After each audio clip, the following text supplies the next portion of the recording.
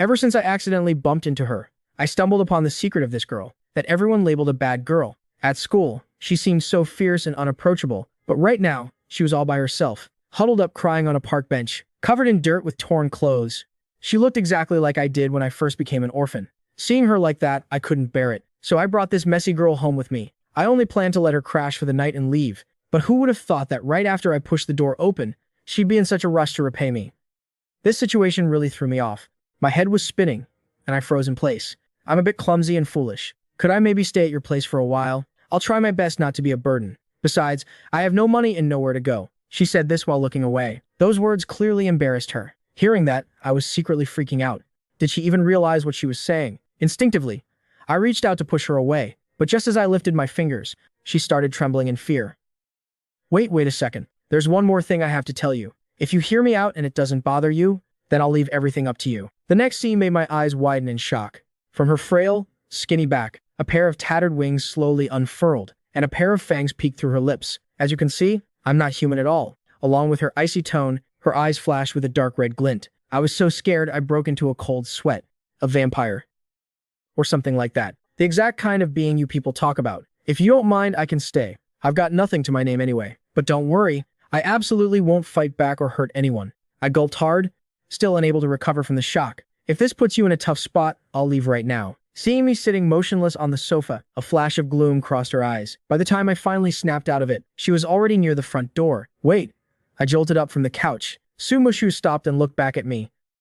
Her eyes looked just like they did in the park, filled with loneliness and helplessness. For a moment, I was tongue-tied. Even if she was a vampire, an anomaly standing right in front of me, she clearly didn't have a single ounce of malice. I pointed at the table, gesturing to the soy milk and fried dough I'd bought on the way back. Sit down and have some breakfast with me. This time, it was Sumushu's turn to freeze. She stared at me in astonishment. You know I'm a monster, yet you're still letting me share a table with you? Didn't you say you had nowhere to go?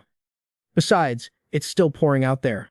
No matter how you look at it, my conscience won't let me kick a girl in trouble out onto the streets. Anyway, just fill your stomach first. I scratched my head, feeling my own words sounded a bit forced. Thank you. Sumushu's eyes reddened slightly, acting as if I were her savior. I watched her awkwardly shuffle over to the table and sit down, tearing into the food like a starving beast. This tastes really good. I stared at the girl who was busy scarfing down her meal, unable to help the question rising in my mind. Do you guys eat normal food too? Sumushu seemed to have anticipated my question, calmly replying, normal food can maintain basic physical functions, but just like what you already know, to survive in the long term, fresh blood is definitely essential. Hearing that blunt answer, the hand holding my soy milk trembled slightly. Sumushu rested her chin on one hand, seemingly noticing my apprehension. She slowly took a small bite of the fried dough, a hint of a smile in her eyes. Relax. As long as you don't agree to it, I absolutely won't touch a single drop of your blood. If you bite me, will I turn into one of you? The question I blurted out of nowhere left her stunned, unable to answer for a long time. She pondered for a moment before replying. If I intentionally wanted to do that, I could probably pull it off. But the process is really complicated. After all, creating new kin, for no reason, is strictly forbidden. Plus, the threshold for converting a dependent is extremely high. Hearing that, I pressed further. What kind of threshold? Sumushu looked a bit awkward, lowering her head to quietly sip her soy milk, but ultimately unable to withstand my inquisitive stare. We have to establish an extremely deep connection, so you can just put your mind at ease. I won't suck your blood, much less assimilate you. Honestly, if you really need to, I can donate some blood to you. Clatter. Half a piece of fried dough fell to the floor. Sumushu looked as if she'd seen a ghost. What the hell did you just say? I'm mostly just curious about what being bitten feels like. I really wonder about it. Besides, these past few days have been completely unbearable. Not only did my childhood sweetheart suddenly fall into the arms of someone else, but I'm also just completely physically exhausted. Growing up in a cold orphanage, constantly worrying about my next meal, and even having to fight the other kids for it. That director not only embezzled funds and left the kids with nothing, but also forced us to work ourselves to the bone. Surviving in that awful environment is what molded my lonely personality. Luckily, I had her by my side for company, and I thought she was the light that saved my life. Who would have thought that light would snuff out so quickly? All of this made me feel like life was completely hopeless. If I could just die while getting my blood sucked, it would honestly be a sweet release. The moment those words left my mouth, I noticed the girl sitting across from me. Her face was flushed, so red it looked like it was going to bleed. I immediately realized how easily that could be misunderstood. I mean, just giving you blood. I don't plan on establishing any deep connection with you or anything. My bad. I didn't phrase that very well. Sumushu just stared intently at me, as if finding some kind of empathy in my eyes. She stood up at once and slowly leaned in close, gently cupping my face with both hands. A bright red gleam shifted in her eyes. You really are an interesting guy, daring to bring a stranger home, without any ulterior motives. Knowing full well I'm a monster, yet obediently offering up your neck to be bitten. You are the most unique person I've ever met. With that, she sank her fangs deep into my neck. I had gritted my teeth, bracing for a wave of agonizing pain, but the result was completely unexpected. Not only was there no sharp pain whatsoever, but I was enveloped in a wave of comforting warmth instead. Drowsiness slowly crept in, and my eyelids grew heavy. My body slumped forward uncontrollably. The girl caught me firmly in her arms, greedily gulping down the warm liquid. Your blood is so special. It's making me incredibly euphoric. It felt like I was being gently laid down on a bed, without a single ounce of strength left in my body, leaving me to just let her hold me gently in the silent night. On the brink of passing out, a faint apology whispered in my ear. I'm sorry. I think I lost control a bit. Then, my consciousness sank into total darkness. A blaring alarm broke the silence. I groggily cracked my eyes open. Ever since my parents passed away, this was probably the most peaceful sleep I've ever had. I stretched and reached for my phone, the screen showing exactly 6 p.m. I had actually slept straight through for 11 hours. While I was staring blankly at the time on the screen, a notification from my ex popped up perfectly on cue. Gu Anren had posted 2 statuses in a row. I was going to pretend I didn't see them and scroll past, but my curiosity ultimately got the better of me, so I clicked on her profile to check them out. The caption read, "First time at a cocktail party. I finally got to wear the dress of my dreams." In the photo, Gu Anren was dressed to the nines, wearing a stunning, sparkling sapphire blue gown. Standing in the middle of a magnificent, luxurious hall, her curves were captivating, and her hair was flawlessly styled. Gu Anren held an exquisite wine glass, leaning intimately against a tall, handsome guy. Deep down, I knew better than anyone that this was the exact reason she initiated our breakup, always babbling on about the so-called upper class. Just looking at the crushed diamonds on the hem of that dress, I couldn't afford it even if I sold myself.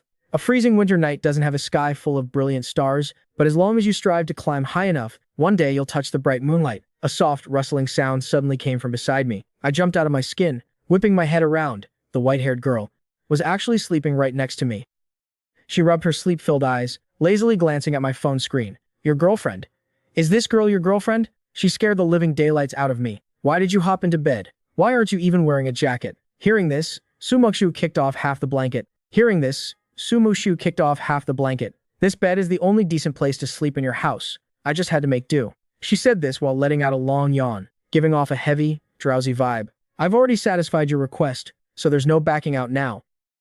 I just opened my mouth, ready to reply, when I noticed that after she sat up straight, her oversized t-shirt had slipped off her shoulder, almost exposing way too much. Panicking, I quickly turned my face away. Hurry up and pull your collar up. After waiting for her to adjust her clothes and sit at the table, only then did I dare to look straight ahead again. Sizing up, Sumushu was sitting across from me. According to what you said, getting bitten by your kind doesn't necessarily mean death. High-tier vampires don't rely on it to survive. Drinking blood is purely to strengthen our physical abilities. But honestly, the feeling isn't half bad, is it? I recalled the magical experience from last night. It was a sense of unprecedented relaxation. Upon hearing this, Sumushu completely broke her composure on the spot. Spitting the water, she just drank right into the air. Seeing her react so intensely, I hurriedly grabbed a towel and handed it over. Why are you getting so worked up? Sumushu fiercely snatched the dry towel, grabbing my wrist tightly at the same time. Relaxing my foot. Relaxing? Is your brain broken? Hurry up and forget about last night. Her tone didn't sound like she was angry, but rather like she was just incredibly embarrassed. I'm begging you, just don't bring it up again. She left me completely baffled, but I obediently nodded my head anyway. So, can I go take another shower? Sumushu asked with her cheeks flushed red. That water just splashed all over me. The bathroom is yours to use. I'll find you a clean set of clothes in a bit. Thanks. But right as Sumushu stepped inside, the doorbell in the entryway started ringing incessantly. I dragged my slippers across the floor and opened the door. The moment the door cracked open, my whole body froze. Standing outside wasn't a stranger, but my ex-girlfriend, Gu Anren. Her sense of style had completely transformed. Her usual ponytail was replaced by big, wavy curls, and those eyes that used to hold a warm smile now radiated an icy, distant coldness. The way she looked me up and down right now was like she was looking at a random stranger on the street. I'm here to talk. Her stiff tone didn't hold a single ounce of warmth. I was stunned for a few seconds before silently nodding. I glanced back at the quiet living room and gestured for Gu Anren to come in. Since you went out of your way to come here, all the random stuff you left behind last time, I've packed them all into a cardboard box. You might as well take it back with you. Gu Anren didn't even bother to look at me, unable to hide the contempt in her eyes. Just throw that junk away. Keeping it just takes up space. She stomped right into the house in her high heels, and the moment her eyes swept over the dining table, she let out an incredibly bitter, mocking laugh. I casually closed the door behind her, and as soon as I turned around, I was met with her sneer. "What are you laughing at? Mu-chen, we're all adults here. Stop acting like a kid who refuses to grow up. I get that you can't let me go, but there's been zero chance for us for a long time." Hearing that, my brows furrowed tightly. "What the hell are you going crazy about?" Gu Anren walked up to the table, pinched the water glass, turned around, and gave me a fake smile. "This is my cup, isn't it? You didn't throw it away, and even secretly kept it to use. Don't you think that's completely disgusting? Aren't you being a bit too delusional? I've never touched that cup. I just had a friend over." Just as I opened my mouth to defend myself, she let go of the glass, and it shattered onto the floor. "Stop touching my personal belongings, and don't secretly hoard the things I left behind. Your pathetic, poor act is a real eyesore." Looking at the mess on the floor, I fell silent. Staring at her unfamiliar, dolled-up appearance, I suddenly felt completely apathetic. "I can see right through you. You definitely think I'm too materialistic. And you're absolutely right. Mu-chen, I crave money and power, but you need to face reality. You're just a helpless orphan with nowhere to turn. My parents also just earn a fixed wage, living a hard life their entire lives. That terrifying fear of poverty, do you even get it?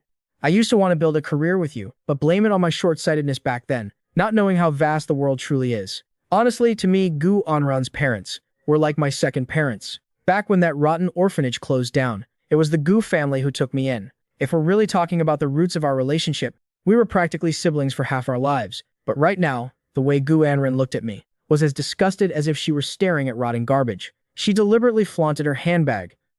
"Do you know how much this brand costs? You couldn't afford it even if you worked yourself to the bone for a whole year. Do you even grasp the value of this bag?" Seeing me grit my teeth and say nothing, her sense of superiority inflated even more. "This right here is the ticket into high society. Mu-chen, don't you check my social media? He took me to a high-end restaurant last night. That level of class is something you couldn't even imagine in your wildest dreams. All the ingredients are flown in and prepared on the spot. Do you know what this represents?"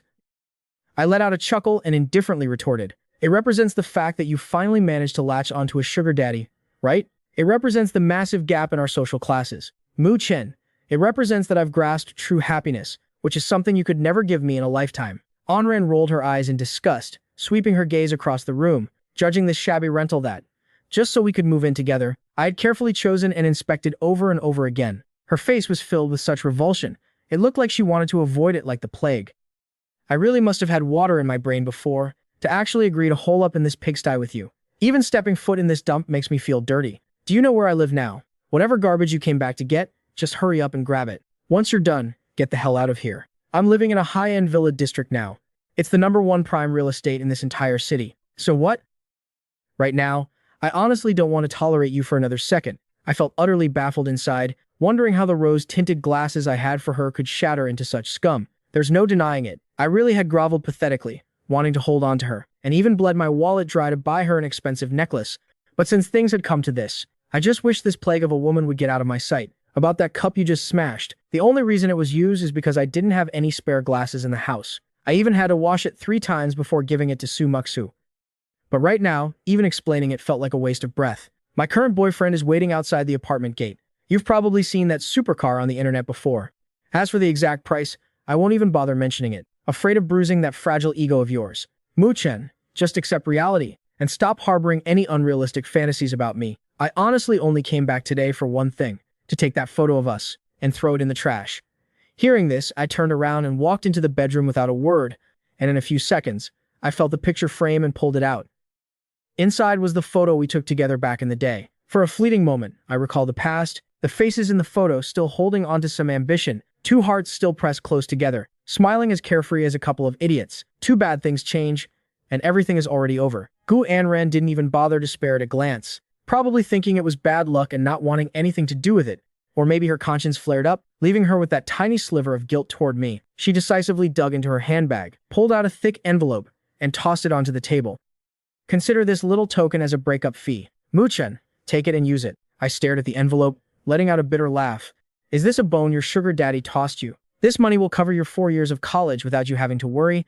This money will cover your 4 years of college without you having to worry, saving you from having to wait tables and swallow your pride every day. I furrowed my brows tightly, looking at this hypocritical woman. Take your dirty money and get the hell out. Seeing I was still acting tough, Gu Anran just assumed I was stubbornly choosing to suffer to save face, and bluntly threw out even harsher words. If you dare to text and harass me again, I will absolutely make you. Right at the moment she was throwing out her threats, the bathroom door clicked open. Su Muxu casually walked out wrapped in nothing but a bath towel, the steam making her cheeks flush a soft pink, while on her collarbones, crystal clear water droplets still lingered. That deadly allure could truly claim anyone's life, and coupled with that stunningly beautiful face, it straight up left Gu Anran staring in dumbfounded shock.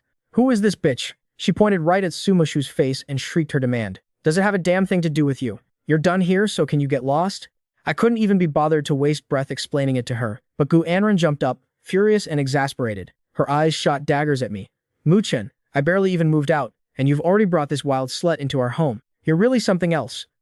Faced with this shrew-like mockery, I picked my ear, treating it like wind passing through, and just as I was about to straight up kick her out, Gu Anran acted like she had discovered a new continent. She glued her eyes to Su Muxu's face, and let out a cold, eccentric snort. Wow, I wondered what kind of goddess this was. Turns out it's the most infamous figure in the whole school. Gu Anran haughtily stomped her pointy high heels, marching aggressively right up to Su Muxu, wearing an undisguised, mocking smile. You're Su Muxu, right? Come to think of it, we're in the same grade. I've heard all about your grand reputation. Rumor has it you're the type who will do anything for money. How much money did Mu Chen drop to bag you? Probably because she saw the other girl's looks completely outclassed hers. Combined with the fact that this girl was in her ex-boyfriend's apartment, Gu Anran's twisted jealousy was wreaking havoc. Her pathetic and ridiculous pride absolutely would not allow me to find someone better, even if it was just someone better looking. But Su Muxu didn't even bother to give her a glance, lazily leaning against the doorframe, as if she was already sick to death of these petty rumors. Mu Chen, let me give you some sincere advice. This kind of woman only has a pretty face. She's a parasite who leeches off rich guys. Don't get so hung up on a commodity that can be bought with cash. I'm not. Su Muxu gently raised her head to look at me. She looked like she wanted to open her mouth to explain herself, but was cut off by Gu Anran's overbearing voice. Do I even need to say much about your background? What the shady things you do you really think? No one knows about you fooling around with those street thugs. The death of your foster parents is also a mystery. For all we know, you dragged them down and caused their deaths. Before she could even finish her barrage of curses, I stepped right up and blocked Su Muxu, staring at Gu Anran with an extremely cold gaze. I heard your advice loud and clear. The kind of woman who only knows how to rely on the rich, who can be bought just by throwing money around. I swear I will never be foolish enough to fall for one again. You. How could you? Gu Anran caught the mocking sarcasm in my words, and the kicker was that she had no way to retort because leeching off the rich was the absolute truth. She had indeed used those rich second-generation kids to climb the social ladder, throwing away our years of history for a bit of cash, cruelly kicking aside the boyfriend who loved her for years, me. All of this was the naked truth laid bare in front of her. Humiliated and enraged, Gu Anran pointed her finger at Su Muxu. What right does a cheap slut like her have? How can she even be compared to me? I swung a punch, slamming my fist hard into the wall right next to her head, forcing her to back up into the corner. Mu Chen, you're actually doing this for a woman like her. Are you actually going to hit me? For the sake of our past, I won't hold this against you this time. Now you can get the hell out. And just out of curiosity, let me just ask you one more thing. Could I kindly invite you to leave now? This was the first time Gu Anran had ever seen me like this. Back when we were together, I had never even raised my voice at her once. She had always deluded herself into thinking I was a flawless pushover, like an obedient little lamb that would let anyone walk all over him. But now, this little lamb was bearing its fangs. And the cause of all this was none other than that woman with a supposedly bad reputation. At this moment, Su Muxu was also standing there stunned, because even though she was clearly a monster, there was actually a human who, after learning the truth, was still willing to protect her so wholeheartedly. Moreover, he had just loudly declared, claiming that she was his woman. You're completely hopeless. Mu Chen, I'm going to remember this debt. She finally turned her head and shot me a vicious glare. Then she glanced over at the silent Su Muxu. What a woman with zero standards, actually picking up the trash someone else threw away. After dropping that nasty remark in a low voice, Gu Anran angrily slammed the door and left. I instantly felt a massive weight lift off my chest. Looking down at the back of my red hand that had punched the wall, I couldn't help but fall into deep thought. Why did I suddenly lose my mind just now? Suddenly, Su Muxu gently grabbed my hand. She looked at me full of concern. I'm sorry. I should be the one saying that. Besides, she's my ex-girlfriend. Don't take what she said to heart. I'm going to take a shower to cool off a bit. I tried to pull my hand back, but Su Muxu unexpectedly pinned me against the wall. Her strength was unusually high at this moment. She looked up at me slightly, her red eyes glowing with an enchanting light. I'm sorry. I really can't hold back anymore. Could you let me have just one more taste? Didn't you say high-tier vampires? Can't you see what kind of mood we're in right now? I'm really, incredibly sorry. But after tasting you last night, I've gradually lost the ability to control myself. Her voice trembled slightly as she spoke, and the eyes looking at me were filled with longing. It was painfully obvious that Sumushu was trying her absolute best to endure it. Perhaps, just as she had explained before, going a long time without feeding only weakens the body, but it doesn't create such an intense craving. It was last night that made her break her fast. Just like tossing a piece of meat to a starving beast, this instinct was simply unstoppable. At least let me take a shower first. I curled my lips into a helpless smile. Even though Sumushu's face was written all over with reluctance, she ultimately, obediently let go of my hand. Her pale face clearly showed her lingering attachment. Her small mouth parted slightly, revealing fangs that weren't the least bit scary. If anything, they only made the girl in front of me look even more beautiful. I slowly reached up and gently ruffled her hair. Just hold on a little longer. I'm not going to run away. After saying that, I felt like a burden had been lifted, and I ducked right into the bathroom. After getting out of the shower, I slowly pushed open the bathroom door, only to find Sumushu quietly waiting outside. The girl had completely changed her appearance by now. Long silver hair cascading down, eyes like rubies, coupled with those tiny fangs, and that enchanting, impatient gaze. Everything was silently declaring to me that I was already in the palm of her hand. Excuse me, is it okay now? Even though it had reached this point, she still maintained her inherent politeness. A rosy blush crept up her delicate cheeks. I nodded gently, taking it as my consent. The girl's slender, soft figure sat on the sofa. She raised the book in her hand in front of my face. Her delicate body gently leaned in close. Before I could even carefully take in her soft, fragrant presence, those sharp little fangs impatiently sank right in, gently biting into my neck. The feeling was exactly like last time. The moment I was bitten, there wasn't a hint of pain, but rather a wave of indescribable pleasure. This magical experience was truly intoxicating. I gave up all resistance, leaning into it and lightly wrapping my arms around her body. Right before my consciousness completely blurred, I heard the girl whisper softly in my ear. Earlier, you said I was your woman, so from now on, you have to take responsibility for me. After that, I completely lost consciousness. Meanwhile, on the other side, Guan ran, after leaving the apartment and heading downstairs, slid right into a luxurious sports car. That broke loser actually dared to lay a hand on me. You have to find someone to teach him a lesson. Let it go, baby. Don't stoop to the level of some dirt-poor bottom feeder. He's just bitter and jealous. That's all. Why bother wasting our time on him? All right, whatever you say, darling. So, can we head out now? I've already booked that sea view restaurant, and I even specially invited a maestro to play for us. I know piano music is your favorite. Yes, you're the best to me, babe. Let's go then. Gu Anren tossed the photo frame in her hands out the window. She couldn't care less about the photo inside. It was purely because her current social status was too high. Things that recorded such a dark history from the past must never be left in the hands of an ex-boyfriend.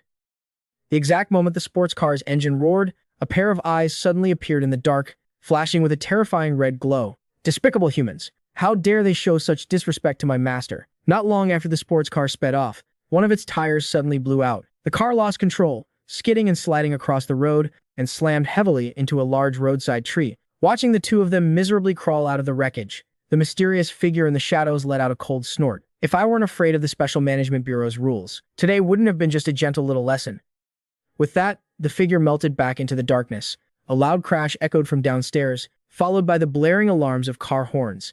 Sumushu gently sat up from the bed, tossed a coat over her shoulders, and walked slowly to the window to look down. That luxurious sports car was already crumpled out of shape. Quite a crowd had already gathered to watch the commotion. Sumushu's gaze bypassed the noisy crowd and landed on a quiet, deserted alley not far away. Staring intensely into that empty, shadowed corner, her natural purple eyes instantly turned blood red, and she spoke coldly into the empty air. Right after, a black shadow flashed past the window and leaped inside. Bathed in the faint moonlight streaming in from outside, a tall, silver-haired girl quietly appeared in my bedroom. The upper half of the girl's body wore a pure white shirt, paired with a pitch-black long skirt on the bottom, her delicate face radiating an icy chill under the moonlight. Master. The silver-haired girl lightly lifted her skirt, curtsying politely towards Sumushu. You did what happened just now, didn't you? Master.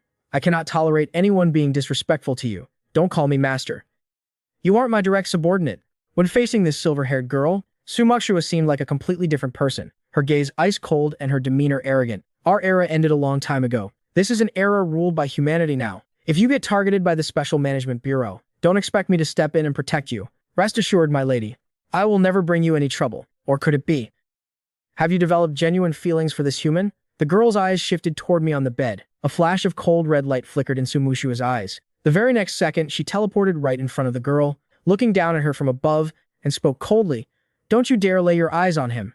Jiang Ningshuang, I am not your master. You are not under my jurisdiction either. Don't follow me ever again from now on. Go make a living somewhere else. This city isn't big enough for two masters of the same kind.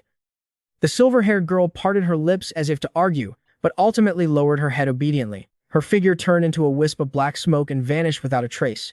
Su Muxu turned around and walked back to the bed, gazing quietly at me as I slept soundly. The coldness on her face gradually faded, and her eyes restored to a gentle, soft purple. She carefully stretched out her finger, wanting to touch my cheek, but right before she made contact, she paused. In the end, she just obediently lay down beside me. The next day was a busy Monday. Both Su Muxu and I had classes in the morning. After eating breakfast together, we headed to school. As we neared the lecture building, Su Muxu waved at me and walked ahead. For some reason, I always had the feeling that when we were at school, she deliberately avoided interacting with me, as if she was afraid someone would catch on. By the time school let out in the afternoon, I was yanked back by my best buddy, Lu Zixuan. He was pretty much one of my few friends at school. I walked with him on the way home. Lu Zixuan was pushing an old bicycle. That was his prized possession since middle school. What a damn shame. Back in high school, you two were so close, always finding new ways to rub your relationship in everyone's faces. Back when Gu Anren and I were in high school, we were practically inseparable. Since I had been an orphan from a young age, her parents had treated me with a bit of care too. Who would have thought it would end up like this? If I told Lu Zixuan right now that I almost took a swing at Gu Anren yesterday, I wonder what he'd think. Seeing that I hadn't paid attention to him for a while, Lu Zixuan assumed he'd hit a sore spot and tried to comfort me with a somewhat self-blaming tone. Don't be sad over a person like that. Today, your bro is treating you to barbecue. I know a place that tastes amazing. I originally intended to politely decline, because I didn't know what time Su Muxu would be back, and I was worried she'd be hungry with nothing to eat at night. But then I thought about it. I'd already given her a spare key, so the worst-case scenario was just buying some early and bringing it back for her.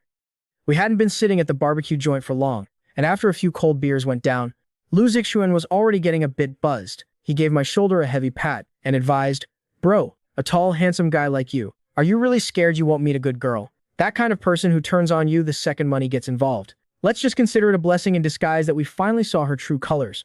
Yet inside, I didn't feel a single ripple, and I smiled at my slightly drunk friend. It's all in the past now. Mu-chen, do you think I'm just trying to comfort you? If I say you can find someone, you definitely can. If you really want to find a girlfriend, you'll be single no more in just a few minutes. Look over there, that waitress is totally gorgeous. I followed the direction of his pointing finger, and happened to see a busy waitress. Her figure looked extremely petite and slender. Her silver hair was tied up in a casual ponytail, and she was wearing a face mask that covered her up completely. I couldn't help but narrow my eyes slightly. The outfit this girl was wearing, why did it look so familiar? I felt like I had an identical set myself. Even though most of her face was hidden, those eyes of hers were incredibly lively. There was even a faint hint of light purple flashing within them. Hello, here are your 2 flavor-grilled skewers. Right at that moment, the girl walked over with a tray. Setting the sizzling skewers down on the table, her voice carried a hollow, distant feel. It sounded cold and aloof, like a chilly winter breeze blowing past in the night. It gave people an exceptionally pristine vibe, yet I found that voice terribly familiar. It sounded just like something I heard every single day lately. All right, thank you. I nodded politely at her. The girl turned around to serve another table.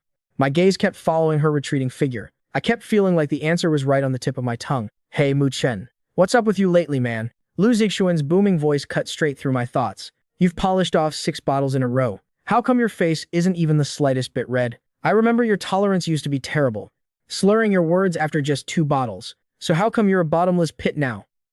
Reminded by him, I belatedly realized that I had unconsciously finished off 6 whole bottles. While this alcohol tolerance wasn't anything too crazy, my head was currently crystal clear. Whatever, let's drop it. What do you think of that waitress just now? Let me tell you, don't mind the fact that she's wearing a mask. Based on my years of experience judging people, take that mask off and she's definitely a total knockout.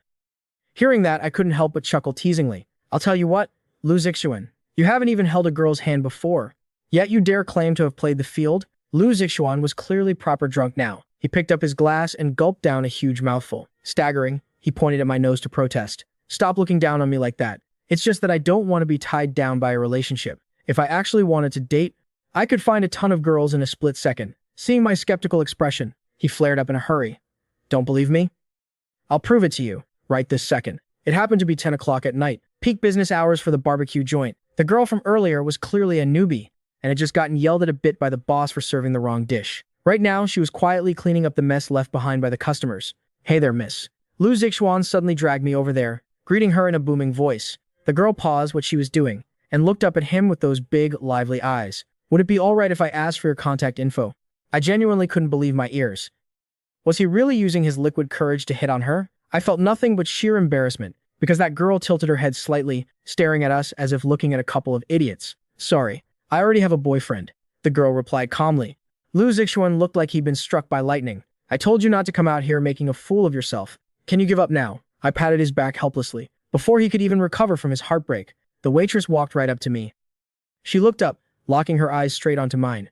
Today is my first day on the job, so I might be a little late getting back. Go on home early. You don't need to wait up for me. My hand that was comforting my bro froze midair. I could only stare blankly at the girl in front of me. Lu Zixuan was completely stunned by those words too. He whipped his head around, staring at me in absolute disbelief before glancing back at the waitress. You two know each other? Before I could open my mouth to explain, Su Muxu nodded straightforwardly. He's my boyfriend.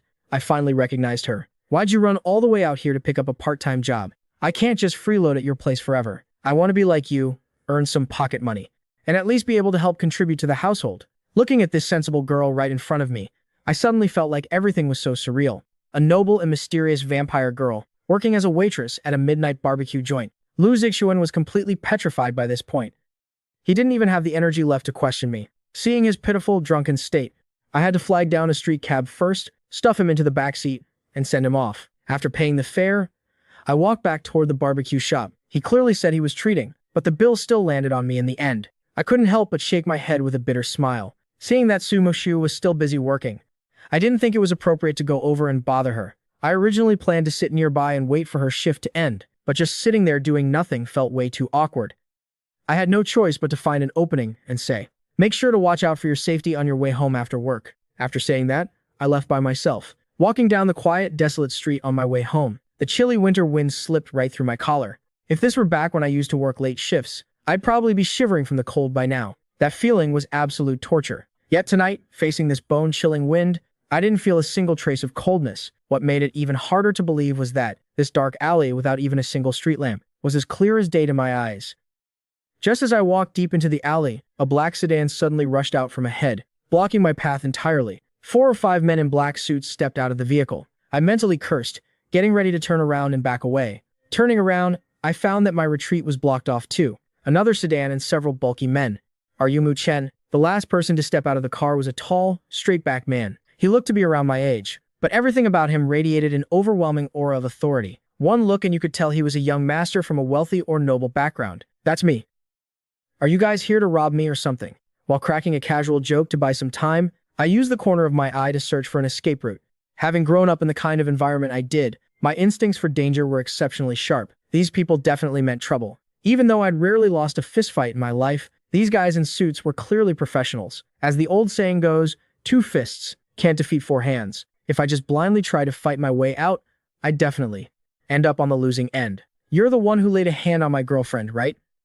The man sneered as he walked up to me. He was holding a high-end handkerchief to cover his nose and mouth, as if the air around here made him want to vomit. Actually, I had already guessed it beforehand. This guy was 90% Gu Anran's new lover. Knowing that, I should have smashed my fist straight into his face earlier. Either way, trouble like this wasn't something you could run away from. After confirming my identity, Jiang Shaochen didn't look back. As he hopped straight back into the car. Through the car window, he waved at the bodyguards outside, and coldly spat out 2 words. Do it. Before his words even faded, the men in suits swarmed forward. I reacted with lightning speed, shoving my bicycle hard forward, to barely block the initial attack of the lead thugs. During the exchange of blows, I was shocked to discover that my own physical strength seemed to have increased immensely compared to before. These professionally trained bodyguards couldn't do a thing to me for a good moment. A bunch of useless trash. I spend all that money raising you guys normally, and you can't even handle a poor college student. Jiang Shaochen sat comfortably in the back seat, covering his nose with his handkerchief every time he spoke a word. Still, a fierce tiger could ultimately be worn down by a pack of wolves, especially when these guys were professional bodyguards. After a brief stalemate, I was still pinned to the ground. A flurry of heavy punches rained down like a storm, leaving me no choice but to curl up tight to protect my head and abdomen, gritting my teeth as I looked for a chance to counterattack. Enough! Drag him over here. The rich young master switched over to the front passenger seat, pushed the car door wide open, and looked at me with the expression of someone watching a good show. Right now, my whole body was covered in injuries, and I didn't even have the strength left to stand up. Are you thinking I had people teach you a lesson? Just because you threw a punch at that woman. He slowly squatted down. You're overthinking it. Does a woman like that even deserve my concern? I just thought she looked decent enough, that's all. I heard her say you two dated since high school, and that you shamelessly chased after her until she reluctantly agreed to be your girlfriend. Regardless of whether those words were true or false, I didn't want to see you two have any more to do with each other. There's one thing that surprised me quite a bit, though. You've known each other for so long, yet you never even touched her. That woman was still a virgin when she came to me. It honestly cracks me up. I hung out with her for less than a week, treated her to a meal at a high-end restaurant, and bought her a phone, and she obediently followed me. At this point, he widened his eyes, staring up and down at me. Your ex-girlfriend. Ha ha. Jiang Shaochen patted my face with an arrogant laugh. I know you're probably wishing you could kill me right now, but bottom feeders at the very bottom of society should learn to face reality. To be honest, inexperienced girls like that are the most fun. Furious? Was I feeling furious right now? Under normal circumstances, I probably should have been. Yet inside, my heart didn't stir a single ripple. Hearing that Gu Anran had betrayed me like this, I only felt an overwhelming sense of sorrow. It was purely pity for such a foolish woman. Young Master Jiang, try to keep your language civil. Careful, someone's recording this to post online. Could you tell them to let me go first? Jiang Shaochen completely ignored my request, grabbing a fistful of my hair. Pipsqueak, no matter how many grand life lessons I try to preach to you, the class divide between us is something you'll never understand. So I couldn't be bothered to waste any more breath on you. A guy like me has a severe case of emotional misophobia. Before I get tired of playing with that woman, you better not utter a single half-word to her. Did you hear me clearly, you unwanted half-breed? Right as he was uninhibitedly spewing his cruel remarks, he accidentally locked eyes with me. He had expected to see terror in my gaze, or perhaps the helpless, frantic rage of a cornered animal, yet he saw none of that. Those eyes were as still as stagnant water, and even radiated an ice-coldness that made one's hair stand on end. After all, everyone only has one life. My life is a life, and the life of a rich young master like him is a life too. Just as he was wildly mocking me a moment ago, my mind had been calculating at lightning speed. Dragging him down with me as a cushion wasn't entirely out of the question. But this brainless piece of work, Jiang Shaochen, clearly mistook my composure for blatant provocation. A flash of murderous intent flickered across his eyes. With an expression of utter disgust, he wiped his hands with his handkerchief, stood up, walked over to the trunk of his car, and pulled out a baseball bat. He sneered and walked back in front of me. You're really tired of living. What was that supposed to mean? I hadn't even said a word just now. Before I could finish that thought, however, the baseball bat came crashing down on my head with devastating force. A dull, heavy impact echoed jarringly through the winter night. Warm blood instantly streamed down my forehead in a torrent. Trash can only ever rot away in the gutter. With an expression of revulsion, he tossed the blood-stained bat aside. At that moment, I felt the world spinning around me. Everything in front of me was dyed a glaring, vibrant red. The surrounding sounds gradually faded into the distance. I desperately gasped for huge breaths of air, yet every single breath pulled along a sharp, agonizing constriction in my chest. This time, I really was going to lose my life here, wasn't I? My body temperature was steadily draining away, and the pain was slowly turning into total numbness. My vision was completely swallowed by a thick, dark mist. I don't know how much time passed before I woke up amidst a faint, rumbling echo of ancient, gray incantations. That voice seemed to have pierced through thousands of years of time. I tried to move my body, and to my surprise, felt no pain at all. Lifting a hand to touch my head, which had just been smashed open, the wound had miraculously healed completely. It was as if the brutal beating I had just endured was nothing more than an absurd nightmare. I stood up and looked around, the surroundings shrouded in pitch-black darkness. Only a towering, colossal stone gate right ahead was emitting a faint glow. The heavy stone doors were carved all over with intricate runic totems, flickering gloomily in the dark, exuding an ancient, profound aura. They looked like mystical ciphers, intertwining into a bizarre tapestry. Above the runic totems were carved bas-reliefs, every single image rendered with lifelike realism, depicting all sorts of twisted postures, bizarre, hideous-faced monsters that looked like demons straight out of the abyss. Damn it, did I actually fall into hell? I couldn't help letting out a self-deprecating laugh, reaching out to carefully give the door a push. The heavy stone doors didn't budge even an inch. Just as doubt began to rise in my heart, a strange language streamed directly from the doors into my mind. It was a completely unfamiliar tongue, yet it burned itself deep into my soul. Miraculously, I found myself clearly remembering and repeating it. Without thinking, I fell in sync with the sound, chanting this ancient incantation aloud. The moment the chant finished, the colossal gates let out a thunderous roar, slowly swinging wide open inward. Beyond the gates lay a ruined divine temple. Its interior plunged in immense darkness. All around were shattered bricks and collapsed walls, with only a single throne remaining intact. A young man was sitting upon the throne, His features were exceptionally handsome, his dark skin branded with glowing golden runes, his black hair cascading in a messy sprawl, and his attire exceedingly bizarre, retaining a heavy ancient Babylonian style. "Hey, buddy." I stepped forward, asking how to find the path down to the underworld. Yet the young man didn't utter a single word, merely resting one hand on his chin, muttering to himself, "How could I possibly lose? Why on earth did I lose?" Right at that moment, a mechanical notification rang out in my head. Demon Lord Bale. Rank: World Extinction. Soul is currently in a damaged state. Quest: Restore Baal's soul. Every time a recovery stage is completed, a portion of his power will be acquired. Current recovery progress 0%. I looked at the dazed youth in front of me. He turned out to be the leading demon god. Among the 72 pillars of Solomon, demon god, sovereign Baal. I wasn't well versed in Solomonic lore, only knowing him as an ancient Hebrew king, who made covenants with demons in exchange for wisdom. No wonder Baal looked completely spaced out. It turned out his soul was missing pieces. The notification stated that if I could restore his soul, I would reclaim his power and launch a desperate counterattack. Thinking of this, I rallied my spirits and sidled up to strike up a conversation with him. As it turned out, no matter how much my throat grew sore, regardless of how I approached him, the youth wouldn't pay me the slightest bit of attention. Without missing a beat, I raised my hand and gave him a smack. A crisp pop rang out, reverberating through the silent ruins. Baal suddenly snapped back to his senses, jolted awake. He slowly raised his head to look at me, his eyes filled with deep confusion.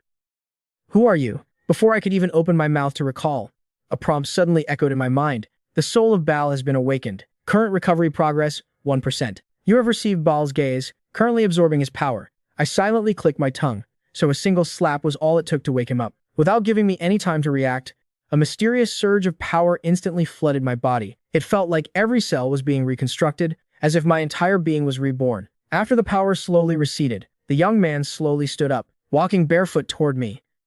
"Awaken me, and you shall gain power. I know your desires all too well. Do you want this dying body to be reborn?" I stood frozen in place, looking up at the tall, white-haired youth. My lips barely moved.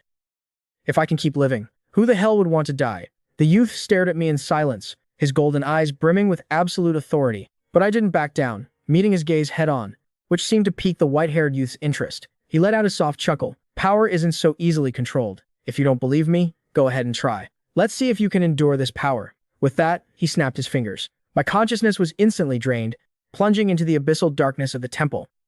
Meanwhile, Jiang Shaoqin rushed over to where I was lying on the ground, spat viciously, and cursed loudly as he got into the car. What does Gu Anren even see in a piece of trash like him? He wouldn't even take the money, just loves asking for trouble. Jiang Shaoqin shook his head in exasperation. The bodyguard looked at him with a troubled expression.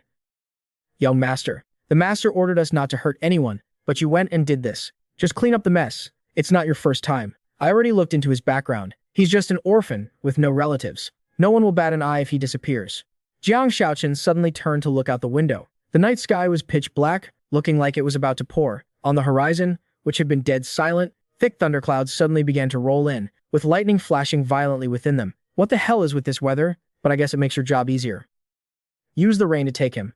Before he could finish, he froze in stunned silence. The guy who was unconscious on the ground was gone. At that exact moment, a deafening crash came from the roof of the car. He stared in horror at the caved-in roof. What was that? A humanoid monster was towering on top of the car. Its torn clothes revealed eerie runes. Its hands had morphed into pitch-black, razor-sharp claws, and its golden, beast-like pupils glared down at them. A wicked, cold smirk crept up the corner of its mouth. The moment that smile bloomed, thunderclouds crashed straight down to the ground, exploding outward with the demon at the epicenter, engulfing a 1-kilometer radius in the blink of an eye. Within this zone, all electronic devices, and even the vehicles were completely paralyzed and destroyed. Thousands of lightning bolts converged toward the center, all striking exactly where the monster stood. The moment the lightning tore through the night, it illuminated the terrifying figure on the roof. The men in black screamed in sheer terror. Their screams drew the monster's attention. Before the sound could even fade, the demon's force field, crackling with lightning, blasted them all away. Their eyes were filled with absolute despair and panic. None of them could have ever imagined that they would meet such a miserable end. What followed was a completely one-sided massacre. Every time a merciless bolt of lightning flashed, another man was struck down. In just the blink of an eye, agonizing screams intertwined with the roaring thunder, playing out like a mad rhapsody. When the last man fell beneath its claws, the surroundings sank back into a dead silence.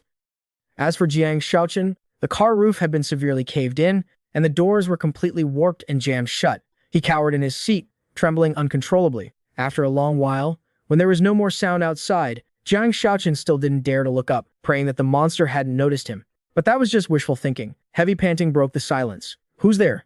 I'm the young master of the Jiang group. You monster, don't touch me. My dad is a very powerful man. Before he could even finish, a razor-sharp claw violently smashed through the window, dragging him out alive like a helpless chicken. The monster's horrifying appearance drove him to absolute despair. I'm sorry. I was wrong. You're a woman. I'll give her back to you. What are you smiling at? I'll give you whatever you want. You want money, right? I have lots of money. I can give you so much money. The monster tilted its head slightly, its cold, ruthless golden eyes staring right at him, as if sizing up a lamb waiting to be slaughtered. Suddenly, the monster grinned, flashing that same eerie smile. Right after, it raised a hand and snapped its fingers. Boom! A deafening bolt of lightning struck down, hitting his right arm dead on. His right arm was instantly charred black, losing all sensation. My arm. Intense pain and terror tore through him. Having lived in the lap of luxury since childhood, never knowing hardship, and now having an entire arm crippled, tears and snot smeared all over his face. He knew damn well there was no escaping today, but the monster didn't seem to want to give him a quick death. It intended to torture him slowly. Just as the monster extended its sharp claws, preparing to finish him off completely, the suffocating thunderclouds within the barrier were forcibly torn open by someone. A bright, luminous moon hung in the sky, its silvery light piercing through the mist. Descending with the moonlight was a young girl with wings on her back, her long silver hair whipped wildly in the wind, her blood-red eyes looking down from above. Demonic domain expansion. Bloodstar Hunt. Along with the girl's cold, clear voice, the moonlight instantly dyed the surroundings in a fiery crimson. The demon looked up at Sumokshu, a fanatical excitement flashing in its golden eyes. Sumokshu spoke with an icy glare. Wake up, Mu Chen. You have to learn to control this power. Don't become a puppet on its strings. My pupils slowly shifted upward, staring at the girl in sheer astonishment, which then twisted into endless mockery. Obscure ancient words spilled from my mouth, and a violent bolt of lightning struck straight at Sumokshu. The wings on her back flapped hard, narrowly dodging the lightning's lethal blast. The demon closed in again at terrifying speed, grabbing the girl by the throat before she could even steady herself. Immediately after, the massive demonic tail whipped viciously into her stomach. Her petite frame was sent flying backward, suspended in midair. A trail of bright red blood trickled from the corner of her mouth, but her face showed no sign of pain. On the contrary, the out-of-control demon suddenly froze after severely injuring her. The dazzling golden eyes gradually dimmed, and its towering body began to tremble uncontrollably. My gaze swept across the surroundings, taking in the unconscious figures littered across the ground. In that moment, my reason suddenly returned. I actually hurt people. I hurt so many of them. My whole body shook nonstop. As I choked out to her, Sumokshu, was I the one who hurt you this badly? She just gently reached out, caressing the demon's cheek, with an unprecedented softness in her voice. Don't be afraid. I'm here. You're going to be okay. Sumokshu parted her red lips, and gently pressed them against my neck. Like a potent sedative, my trembling body gradually calmed down. The eerie runes slowly faded away, and that violent, restless, and volatile power vanished completely in an instant. My twisted face regained its calm, and my chaotic eyes found their clarity once more. A sharp, intense pain shot through my head. Everything that just happened felt like a nightmare. You're just too tired. Sleep now, it's okay. Sumokshu looked quite exhausted.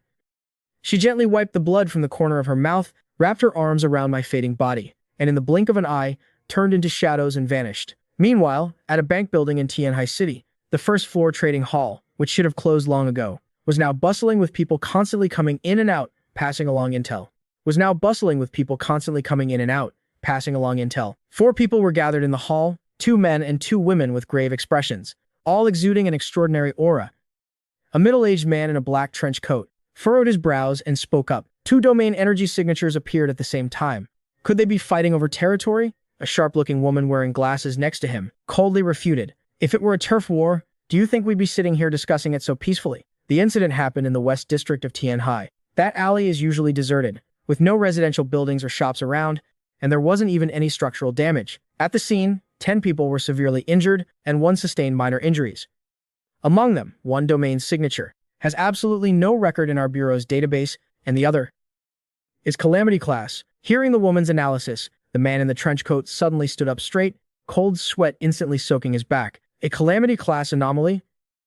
Is our Special Control Bureau just for show? How could we let a Calamity Class run wild like this? The young woman in the black suit, who had been sitting silently the whole time, slowly stood up from her chair. She wore a neat uniform, looking to be only in her early 20s. Her shoulder-length hair was tied in a neat ponytail, and she always wore a smile that made her completely unreadable. As she stood up, everyone's eyes turned toward her. On that note, I need to explain something. She is a registered operative on our books. The moment those words left her mouth, the whole room was stunned. Everyone was utterly shocked, exchanging bewildered glances. Tianhai has a calamity class anomaly on file? Why haven't we ever heard of this? Deputy Director Xia, shouldn't you explain this clearly? The young woman addressed as Deputy Director Xia glanced at the trench-coated man across from her, completely ignoring his questioning. She leisurely picked up her coffee cup. Since I invited you all here, I obviously have no intention of keeping it a secret anymore. With that, she took her tablet and walked over to the large screen. As you all just heard, 2 domain signatures appeared this time. That calamity class anomaly was put on file 15 years ago. She tapped the screen twice with her finger, projecting the profile of a white-haired girl. The name displayed prominently was Su Liuli. Her real name is unverifiable, her affiliated mythological system is unknown, and her age cannot be estimated. She belongs to an extremely unique anomalous race, classified under the blood tribe, but she is completely different from ordinary vampires. She never turns familiars to expand her power, and only wishes to blend in with humanity, living as an ordinary person. 5 years ago, she was adopted by an elderly couple, and changed her name to Su Mushu. 15 years ago, I personally vouched for her to join the Special Control Bureau. Now that she has made unauthorized contact with an anomaly, and even used her domain power, this mess naturally falls under my jurisdiction. I will investigate the whole matter thoroughly, including that newly appeared anomaly. Everyone gasped upon hearing this. 15 years ago, Deputy Director Xia said she vouched for her 15 years ago, but she doesn't even look 20. Wouldn't she have been just a child 15 years ago? Seeming to see through everyone's doubts, Xia smiled somewhat sheepishly and said, "A woman's age is a secret. I hope you can all be understanding." At the same time, my eyes snapped open. I was greeted by a familiar ceiling, realizing I was already lying in bed. Su Muxu was sound asleep, slumped over the edge of the bed. My sudden movement upon waking up also woke the girl beside me. Su Muxu slowly sat up straight. What exactly happened last night? I vaguely remembered being humiliated by Jiang Shaochen and then losing consciousness.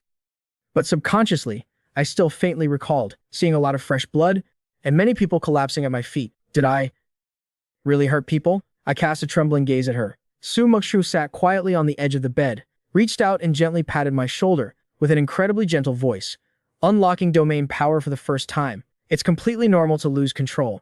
So in the future, if I use that power, will I lose control again? Just as she was about to answer, a loud knocking suddenly echoed from the door. It was already 9 p.m. Who would be knocking this late? I didn't really have any friends. Could it be Lu Zixuan coming to ask for his bike back? While my mind was full of questions, a young woman's voice came from outside.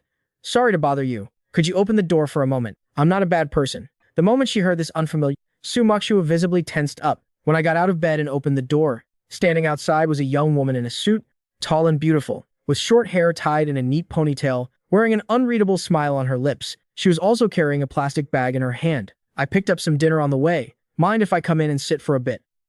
The woman held the bag up in front of me, and a delicious aroma wafted from it.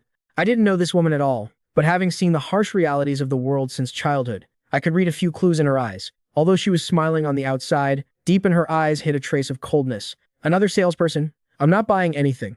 Even though I thought that, I still spoke up, intending to refuse. But this woman was clearly prepared. She suddenly reached her hand forward. Su Muxu, who had just stepped out of the room behind me, and I, both tensed up at the sight. Especially Su Muxu. The moment she saw the woman at the door, she instantly went on high alert. Seeing the woman reach toward me, she almost unleashed her domain. But the woman merely held out an ID badge. "My name is Xia Kara, Deputy Director of the Tianhai City Special Control Bureau. See? I'm a government official, not a bad guy. Can I come in and sit for a bit?" I took the badge and looked it over, but I didn't recognize what kind of ID it was, let alone what the hell the Special Control Bureau was. I turned to look at Su Muxue, who finally breathed a sigh of relief. Seeing that I was asking for her opinion, she gave a slight nod. "It's fine. Come in." I opened the door wider to let her through. The woman named Xia walked in, casually placing the bag of food on the table. Seeing Su Muxu standing by the door, just staring blankly, she smiled and waved her hand. "What are you standing there for? Come sit down." She acted like she owned the place. I went to the kitchen and poured Xia a cup of tea, but my eyes were still full of caution. After placing the teacup on the table, I went over and sat down next to Su Muxu. Seeing me give her cup to someone else, she tugged at my shirt in dissatisfaction. "That's my cup." Only then did it hit me. The cup I used to pour water for Xia was actually the one Gu Anren had left behind. "This cup is dirty. Once she's done drinking, we'll throw it away, and I'll buy you a new one." Although Su Muxu was still a bit displeased, she obediently nodded. The woman picked up the cup took a sip of tea, then looked up at me. I can drink this, right? Make yourself at home. I couldn't be bothered to make a fuss over it. Having gotten the host's permission, Siakera immediately drank her tea, leaning back in her chair with a look of pure enjoyment. Right after, she turned and smiled at Sumokshu. What's wrong? We haven't seen each other in a few months and you're already acting like a stranger. What's wrong? We haven't seen each other in a few months and you're already acting like a stranger. Come sit over here, Siakera said, patting the chair next to her. Sumokshu pouted slightly and slowly walked over to sit beside Siakera. Siakera acted as if nothing was wrong, reaching out to rub Sumokshu's head. Seeing this, I was stunned. Sumokshu, was this obedient? Or was this woman just so powerful that even Sumokshu didn't dare cross her? This was definitely going to be trouble for me. Don't call me Little Moon. I hate that name. Although Sumokshu's tone was cold, it carried a sense of submission, not daring to resist. The woman put out her cigarette and looked at me again. You come over here too. Relax, relax. I don't eat people. I knew this woman was absolutely not ordinary, so I walked to the opposite side of the table and slowly sat down. Sumokshu and I exchanged glances, both of us feeling incredibly awkward. It felt exactly like meeting the parents. Let me reintroduce myself. I'm Siakera, from the Hoxia National Special Control Bureau. The so-called Special Control Bureau is an organization dedicated to containing special individuals who don't belong to humanity. The true identity of the young lady beside me, I'm sure you already know. I am her guarantor. So the massive commotion she caused last night really gave me a headache. If I don't handle it well, I'll be in big trouble. I'm the one who did it yesterday. It has nothing to do with her. I immediately shot up. Sit down. Sit down. Siakera smiled, waving her hand at me. If I were really here to cause trouble, why would I buy dinner for you two? Siakera leaned back a little, then looked me up and down, that nonchalant smile appearing on her face again. Actually, I know it was you last night. At first, I wasn't sure who the other person was, but the moment I stepped into this apartment, I understood. This place is reeking with a strong scent, the scent of a demon. It's not what you think. This time, it was Sumokshu's turn to stand up, about to argue back, but Siakera raised a hand and pressed her back down. I'm your guarantor. Shouldn't you trust me a little more? Do I look like someone who's unreasonable? Then what do you want to do with him? Sumokshu still didn't drop her guarded gaze. Don't get worked up. I'm just here to investigate. What he is doesn't really matter. What matters most is, I need to confirm whether he's going to cause trouble for the world. He won't, Sumokshu said with absolute certainty. My cute little girl, that's not for you to decide. To clean up that scene last night, my colleagues were busy all night. Right after, Siakera looked at me again. Can you tell me, are you a primordial awakened demon, or a possessed human? Hearing this, I slowly opened my mouth and replied, as far as my memories go, I should be a completely normal human. Siakera nodded, stood up, and slowly walked over to me. I could clearly see that this woman named Siakera had no ill intent, and she seemed to have a pretty good relationship with Sumokshu. Rather than letting them clash here, I might as well see what Siakera wanted to do. So sensible. Siakera smiled faintly, took off her glove, and gently placed her palm on my chest. I sat perfectly still, letting her feel my heartbeat. Siakera furrowed her brows slightly, which made me swallow hard in nervousness. Then, she sighed, and said, You did end up severely injuring people, so whether we're friends or enemies, depends entirely on your own choice. 0. Depends entirely on your own choice. Only at this moment did I truly feel the reality of having severely injured others. But that was clearly self-defense. No, I was almost beaten to death myself. They were obviously the ones who struck with lethal intent first. On what grounds are they holding me accountable? No matter what you guys want to do, I hope I get a chance to defend myself. Since you're a government agency. About last night, I feel like... But before I could finish my sentence, Siakera couldn't help but burst out laughing. Sorry, I was just messing with you. You didn't actually think we'd care about some nouveau riche scumbag running amok, did you? The fewer of those scumbags around, the better. Unfortunately, they're tied to quite a few vested interests. So, on the surface, as the deputy director, I still have to ask for the record. Seeing me stay silent, she continued on her own. There's a massive, unknown power hidden within your body, and this power needs proper guidance. Siakera's ever-smiling face instantly exuded a chilling, oppressive aura. Do you know where this power comes from? The woman leaned in close again, scrutinizing me carefully, until Sumokshu puffed her cheeks in anger and pulled her away. Only then did she step back, laughing and shaking her head. Sorry about that. Hoaxia doesn't naturally produce creatures like demons, and the Special Control Bureau has almost never contained one. So I'm not entirely sure about your condition, but I can guarantee one thing. If you don't learn to control this power, sooner or later, your body will be taken over by the demon. To this, I remained completely silent. It was true. I only had vague memories of last night. If I tapped into that power, I'd mutate into a monster. So this power couldn't really be called mine. I was just a puppet for the monster. I really did need guidance and training. She was absolutely right. But how could I trust someone I just met? I had no intention of becoming anyone's puppet, whether it was the demon inside my body, or this special control bureau you're talking about. Hearing this, Siakare chuckled softly. At least for now, you don't need to become a slave. We can have an equal partnership. Your power is immense, but you have no idea how to control it, and the special control bureau behind me can help you. I quietly observed the woman in front of me. Despite her petite frame, she gave off an incredibly overwhelming sense of pressure. Seeing me standing there frozen and unresponsive, Siakare saw through the confusion in my eyes and my inner turmoil, so she decided to give me some time to think. Relax, I'm not a bad guy. You could say the Special Control Bureau is currently your best safe haven. Of course, this is just a proposal. We absolutely won't force you to join. With that, Siakare walked toward the door. You have 3 days to consider it. Think it over carefully. This won't do you any harm whatsoever. After saying that, she closed the door and left. Su Mukshu and I stayed in the room, both silent. I sat on the chair, staring blankly at my hands. Actually, even now, I could clearly feel the demons lurking deep within my mind, watching me like tigers stalking their prey. They love seeing me depressed and wallowing, so they could take over this body sooner. Su Mukshu looked at my somewhat dazed state, seemed to suddenly remember something, reached out and grabbed my wrist tightly, and looked straight into my eyes. I'm going to show you something. Without giving me a chance to object, Su Mukshu covered my eyes and led me to the window. Suddenly, an intense feeling of weightlessness washed over me. I felt like she was pulling me out the window. The world fell into dead silence, with only the howling wind in my ears. I didn't know how much time had passed, maybe a long time, or maybe just the blink of an eye. Su Mukshu's voice rang in my ear. I fought against the biting cold wind and slowly opened my eyes. I was completely awestruck by the sight before me. I was being held tightly by Su Mukshu, both of us floating high above the entire city. Below us were tiny specks of light and bustling traffic, the lights of 10,000 homes twinkling beneath us. In the distance, the sea connected to the city's harbor, rippling with dark, rolling waves in the night. This was the first time I'd ever seen this city from such an angle. An orphan like me, who grew up in an orphanage, had never even stepped half a foot out of Tianhai's city, let alone ever sat on a plane flying through the sky. Su Mukshu didn't say a word, just held me tight, shielding me so I wouldn't fall. I gradually began to understand her intention. Changing perspectives to look at this city, or even looking at the whole world, might not be such a bad thing after all. Just like what Su Mukshu was doing right now. As a vampire, she was trying her best to live like a human. So as a human, why couldn't I carry the power of a monster and live my life? The view here is better than the rooftop of a high-end restaurant, isn't it? I was slightly taken aback, then understood the meaning behind Su Mukshu's words. She still remembered accidentally seeing Gu Onran's social media post. Compared to this place, the rooftop of a luxury hotel instantly became not even worth mentioning. Just consider this my gift to you for taking me in. Of course, I know this still isn't far enough, but Su Mukshu smiled gently at me. Before she could finish, I pulled her into a tight embrace, holding that petite, slightly cold body.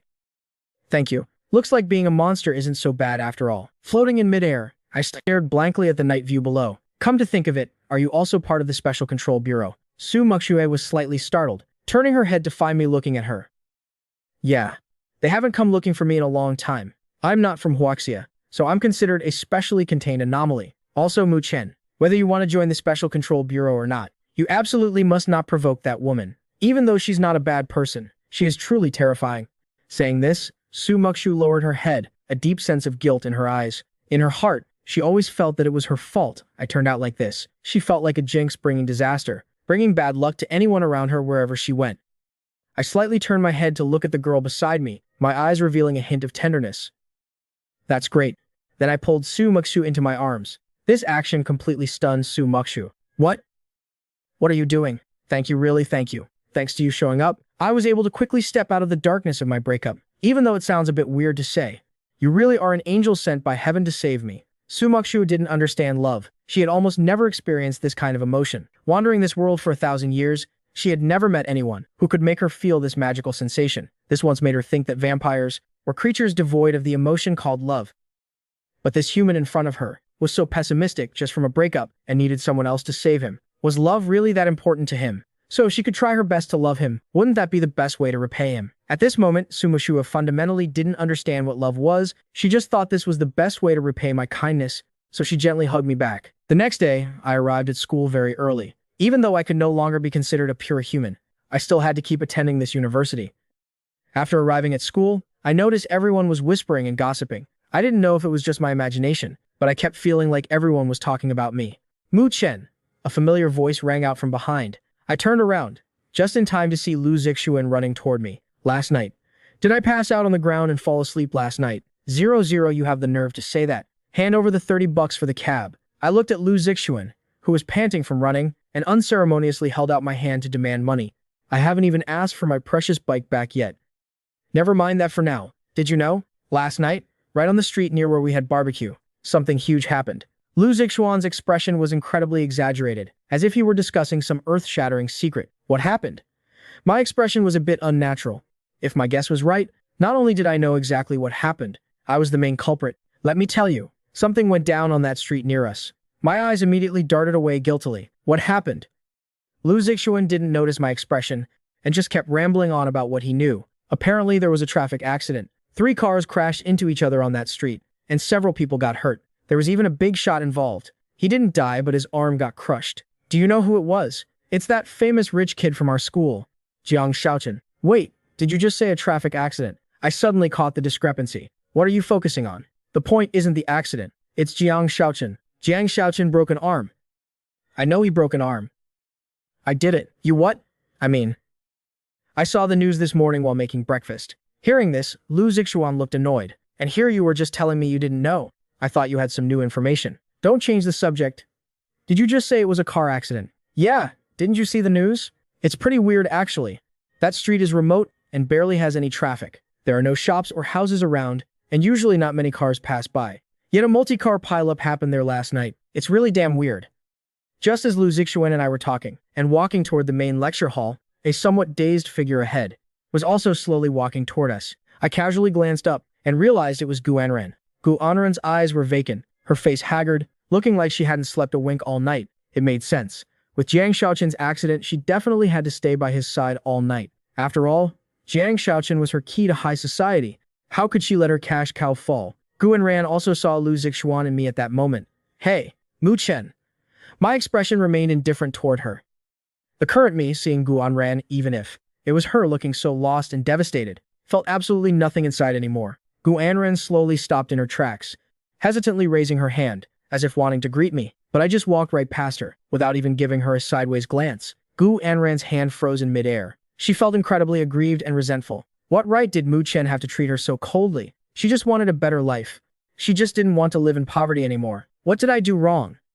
At exactly 8 p.m., Gu Anren, dressed up and fully made up, arrived at the hospital room door, only to be coldly stopped by the bodyguards at the door. Do you know who I am? She pointed at the bodyguards and said angrily.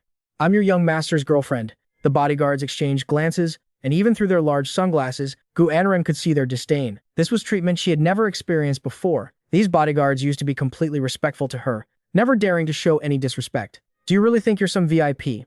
A bodyguard mocked her without holding back. The young master just sees you as a plaything. You really thought he'd take you seriously? A gold-digging woman like you. Watch your mouths. How dare you insult me like this? Gu Anren glared in anger.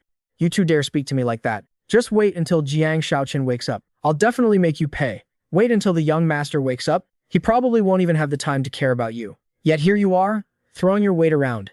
A woman who sells herself out for money like you. Stop putting gold on your own face. What the hell are you saying? Gu Anren furiously tried to charge forward to argue, but was shoved hard to the ground by a bodyguard, selling herself out for money. How familiar those words sounded. Just a few days ago, she had used those exact words to insult that woman named Su Muxu, and now, she was the one on the receiving end. You guys just wait. This isn't over. Jiang Shaochen, I gave up my loving boyfriend of many years for you. You heartless bastards get lost. If you keep causing trouble here, don't blame us for not holding back. In the end, Gu Anren was thrown out of the hospital's main gate. Her originally glamorous outfit was now torn and looked rather pathetic, and her hair was a mess. Right now she looked nothing like her former arrogant and elegant self, limping on a half-broken high heel, walking alone on the cold, deserted street. Gu Anren felt a chill all over her body. Even though she was wearing an expensive coat, this cold pierced her from the inside out. She slowly stopped walking and looked up at the pitch-black night sky. At this very moment, she suddenly remembered the past, seeing that quiet boy, the one who had promised to protect her for a lifetime, and also saw a man walking right past her, with no trace of her left in his eyes. She slowly exhaled, a puff of white mist, and couldn't help but ask herself, did I really make a mistake? Meanwhile, on the top floor of the Tianhai Financial Group, Su Shihao. As a prominent figure who started doing business early and built everything from scratch, he had dominated the business world for decades, and had long established his own business empire.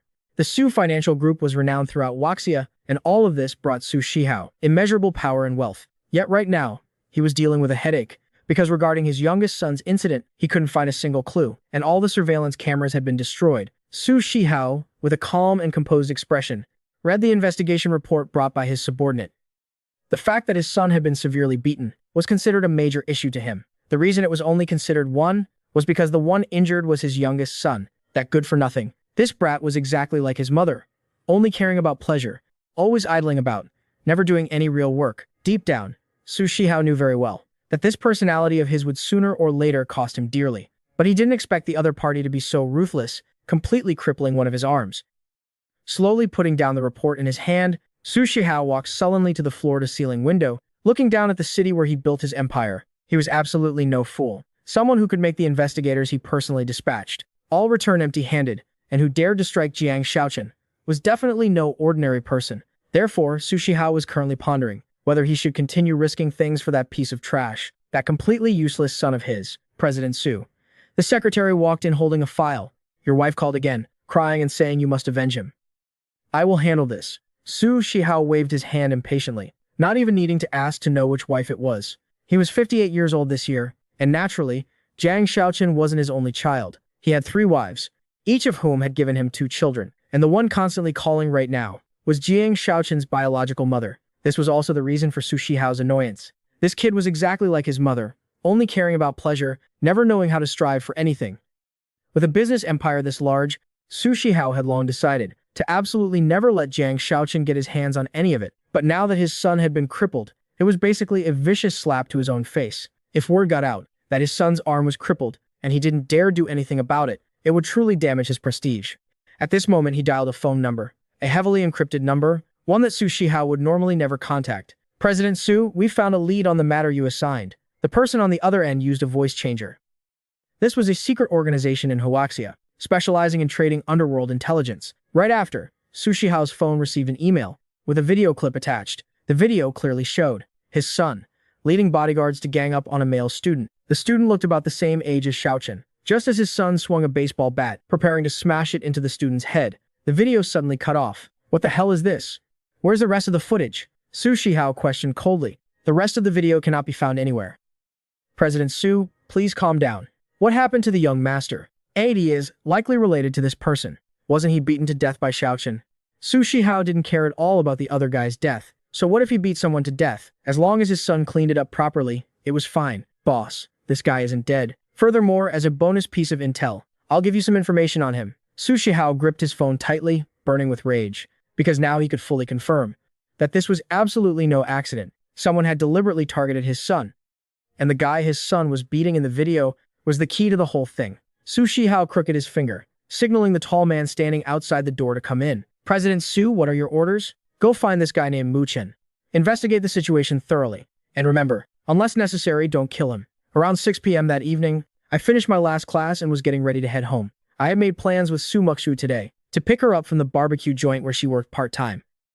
Even though she said I didn't need to worry about her safety, I still felt that a girl walking on the streets in the middle of the night really wasn't very safe. Su Muxu didn't argue when she heard this, just lowered her head and smiled gently, softly saying, "Then I'll wait for you." Just as I was walking down a street, an unmarked van suddenly pulled up. A few masked, burly men moved with extreme precision, dragging me into the van in a flash. I didn't put up any resistance, because I knew damn well that these guys were highly professional, and they had definitely come prepared.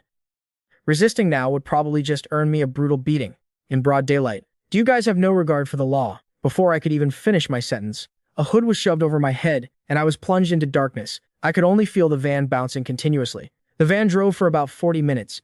At first, there was the loud noise of traffic outside, but now it was dead silent all around. With a time's clack, the van door slid open, and I was roughly dragged out. I felt people grabbing me tightly by the arms on both sides, dragging me inside some building. The moment the hood was yanked off, my hands were already tightly handcuffed. I stubbornly looked around to assess my surroundings. This place seemed to be some unknown basement. Who the hell are you guys? I seriously don't have any money on me. There's no need to go this far, right? Can you take the handcuffs off first? The men kept straight faces, ignoring me completely. Looking at their muscular builds, I guess they were all ex-military. Standing in front of them, I didn't have a snowball's chance in hell of winning. Soon, a tall man walked into the room. He turned his back, said a few words, and hung up his phone. When he turned back around, his eyes had completely changed. My heart suddenly went cold. Sure enough, he gave a slight wave of his hand, and the eyes immediately rushed in, beating the crap out of me. They were very professional, avoiding vital spots, only aiming for places that would cause the most excruciating pain. Less than half an hour passed, and I was curled up on the ground in agony, clutching myself. The tall man reached out and grabbed my chin tightly. His slanted eyebrows furrowed as he glared at me angrily. "Kid, I'm going to ask you something."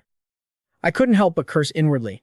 Who the hell beats someone up before even asking a question? You're supposed to ask first? Looks like you've still got plenty of energy. That's good. I don't want to cause a murder either. My surname is Chen. You can call me Uncle Chen. Last night, you got into a scuffle with my young master, didn't you? Your young master?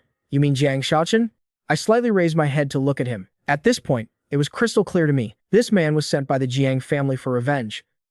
Sigh, you damn kids. Messing around and fighting normally is one thing. But why did you strike so heavily? That's not it, Uncle. Your young master almost beat me to death. And you call that kids messing around? Uncle Chen completely ignored what I said, just giving a slight wave of his hand. The man next to him immediately launched a roundhouse kick, slamming hard right into my stomach. From now on, you answer honestly whatever I ask. Got it? Let's save some time for both of us. Locked tightly to the chair, I coughed up mouthfuls of fresh blood, my body swaying back and forth like a punching bag. To tell you the truth, I really don't want to get physical with a kid, but you were too ruthless. Kid, daring to cripple one of his arms. Of course, the boss won't kill someone over this. But I hope you understand, kid. Sometimes, as subordinates like us, we have to know how to handle things decisively for our master. You bunch of bullies relying on your power are all exactly the same. I spat out a mouthful of bloody saliva, my blood-covered face glaring fiercely at Uncle Chen, revealing a cold, eerie smile. I've already had people investigate your background. You're nothing but an orphan, growing up in some rotten orphanage, raised like a dog. Just because the young master stole your girlfriend, you two got into a conflict. Uncle Chen's face looked incredibly calm. He casually took out a chocolate bar, broke off a piece, and held it in front of me. I shook my head, rejecting it outright. Kid, I'm usually pretty busy with work, but I've taken the time specifically for you. I don't want much. I just hope you can pay the young master back with an arm, since you don't have any relatives anyway. I have no way to compensate your family, but I can help arrange a proper funeral for you. If you have any last wishes, just say them now. Hearing this, I couldn't help but burst out laughing. Trading an arm for a life, great deal. Seeing that I had absolutely no intention of submitting, he raised his hand and snapped his fingers sharply. A bodyguard immediately stepped forward, handing him a sharp hammer. How about this? You called me uncle earlier, so I'll consider myself your elder. Today's matter, the young master was indeed in the wrong first, but the situation is truly unfortunate. His life is much more valuable than yours. How about Uncle Chen apologizes to you, and then you can go on your way in peace, all right? Hearing this, I slowly raised my head to look at him, my eyes filled with coldness and indifference. Then go ahead and try. Turns out you're a madman with a death wish. Seeing my arrogant attitude, the tiny bit of fake guilt in Uncle Chen's heart vanished completely. He gave a slight wave, and the bodyguards swarmed up to pin me down. Honestly, I had no strength left to resist. I could only watch helplessly as he gripped the hammer handle, stepping closer and closer to me. Just as Uncle Chen stepped in front of me, raising the hammer to strike, the phone in his pocket suddenly rang. He smiled at me very politely. Sorry, kid. Let me take this important call first.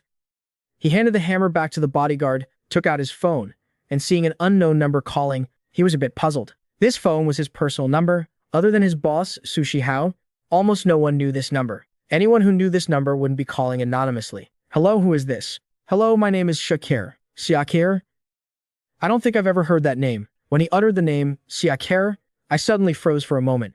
Then I slowly raised my head to look at the man. Of course you wouldn't know me. I'm just a lowly civil servant, but I still advise you to stop and immediately cease the stupid thing you're doing. Is that so, Miss Shakir? May I ask, are you a cop? Of course not. But this call of mine is meant to save your life, even though I couldn't care less whether you live or die. Ha ha ha. Want to save my life? You're quite an interesting talker, miss.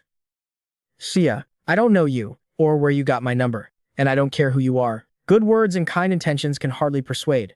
A damned ghost. Whatever, suit yourself. There are some things that, if not vented out, will really build up and cause major problems, especially for boys around this age. What the hell are you babbling about? The bizarre words of the woman on the other end of the line left Uncle Chen completely baffled. Nothing. Anyway, I've said my piece. It's best you don't touch that kid. This is entirely for your own good, and for the good of the boss behind you. Of course, if you insist on making a move, I absolutely won't step in to stop you. That's all. Take care. The call was abruptly disconnected. Uncle Chen glanced at the darkened phone screen, feeling a bit strangely perplexed. He casually tossed the phone to a bodyguard. When we're done here, go investigate who this person is. Drag this bitch out for me. With that, he undid his cufflinks and unbuttoned his shirt collar, grabbed the hammer again, and walked toward me. Sorry about that. Got delayed for a bit just now. I couldn't give you a quick death earlier. Now let's continue, Uncle Chen. I looked at the man expressionlessly. What is it? Want to beg for your life now? No.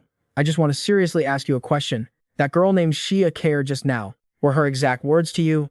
That it wouldn't matter if you guys died. Uncle Chen stared blankly into my eyes, then let out a scoff full of disdain. You really say the most ridiculous things, kid. Finally, he handed the hammer to a bodyguard. The bodyguard understood his intention perfectly. He didn't want to get human blood on his own hands, so the bodyguard silently took the hammer. Turning around and raising his muscular arm, he swung the hammer hard toward my head. Everyone was waiting for that bone-chilling thud, but after a brief moment passed, they realized no sound had rung out at all. Nor did they hear my agonizing screams. Instead, that bodyguard's entire body was trembling violently. A second later, his body was lifted into midair, fresh blood spurting wildly from his neck. Finally, with a crisp times crack, the bodyguard's neck was twisted and snapped at a grotesque angle. His whole body slumped to the ground like a pile of mud. Only then did Uncle Chen and the others realize in horror that the guy's neck had been snapped right in front of them. Uncle Chen looked at Mu Chen right in front of him. Wait, was this still the same orphan kid from earlier? Uncle Chen's lips trembled uncontrollably. He had lived for over half his life, and was considered someone who had weathered many storms, but right now he seriously doubted whether his mind was playing tricks on him, because he realized in sheer terror that the entity standing before him was no longer human. It was an absolutely terrifying demon. This thing had demon horns growing from its head, and its dark skin was covered in glowing golden runes. But what made people tremble the most, making even their souls shudder, were those golden demonic pupils. What kind of monster is this? Monster. It's a monster. The younger bodyguards completely broke formation, frantically backing away to put some safe distance between them. Uncle Chen, however, had incredibly strong mental fortitude. He immediately forced himself to suppress the fear in his heart, glaring fiercely at the monster. Kill him! Go to hell, you monster! A bodyguard pulled out a military combat knife and lunged aggressively toward the demon's neck. But only then did they despairingly realize that this monster also had a massive, long tail. The moment the bodyguard charged forward, his chest was pierced straight through by the tail. The tail suspended him in mid-air, slowly moving him right in front of the demon's eyes. Fresh blood flowed down the grooves of the tail, dripping drop by drop onto the demon's lips. It looked at the man in front of it with great amusement, watching him still struggling and swinging his knife in resistance, and split its mouth into a ferocious smile. I've always found it hard to understand why vampires like drinking human blood so much. But now, tasting this fresh blood, I realize I prefer human souls much more. No. Please, I beg you, don't kill me. Wait, I surrender. I surrender. Uncle Chen only heard the sounds echoing endlessly around him, the relentless, agonizing screams. But these sounds didn't last very long. All the screaming stopped abruptly, as if they had never existed in this world. Now he couldn't hear a single extraneous sound, other than his own pounding heartbeat and heavy breathing. He wanted to roar in fury, but the only sounds coming from his throat were trembling, choked sobs. It showed that his fear had reached its absolute peak. What the hell was going on? A mere orphan from the bottom of society, someone he could crush as easily as flipping his hand. Why could he make him feel such utter despair? A moment later, the entire room had turned into a blood-soaked hell. I sat blankly on the chair, the terrifying demonic features gradually fading away, finally returning to my frail human body. I shook my head in pain and looked around. I realized the surroundings were filled with mangled corpses. My face instantly showed sheer terror. These things, did I do all this? Just then, the heavy basement door was pushed open. A young woman wearing a fitted black suit slowly stepped into the blood-stained basement. All taken care of? Xia Care still had that nonchalant look on her face, smiling calmly as she looked at me. I didn't do this. I clutched my head, curling up on the ground in agony, tears and snot streaming down my face. Xia Care walked over slowly, crouched down, and slightly raised her slender right hand. What a pitiful child. Her tone sounded incredibly warm and gentle. Her movements were also very soft and delicate, her long, slender fingers lightly brushing across my cheek, as if she wanted to wipe away my falling tears. This action made me, in my extreme panic, look up at her. But in the very next moment, the words that came out of Xia Care's mouth were not sweet words of comfort at all. The smile on her face suddenly turned wicked and deranged, her pupils gleaming with a flash of ecstatic madness. What kind of act are you putting on for me here? Pretending to be possessed by a demon, losing control and killing people, and then clutching your head crying pitifully, hoping Big Sis here will comfort you sweetly. Xia Care's hand gently lifted my chin, She leaned in closer and closer with extreme excitement, finally whispering right into my ear. This kind of bloody slaughter. Didn't you do this all the time when you were a kid? My pupils suddenly shrank violently. Right after, that feeling of panic gradually vanished, and the expression on my face slowly turned calm and cold. What do you mean by that? Maybe the very first time. You really were robbed of control over your body by the demon, but just now, weren't you relying on your own will to slaughter all these people? Hearing Shakir ruthlessly pierce through my inner disguise, a cold glint flashed in my eyes. So what? Are you going to use the power of the Special Control Bureau now to arrest this dangerous demonic murderer? Shakir placed a finger on my lips. Whether these people die or not has nothing to do with me. Besides, your actions count as self-defense. At most, it's just excessive self-defense. Saying that, she slowly stood up, her graceful figure walking toward the door. We'll send people to clean up the aftermath. Go home and think carefully about the proposal I made earlier. Making dangerous deals with demons. You might gain the upper hand at first, but absolutely do not forget one thing. That immense power you're relying on is entirely in the hands of those monsters. Don't let that bitch leave. Deep in my mind, Baal's echoing voice suddenly made me jump. Her soul power is incredibly strong. Kill her immediately. Harvest her delicious soul, and it can restore my shattered soul. Then I will grant you even more power. You can do whatever you want. No one in this world will be able to hold you back.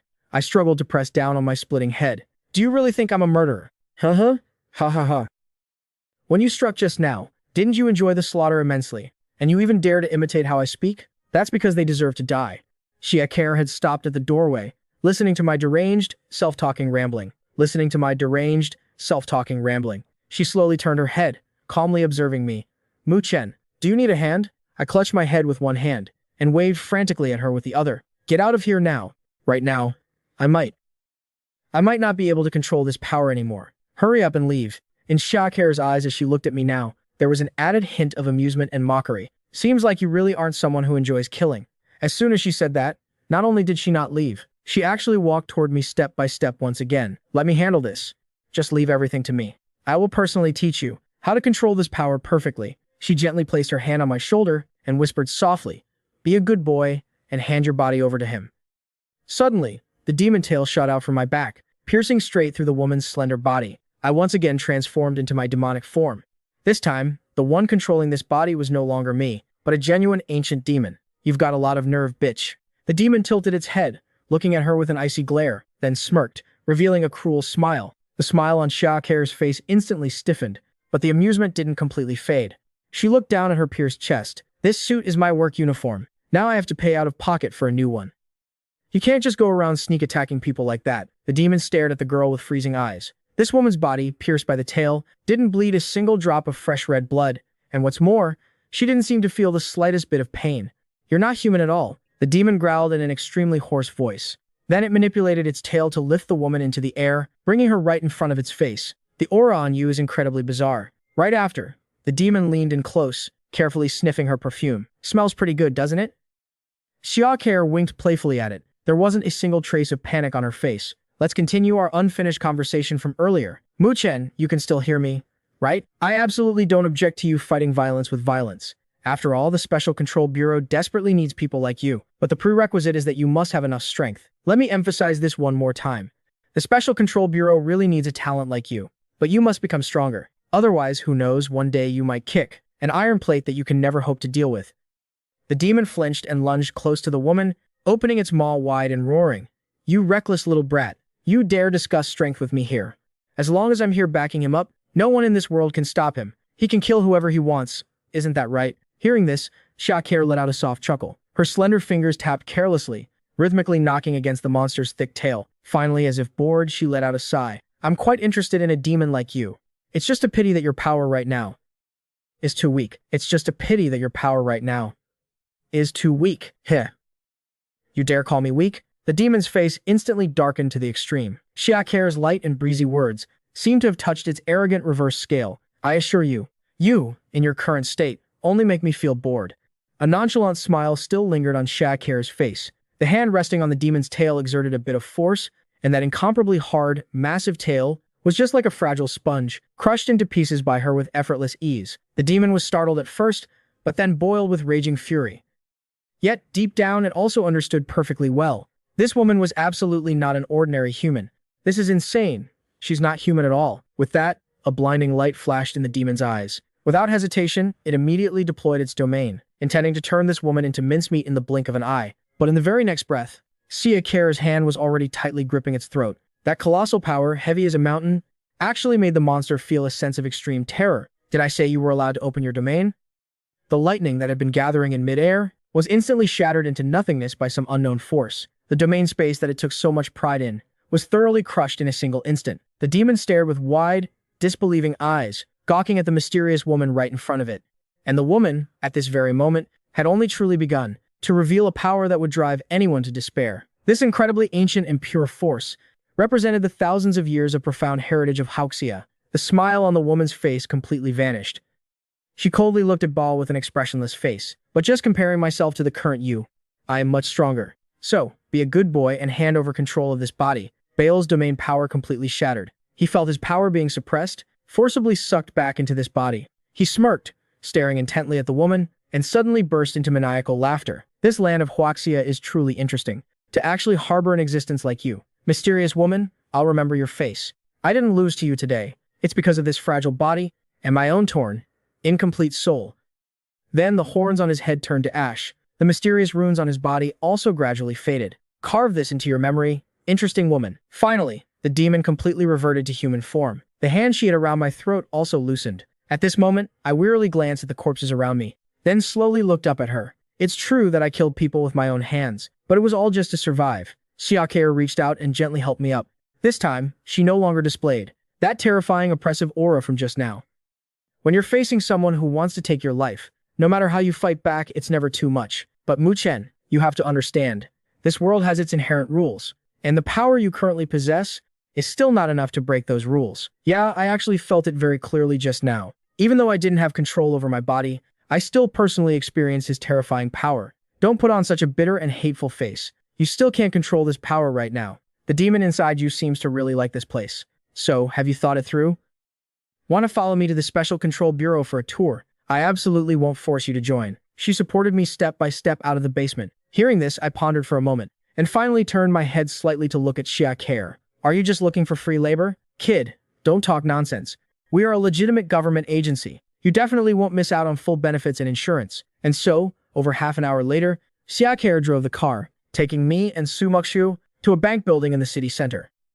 Then, through an extremely secret exclusive passageway, we entered an elevator from the back door. Actually, Sumakshu had already understood it clearly in her heart. The reason this woman went through so much trouble was precisely to get Mu Chen to join the Special Control Bureau. In the elevator, Sumakshu turned to look at me and said, Mu Chen, if you don't want to join, just refuse her directly. I'll figure out a way to help you. Thank you. I looked at her and gave a warm smile. Oh my, our Special Control Bureau is a legitimate government agency, a pure civil service organization. Could you not talk about us like we're some mafia gang? Siaker stood to the side, smiling helplessly. These two completely ignored the fact that she was standing right next to them. The elevator descended for several minutes. It was clear just how deep this underground base was. The moment the elevator doors slowly opened, I was completely stunned on the spot. This place was literally an underground city. All sorts of architecture and roads, no different from the surface.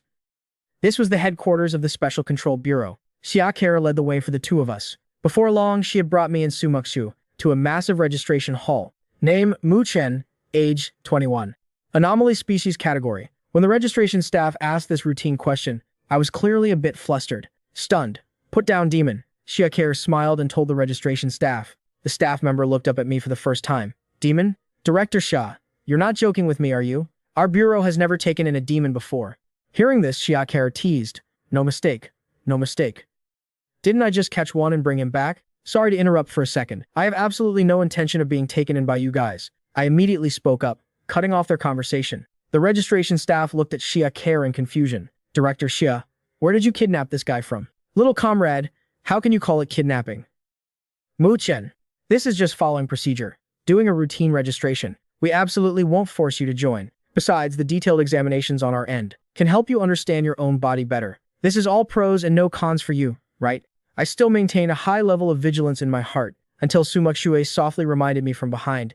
Just go ahead and don't worry. They don't have any malicious intent for now. All right, I'll listen to you this time. And so, I agreed to cooperate a little. The registration staff stood up and smiled, waving at me, signaling me to follow him into the adjacent room.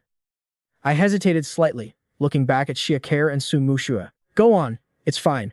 It's just to assess your calamity level. Calamity level? It was my first time hearing this technical term. I couldn't help but feel curious. I'll explain it to you once you come out. Siakera smiled and waved at me. Now hurry inside and cooperate with the examination. Our staff are usually very busy, you know. The moment I stepped into that room, I suddenly felt an indescribable oppressive aura. This room wasn't as bright as I had imagined, nor was it filled with all sorts of high-tech testing equipment. On the contrary, it seemed a bit dim and gloomy. Just as I was secretly wondering to myself, my eyes fell upon a wheelchair in the middle of the room. In the wheelchair sat a young girl in silence. She wore a long dress as white as snow. Her eyes were covered by a white silk ribbon, as if she could no longer see this world clearly. Her long pink hair cascaded down like a waterfall. In this dimly lit room, it stood out incredibly, drawing the eye. Her face was exceptionally beautiful, like an exquisitely crafted piece of porcelain, making one afraid to carelessly touch her. "Miss, a new anomaly has arrived. We need your help with the appraisal." The staff member's attitude towards the girl was extremely polite. Hearing this, the girl slightly turned her head. "Come here." She smiled, looking in my direction, as if her eyes weren't hindered by the white ribbon at all. The smile on her lips made me feel very warm. "Please hold my hand." I reached out and gently took her hand. At the exact moment our hands touched, she seemed to be pulled by some mysterious force. This force wanted to drag her deep inside it. The girl didn't put up much resistance. She had to go deep to find out the truth. Just what kind of power was this? And that was also her mission for being here. A massive theater appeared before her eyes. The theater was empty, the stage dead silent. The silver-haired girl stood right in the center of the stage. At this moment, her legs could move freely. Her tightly shut eyes also slowly opened. She curiously turned her head to look around, evaluating this incredibly bizarre theater. The girl's lips parted. The girl's lips parted, spitting out two words. "Demon." She noticed that in the dark audience seats, there were faint silhouettes of several demons lurking. Why are there so many demons residing in his body? The girl looked at those demons and muttered to herself. Fortunately, the power of these demons isn't considered strong, but they are all brimming with chaotic and evil energy. It's fine. They're just a few lesser demons. Finally, the girl silently concluded in her heart. Then, she slowly closed her eyes. The girl's silhouette finally vanished from the stage. The spotlights went out one by one. In those pitch-black audience seats, in the darkness, it was unclear who suddenly let out a mocking laugh. Immediately after, a second voice rang out, then a third. Bursts of mocking and maniacal laughter instantly swept through the entire theater. Countless demonic eyes snapped open in the dark. They were like children who had just pulled off a successful prank, frantically mocking the woman who had just left, until everything was swallowed by the dark abyss. This world once again sank into silence.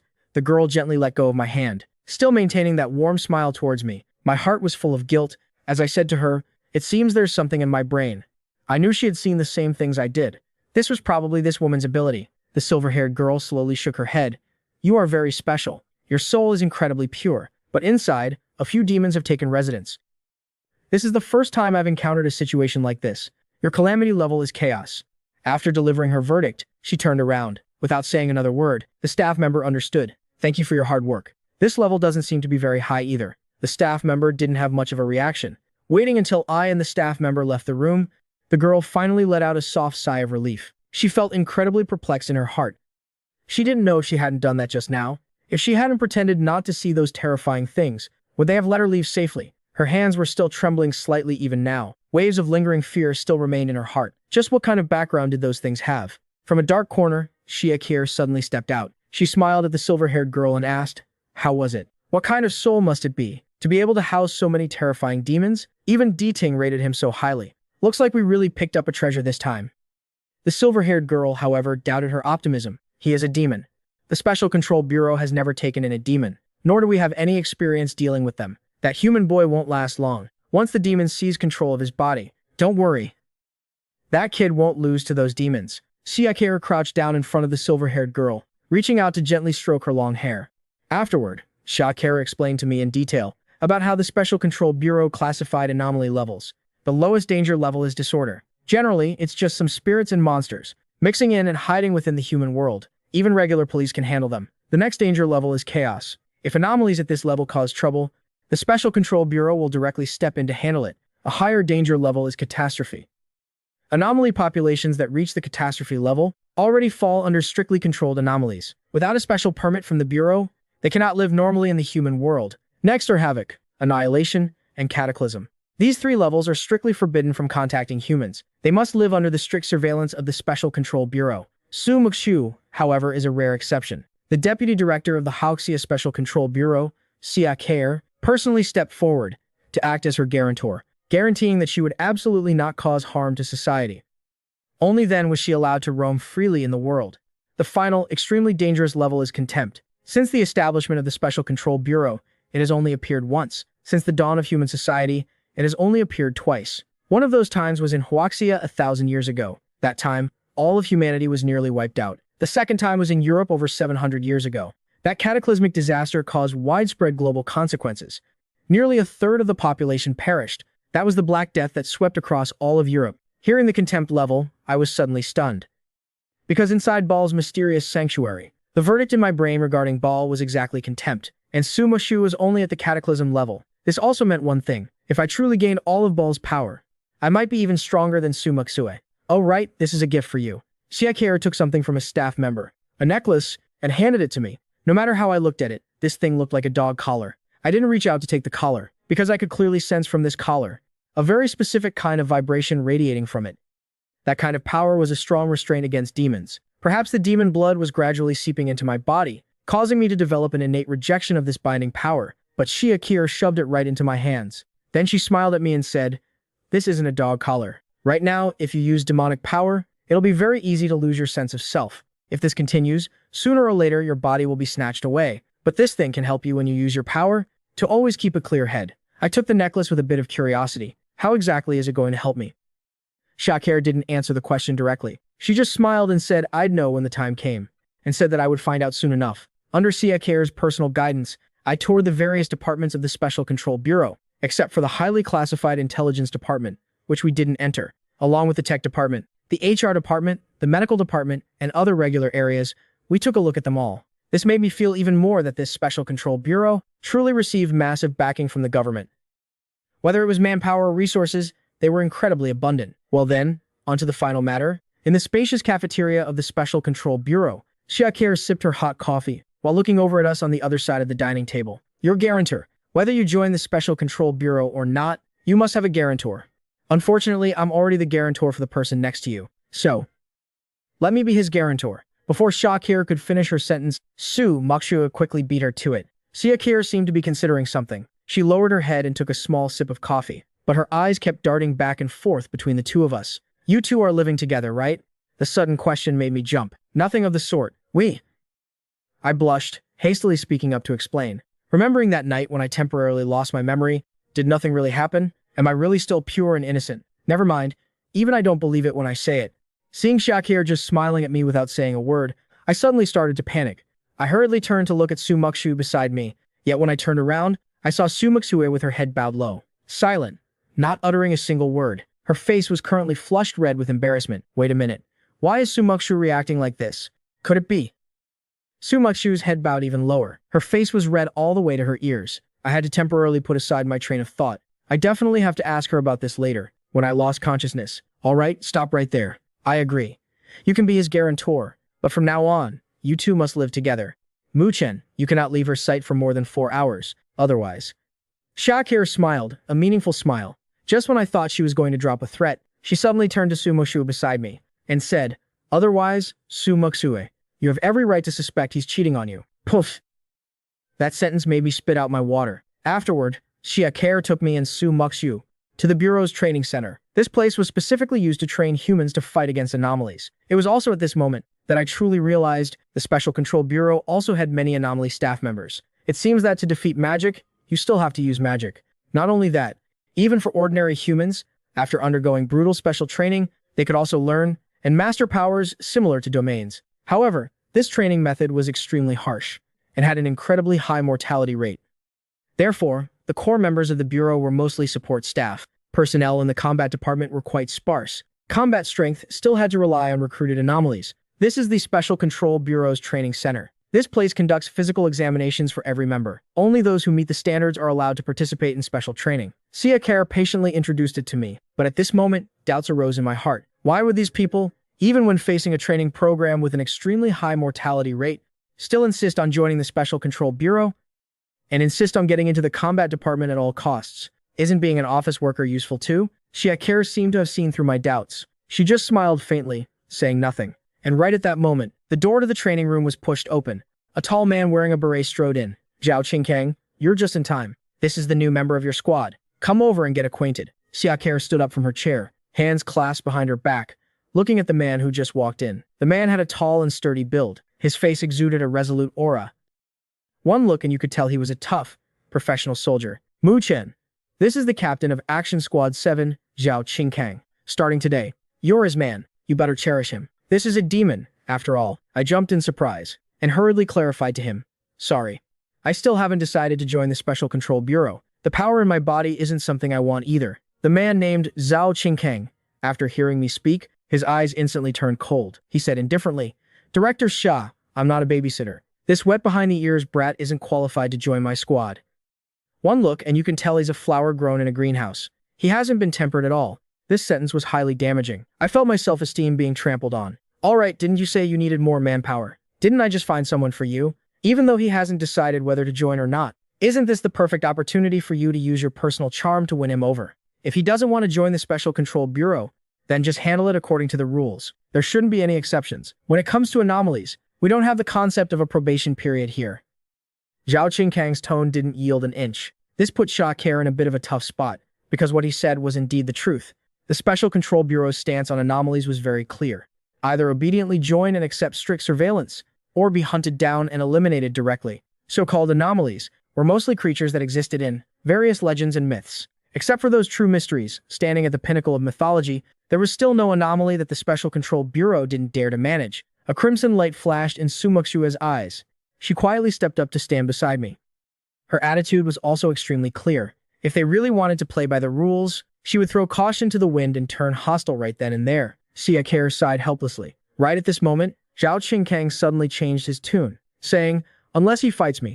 Big bro, this is our first time meeting. Is there really a need to fight? I originally intended to speak up and ease the tension, but Su Muxue cut in. Fine, let's fight. Su Muxue cut in. Fine, let's fight. The fact that I was being looked down upon made her very displeased. Zhao Qingkang coldly shot Su Muxue a glance. With just this one glance, he felt an unprecedented sense of fear. Underneath that petite figure, just what kind of terrifying power was she hiding? Just a faint wisp of aura leaking out was enough to make Zhao Qingkang's legs tremble involuntarily. Su Muxue continued to coldly twist the knife, saying, Besides, 10 of you combined wouldn't be a match for him. What did you say? Zhao Qingkang was hot-tempered by nature. Even though he knew there was a massive gap between him and Su Muxue, being humiliated like this, he couldn't hold it in any longer. Finally, I had to hastily interject. Fine. I'll fight you. Xiaoke let out a yawn. Waving her hand, she said, If that's the case, then fight. This is a training room anyway. Just in time, Mu Chen. You can use this opportunity to get used to your demonic power. Regardless of whether you join later or not, this won't be a disadvantage for you. Understood, Director Xia. I also mimicked the posture of the others here, bowing slightly to Xiaoke. This time, Su Muxue, you're not allowed to help him. Xiaoke laid down the final rule, then stepped aside with Su Muxue. Zhao Qingkang swiftly stripped off his outer jacket, revealing bulging, rock-hard muscles. Seeing this, I suddenly felt a bit intimidated. If I really had to clash head-on with him, I'm afraid I wouldn't stand a chance. Oh right, one more rule. Just as we were about to make our move, Xiaoke suddenly held up 2 fingers, saying, Zhao Qingkang, you are not allowed to use your domain power. As for Mu Chen, this rule doesn't apply to you. Secondly, you must wear the necklace I gave you. This is a chance to test its power. Regarding this, I still had some doubts in my heart. I looked at Xiaoke and spoke up. Isn't this a bit too unfair to Captain Zhao? Unexpectedly, Zhao Qingkang let out a cold sneer, cutting in before Xiaoke. Kid, wait until you actually force me to the point of using my domain. Then you can say that. All right, I accept the bet. And so I slowly put the necklace around my neck. I'm ready now. Zhao Qingkang sneered and questioned. Are you ready? I have a question, Captain Zhao. Why did you want to join the Special Control Bureau? Zhao Qingkang froze for a moment, not knowing why I would ask such a question. What? Trying to buddy up with me? So I'll go easy on you. Sorry. When it comes to anomalies, I absolutely never hold back. I hope you're mentally prepared. I just want to know, what made you disregard the danger to accept that brutal training program? This sentence seemed to have touched his reverse scale. His expression instantly darkened. An existence like you will never be able to understand what humans want to protect and what a massive price it requires. I felt incredibly confused by this. Just what did I say wrong? Why did this guy suddenly get so worked up? Besides, I'm actually human too. Before my words even faded, his fist appeared right before my eyes. The speed of this punch was absurdly fast. Moreover, the momentum was so strong it was hard to block. Even though I used my speed, dodging as fast as my physical limits allowed, I was still hit on the left cheek. In an instant, my body spun and flew backward, then crashed heavily onto the floor. Xiaokai let out a yawn, saying to him, even though I'm tired of saying it, Zhao Qingkang, go easy on him. Sorry, Director Xia. This is the Special Control Bureau, and he's an uncontrolled anomaly. There's no way I can go easy on him. Alright then, you two wrap this up quickly. Today is my day off, you know. Don't worry, Director Xia. I won't take up much of your time. Zhao Qingkang let out a disdainful sneer, his sharp eyes locked fiercely, staring intently at the person knocked down on the ground. Do you really want to completely beat me down? I pushed myself off the ground, just about to stand up. Before I could even finish that sentence, the burly man opposite me lunged right in front of me again, immediately followed by a kick, violently kicking me without an ounce of mercy. I was kicked, flying backward, slamming hard into the wall. Ha ha ha ha ha. An anomaly at your level is truly too weak. I'm not here to play pretend with you. Zhao Qingkang laughed loudly, mocking me. Sumoshu wanted to step forward but was stopped by a hand. Trust him a little more. Then Xiaokai looked towards me again, as I struggled to crawl up from the ground. She spoke up. What's wrong? Mu Chen, can you handle this? You don't actually think that just by throwing punches and kicks, you can take down our captain, do you? In my heart, I was naturally very clear. My fighting style in Zhao Qingkang's eyes was no different from child's play. So right now, if I want to turn the tables, there's only one way. I slowly stood up straight, took a deep breath. Suddenly, in this spacious training room, a thundercloud began to condense. Then the thundercloud rapidly expanded outward, almost enveloping most of the area of this building. Inside it, the other staff members of the Special Control Bureau also felt curious. Who is it? Daring to open a domain right at headquarters. It's the kid Director Xia brought in. Don't worry about it. The captain of Squad 7 is sparring with him. In the training room engulfed by lightning, Zhao Qingkang didn't feel any fear. On the contrary, he broke into an excited smile. An hour later. Cheers. Cheers. Welcome our new member. At a rather small tavern, Zhao Qingkang laughed loudly and patted me on the back. I personally don't like drinking alcohol, but in such a lively atmosphere, I had no choice but to raise my glass along with them. After waking up, he insisted on dragging me to this welcome party. Also attending the party were 3 other members of Squad 7. The girl in charge of frontline intelligence, Shen Hanwei, the girl in charge of long-range support, Bai Shi, and the one in charge of equipment maintenance and logistic support, the young man Shen Fei.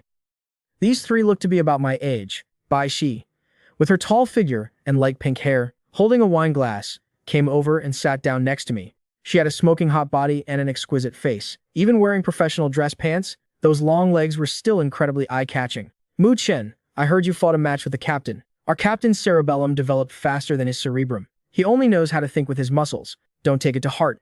Also, I heard you directly knocked our captain out cold. You're really amazing. Little Peach, what kind of nonsense are you spouting? Even though Zhao Qingkang was drinking until his face was flushed red, he still heard Bai Shi's words. His booming voice quickly yelled out. I secretly guessed in my heart. The reason they called Bai Shi Little Peach was probably because of her cute pink hair, right? This party was considered Squad 7's special way of welcoming me. My strength had earned Zhao Qingkang's recognition. The members also seemed to trust him immensely, so they accepted me in the same way. I also learned that the squad's current situation was quite awkward. Seriously, why won't they assign us any missions? He was dead drunk, slamming the table and loudly complaining. Shen Fei, who was in charge of logistics, comforted and warned him from the side. Captain, don't break the table. Captain, don't break the table. Our squad's current budget doesn't have much left. If you break the furniture, when the time comes, we'll really have no choice but to take the squad's antique car and sell it. Shen Hanwei, you too. Don't just focus on eating. Talk some sense into him. Scout Shen Hanwei had a rather quiet personality. During the party, she didn't say much. She had a petite figure, wearing a hat that made her look a bit like a child. Her big eyes would occasionally steal a glance at me. This made me feel a bit puzzled. The situation with our squad is a bit special. Bai Shi looked at the captain making a scene and smiled bitterly. The members of a combat squad are all combat personnel, but there will also be one anomaly member. This way, it can reduce the combat pressure on the squad. When necessary, it won't lead to a total wipeout. I immediately opened my mouth to ask in confusion. Doesn't Captain Zhao hate anomalies? Bai Shi raised her glass and took a sip. A trace of barely noticeable bitterness flashed in her eyes. But he can't go against the Bureau's regulations either. Besides, we used to have an anomaly member before. This time, the one who spoke up was Shen Hanwei. Her voice was incredibly soft, like a little kitten. But during a mission half a year ago, he betrayed us. Betrayed?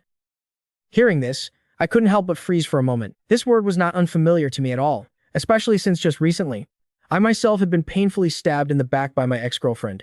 But I also knew very well in my heart, the betrayal Shen Hanwei mentioned was absolutely much more agonizing than what I had experienced. That time, It was originally just a simple mission. We discovered a chaos-level anomaly in an old factory, unmonitored and unregistered. Our squad one was in charge of going there first to investigate.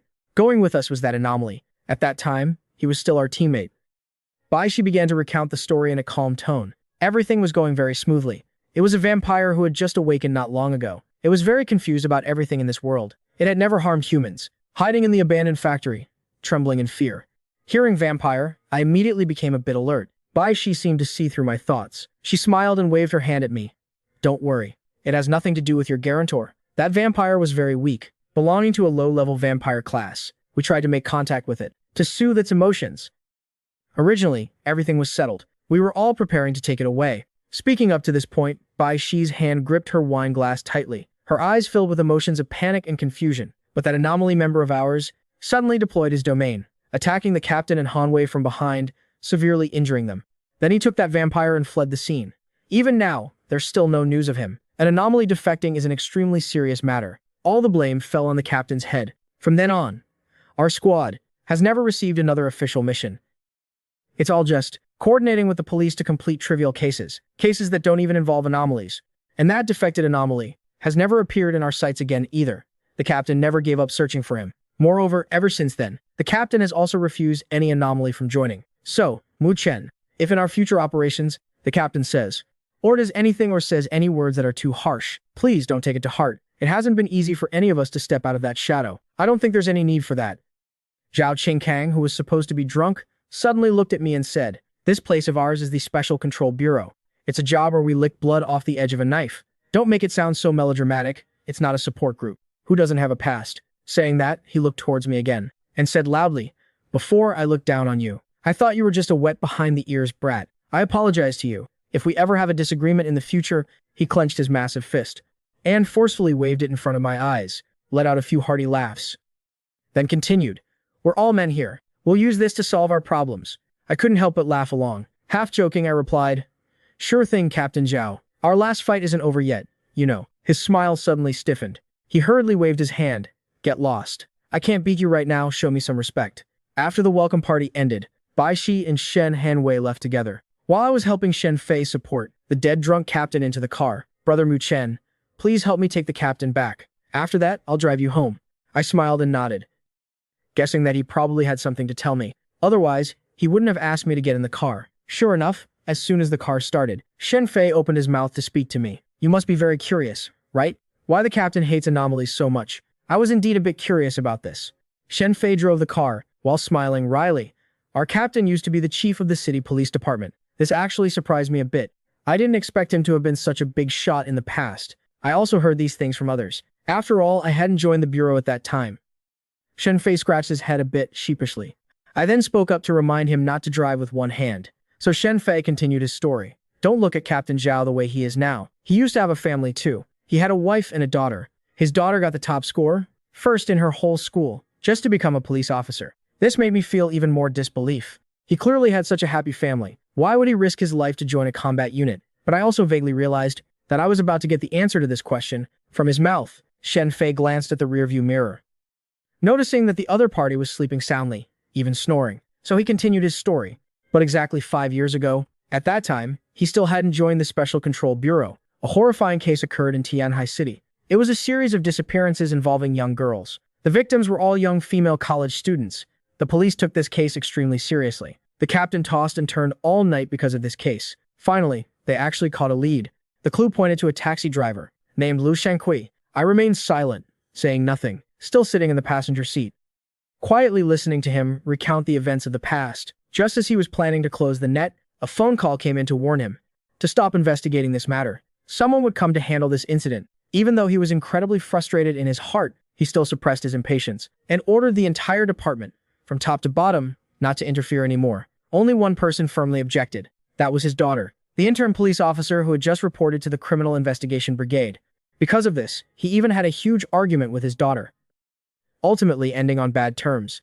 It was in the early morning of the third day that the captain received the tragic news. His daughter was dead in an abandoned warehouse, which was exactly where they had planned to close the net. After that incident, the captain completely broke down. More than once, he took a gun to go look for Lu Shankui. In the end, he even lost his position. Moreover, the strangest thing was, those missing girls actually all returned overnight. It was as if they had been brainwashed. They couldn't remember anything. Speaking up to this point, Shen Fei turned his head to look at me. You probably know who did it, right? I didn't hesitate at all, and immediately blurted out, the Special Control Bureau. Yes, the Special Control Bureau intervened in this matter. They found the missing girls. There was no evidence to prove that Liu Shankui did it. Furthermore, in the second month after he lost his job, the Special Control Bureau sought out the captain, informing him that his daughter died at the hands of an anomaly, but they couldn't prove that that guy did it. Hearing this, I understood the answer to the previous question. I asked him why he had to join the Special Control Bureau. He wanted to personally avenge his child. Don't think the captain is too narrow-minded. Revenge is certainly a part of it. But after learning that those kinds of monsters existed, the captain felt that, as a former police officer, he had to shoulder the responsibility of protecting the people. So he resolutely and decisively joined the Special Control Bureau to become someone who could use a domain. And right at this moment, the person sleeping in the back seat slowly opened his eyes. A rare sorrow was revealed in his gaze. At the same time, on the top floor of the Su Group building in Tianhai City, Su Shihao sat at his desk, smoking cigarette after cigarette. He was waiting for a result. Soon, a knock sounded on the office door. A bodyguard walked in and said somewhat timidly, President Su, we couldn't find anything. Uncle Chen and the bodyguards have all gone missing. There isn't even a single trace left behind. Su Shihao let out a heavy sigh. Chen Yun had been his trusted aide for many years. He had helped him do countless shady deeds. The reason he valued Chen Yun so much was because the other party handled things flawlessly and had absolute loyalty to him. But this time, it was just to have him investigate the situation of that orphan. Why did he just vanish into thin air? Where is that organization from before? The organization that dug up the intel on Mu Chen. Find them and have them track his whereabouts. I don't care how much it costs. Chen Yun is my old subordinate. If he's alive, I want to see him. If he's dead, I want to see his corpse. As soon as Su Shihao uttered these words, the bodyguard immediately froze for a moment, then slowly opened his mouth to report. President Su, that organization has been wiped out. Su Shihao abruptly stood up. Although that organization belonged to the underworld, it was still considered a deeply rooted organization. It hadn't suffered a scratch even after several purges. How could it just be wiped out like that? How smart was he? Looking at these events individually, they were nothing. But after piecing them together, his back was suddenly drenched in cold sweat. Over a dozen people dead. Yet it could be perfectly covered up as a traffic accident. An underground intelligence organization with formidable strength. Just dug up a file and was wiped out the very next day. Chen Yun had never failed a single time. Yet now, because of that orphan kid, there was no news of him. Seeing his ashen face, the bodyguard immediately turned around, intending to head out the door. President Su, I'll immediately contact someone else to investigate. Su Shihao hastily raised his hand and shouted for him to stop. Stop investigating. The bodyguard thought he misheard the order. He stepped back, looking at him in confusion and asked, President Su, we're not investigating Uncle Chen's whereabouts anymore. Stop investigating. Not just Chen Yun. Stop investigating that guy named Mu Chen too. Everything related to him. From now on. Don't touch a single thing. Understand? The bodyguard was stunned for a moment, then immediately nodded. Right at this moment, another bodyguard rushed in, beaming with joy. President Su. Good news? Good news. Su Shihao hadn't even recovered from his fear yet. Hearing that there was good news, his emotions eased up a bit. What good news? Did we win the bid for Dongshan Park? No, it's the underground assassin bounty. Someone has accepted the 50 million bounty. Su Shihao's eyes widened in shock. An ominous premonition filled his heart. What assassin bounty? What 50 million? It's the bounty for Mu Chen's head. Before, no one took the 5 million bounty. Now someone has accepted the 50 million bounty. It's a female assassin from overseas. Who issued the bounty? Why didn't I know anything about this? His near-roaring tone scared the bodyguards stiff. President Su, Madam said you had given your permission? Su Shihao only felt his vision go dark. Such a huge matter. And she didn't even consult me. Go withdraw the bounty right now. Get that mission back for me.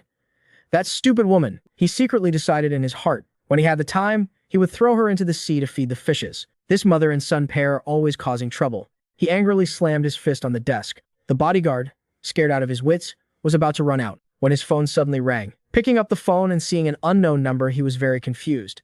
Basically, not many people knew this phone number. Answering the call, Su Shihao asked coldly, Who is this? I want to confirm something with you. The target of the job is that guy named Mu Chen, right? An icy cold girl's voice came from the other end of the line. Suddenly, he realized something. Are you the assassin? This job is 50 million. I've accepted it. The other party's icy voice sent a chill down his spine. 50 million was basically nothing to him. It's just that this assassin's background was unknown. Moreover, recently, the events surrounding Mu Chen had all been far too bizarre. Su Shihao didn't want to take any more risks at this point. I plan to cancel this job. Sorry. I've already accepted this job. If you intend to cancel it, according to the rules, I will come looking for you. If I dare to take this job, it proves I have the capability. Please have the 50 million ready. Otherwise. Beep, beep, beep. The phone was ruthlessly hung up. A bead of cold sweat broke out on Su Shihao's forehead. The meaning behind the woman's words was incredibly clear. If he unilaterally canceled the mission, then her target would become him. He slumped back onto the sofa and began to ponder in silence. He always had a bad feeling. This time, that stupid son of his had truly caused an incredibly massive problem. The next morning, when I sat up from the sofa, I felt a bone-chilling cold. This really shouldn't be happening. Even if it's the middle of winter. I'm indoors. After all, could the heater be broken? I got up to check the heater and casually knocked on the bedroom door.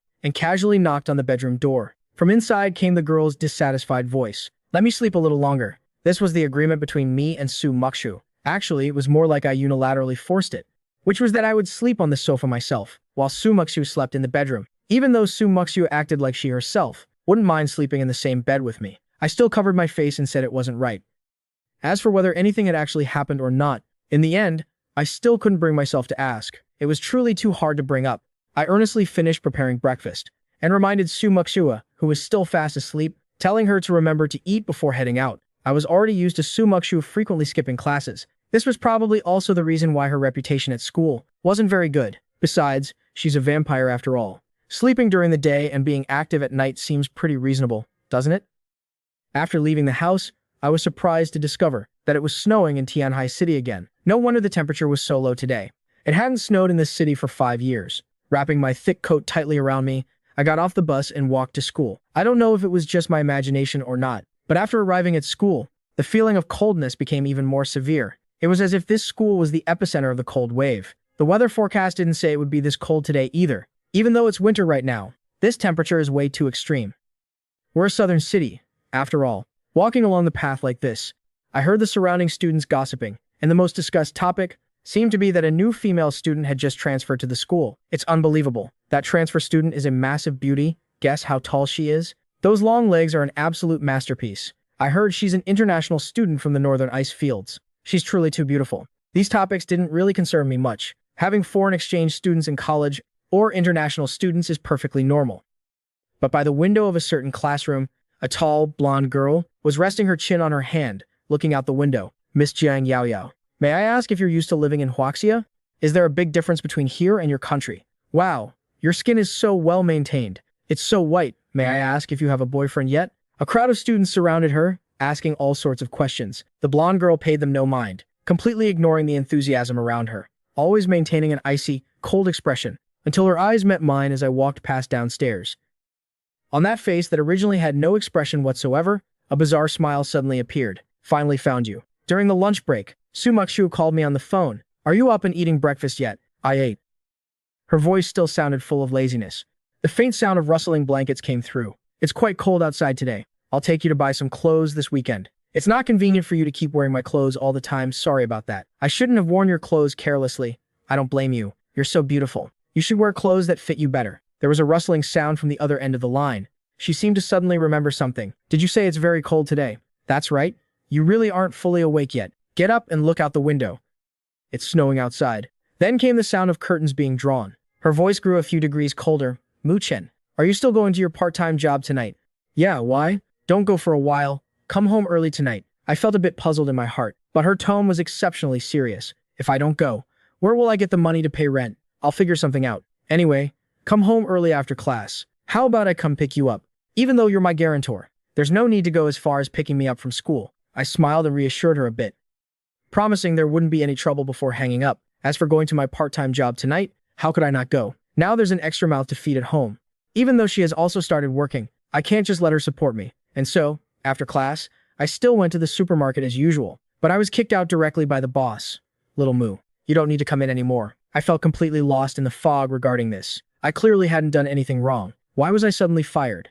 Boss, what exactly did I do wrong? I walked into the supermarket again, wanting to get to the bottom of this. The boss looked a bit hesitant. Seeing that there was no one around, he lowered his voice and said, "You've offended someone you shouldn't have. Now someone wants to mess with you. I'm afraid it'll be hard for you to find a job anywhere you go." I immediately had a sudden realization. It must be Su Shihao playing tricks. He couldn't eliminate me directly, so he used his power and influence to cut off my livelihood. afraid that even if I graduated smoothly, I wouldn't be able to find a job to feed myself in the future. With no other choice, I had to head home first.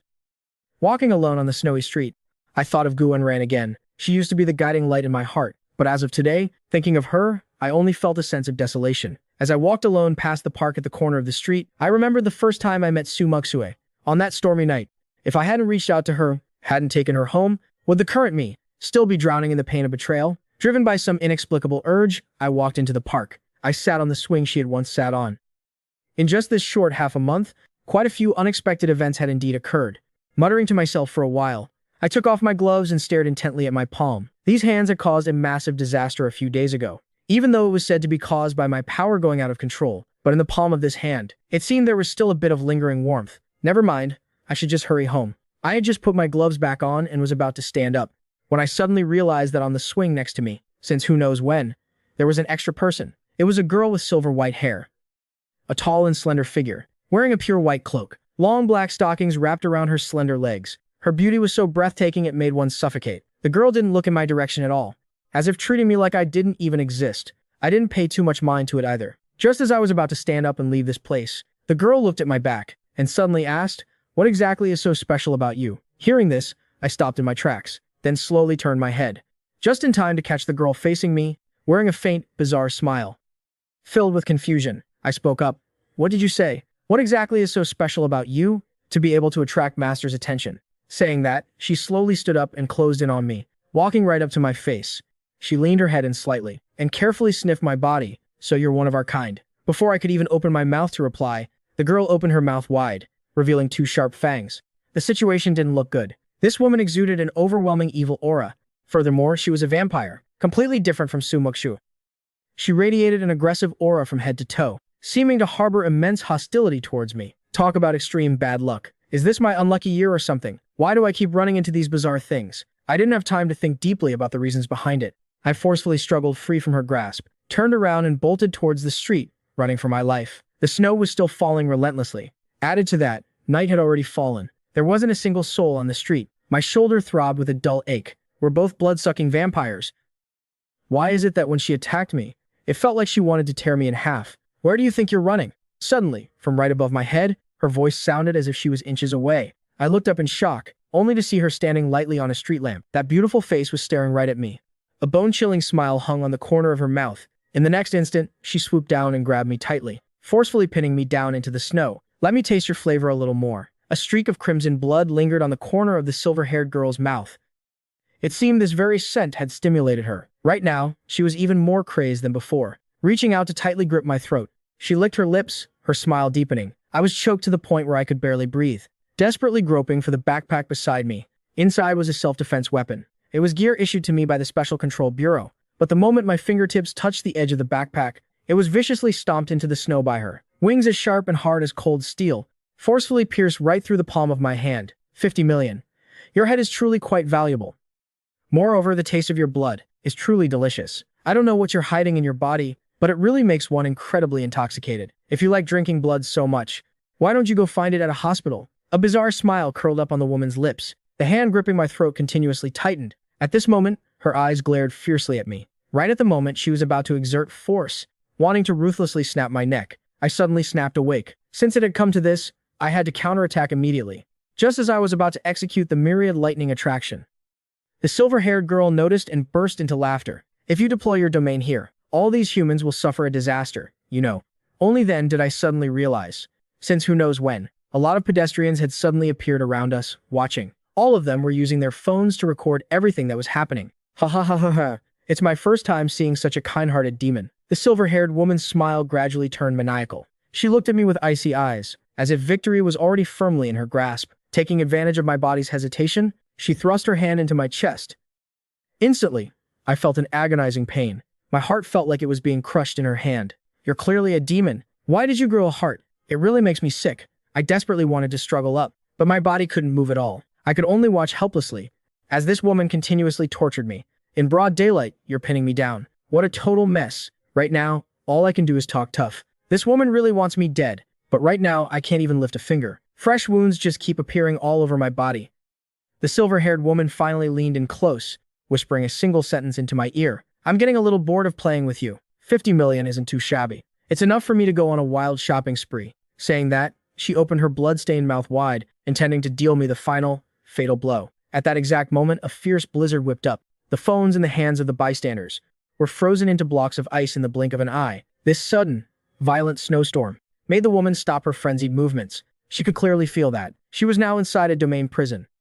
As for who had deployed this domain prison, she slowly turned around to look into the blizzard.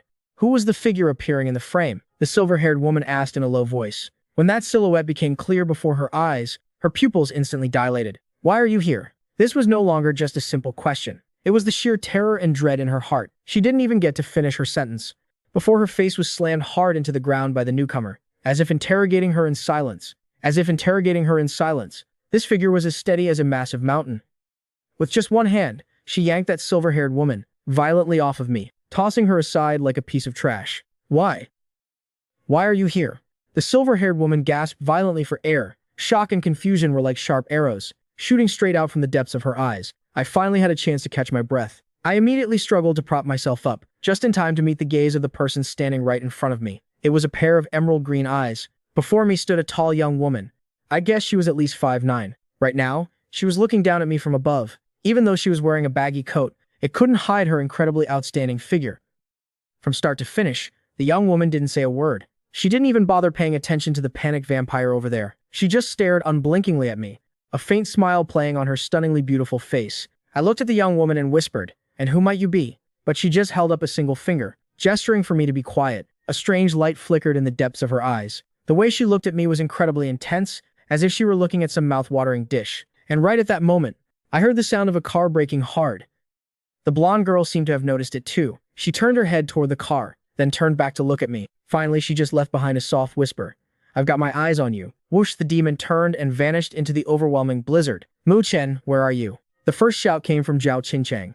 Very quickly, it didn't take long before his tall figure appeared. "What the hell are you doing?" Zhao Qinchang braved the blizzard and walked over, only to see that I had just awakened my demonic powers, and at the same time, I looked like an absolute mess. He yelled loudly, a bit pissed off. What exactly happened here? I ran into a variant, then I was suddenly attacked, and finally I was saved by another variant. As I spoke, I looked toward where the silver-haired woman had been, but there was no longer anyone there. Who exactly saved you? Was it Su Muxu? No, it wasn't her. I didn't know that woman. Forget it. Let's not talk about this right now. Let's get out of here first. This place is a domain prison. Zhao Qinchang shoved me into the car, grabbed the radio, and shouted, "We have a variant. Deploying a domain prison right in the city. Send backup immediately." But this blizzard quickly died down. Aside from the bystanders' phones being ruined and their memories being wiped, it didn't cause any actual damage. The driver was Shen Fei. The two of them quickly got me away from the scene. Right after, we headed straight to the Special Control Bureau. At this moment, in the restricted area of the Special Control Bureau, Zhao Qinchang and I were brought into an interrogation room. After they asked me a few simple questions, they immediately let me go. The person who came to pick me up was Su Muxu. She was still wearing my jacket, with a baseball cap on her head. She must have rushed over straight from the BBQ joint. When she found out everything from my account, that my attacker was a silver-haired vampire, Su Muxu's expression instantly darkened. On our way home, I casually added one more thing. The person who saved me seemed to be a variant too. It's just that the wind suddenly picked up so fiercely, and the snow was falling so heavily, I couldn't see clearly who she was at all. Su Muxu didn't say anything after hearing that. She just lost herself in her own thoughts. Late at night, she waited until I was fast asleep, then quietly slipped out the door. The blinding snow became her perfect camouflage. Even as she spread her massive wings and circled the night sky, no one would notice her. Finally, she reached the top of the TV tower, the very place she had once looked down from with me. But the person sitting there right now was someone else. A beautiful blonde, blue-eyed girl, Jiang Yao Yao. Su Muxu stared at the girl's back, slowly uttering this name. The young woman, Jiang Yao Yao, smiled but didn't reply. She just hummed her own little tune. There was no expression on her face whatsoever. Looking at the bustling city right beneath her feet, it was as if she were gazing at a giant ghost town. It wasn't until Su Muxu walked up behind her that she slowly stopped singing. Long time no see. At the same time, on the other side, I was back in the theater in my dreams. Countless demons were screaming my name. Just as I was about to cover my ears, my phone's alarm clock forced my mind back to reality. The ding-ding-ding kept ringing non-stop. I groggily picked up my phone, saw the caller ID was Shakir, and immediately knew she was definitely calling because of what happened yesterday. "How is it?" "Mu Chen, did you get some good rest yesterday? Your wounds should be mostly healed by now, right?" I took a moment to check the time, only to realize it was barely 6 a.m. I turned my head and saw the room was empty. Did Su Mukshu not come home last night? Yeah, the wounds are pretty much healed. Right now I feel. I was just about to prop myself up when my hand pressed down on something soft next to me. I looked down in confusion. Su Mukshu was actually sleeping right beside me. Mu Chen, what's wrong? Xia Care asked curiously from the other end of the line. Disturbed by my movements, Su Mukshu groggily opened her eyes a crack, but immediately rolled over to face me, hugging my arm and going right back to sleep. Are you in the bathroom? Do you want me to call back later? Xia Care's tone was already getting a bit impatient. No, it's fine. I just wasn't fully awake yet. I tried to calm my wildly beating heart, deciding I definitely needed to have a talk with Su Mukshu. This whole appearing and disappearing act was going to scare me to death. After that, I finally managed to pry her hands off me, put on my slippers, and walked to the door to talk on the phone. All right, we can talk now. Mu Chen, I didn't peg you for such an obedient guy. Come on, Sister Xia, you know I'm all about business. Xia Care dropped her teasing tone. She spoke with a hint of seriousness.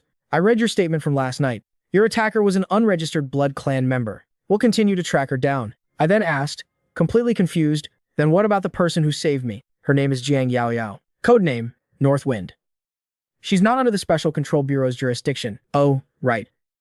She and Su Mukshu have some bad blood. If possible, try not to interact with her in the future. I could only smile bitterly at this. No matter what, she did save my life once. But you have to draw a clear line between things. If she really got into a fight with Su Mukshu, I couldn't just stand by and watch without helping. Besides, with everything I'm dealing with right now, other than taking Su Mukshu home, was any of this actually my choice? As for what kind of bad blood they had, I didn't pry any further with Xia Care, and I didn't bring the topic up again. I heard you're still working part-time. Xia Care suddenly threw that out there. Not anymore. I got fired by my boss. Mentioning this made me a little depressed. I was originally planning to save up some money. Well, that's perfect. Squad 7 is fully staffed now. You'll be diving into regular missions very soon. You won't have time for a part-time job anyway. Hearing that didn't sit too well with me. I was clearly just helping out for free, so why did it sound like I'd sign my life away? Sister Xia, I've said this many times. I haven't decided to join yet. Why are you already arranging work for me? Besides, I don't even know how I'm going to pay my rent yet. Just thinking about rent pissed me off. I was already broke as hell, but I still had to pay rent on time. Ding dong, ding dong. A text message suddenly popped up from my bank. It showed I had just received exactly 30,000. In that moment, I was completely dumbfounded. What the hell was going on? Why did my account suddenly get 30,000? Rent is indeed a problem. After all, you're still a college student. This is a living allowance personally sponsored by me. Once you officially join the Special Control Bureau, your starting salary should be around this much. The money should have gone through by now. Check your phone. Wait, the monthly salary is 30,000? That's just the base salary. That doesn't include other benefits and allowances. Plus, there are attendance and mission bonuses. Your actual take-home pay won't be too much, probably just around 30,000 a month. I felt like a lightning bolt had struck me right in the chest. I was so dizzy I couldn't speak for a long time. A base salary of 30,000 a month. What kind of god-tier job was this? Of course, if you don't want to accept my sponsorship, I can also... Wait, Sister Xia, I am more than willing to accept it. Even though I haven't officially joined yet, I can still lend you guys a hand. And just like that, tempted by cold hard cash, I pretty much became an intern for the Special Control Bureau. About an hour later, Su Mukshu and I arrived at the Special Control Bureau, because today, Squad 7 was taking on its first mission. Right now, in Squad 7's meeting room, Bai Shi and Zhao Qingchang were both present. Shen Fei and Shen Hanwei had also arrived. Seeing that I had arrived on time, Shen Fei prepared to start the meeting. All right. Since all squad members are present, Miss Su, are you planning to join our operation too? Shen Fei was in charge of the mission briefing. He didn't have any grudge against Su Mukshu. He was just naturally introverted and timid. Plus, Su Mukshu was a calamity class variant. Naturally, it was hard for him to hide his anxiety and nervousness. Su Mukshu gently shook her head. She seemed to be this cold to everyone, except when she was dealing with me. I am his guarantor. I'm only responsible for bringing him here safely. Now I'm handing him over to Squad 7. I'll be taking my leave then.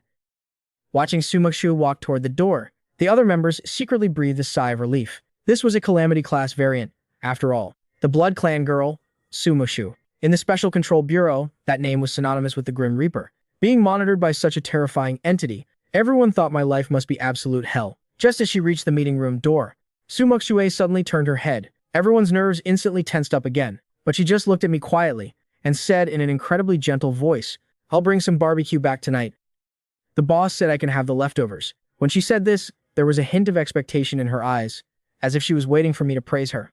Naturally, I didn't disappoint her. I smiled, walked over, and rubbed her head. No need to go through all that trouble. I just got paid today too. I'll take you out for a really good meal tonight, and this weekend I'll take you to buy some new clothes. Su Muxu lowered her head, her cheeks flushing pink. I still couldn't quite believe the sight of her working part-time at a BBQ joint. I heard that job was even introduced by Siak here.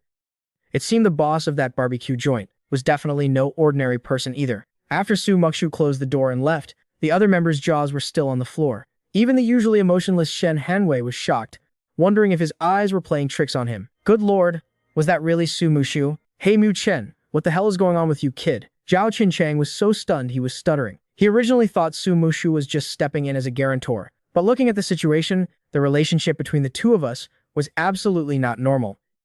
Mu Chen, what's the relationship between you and Miss Su?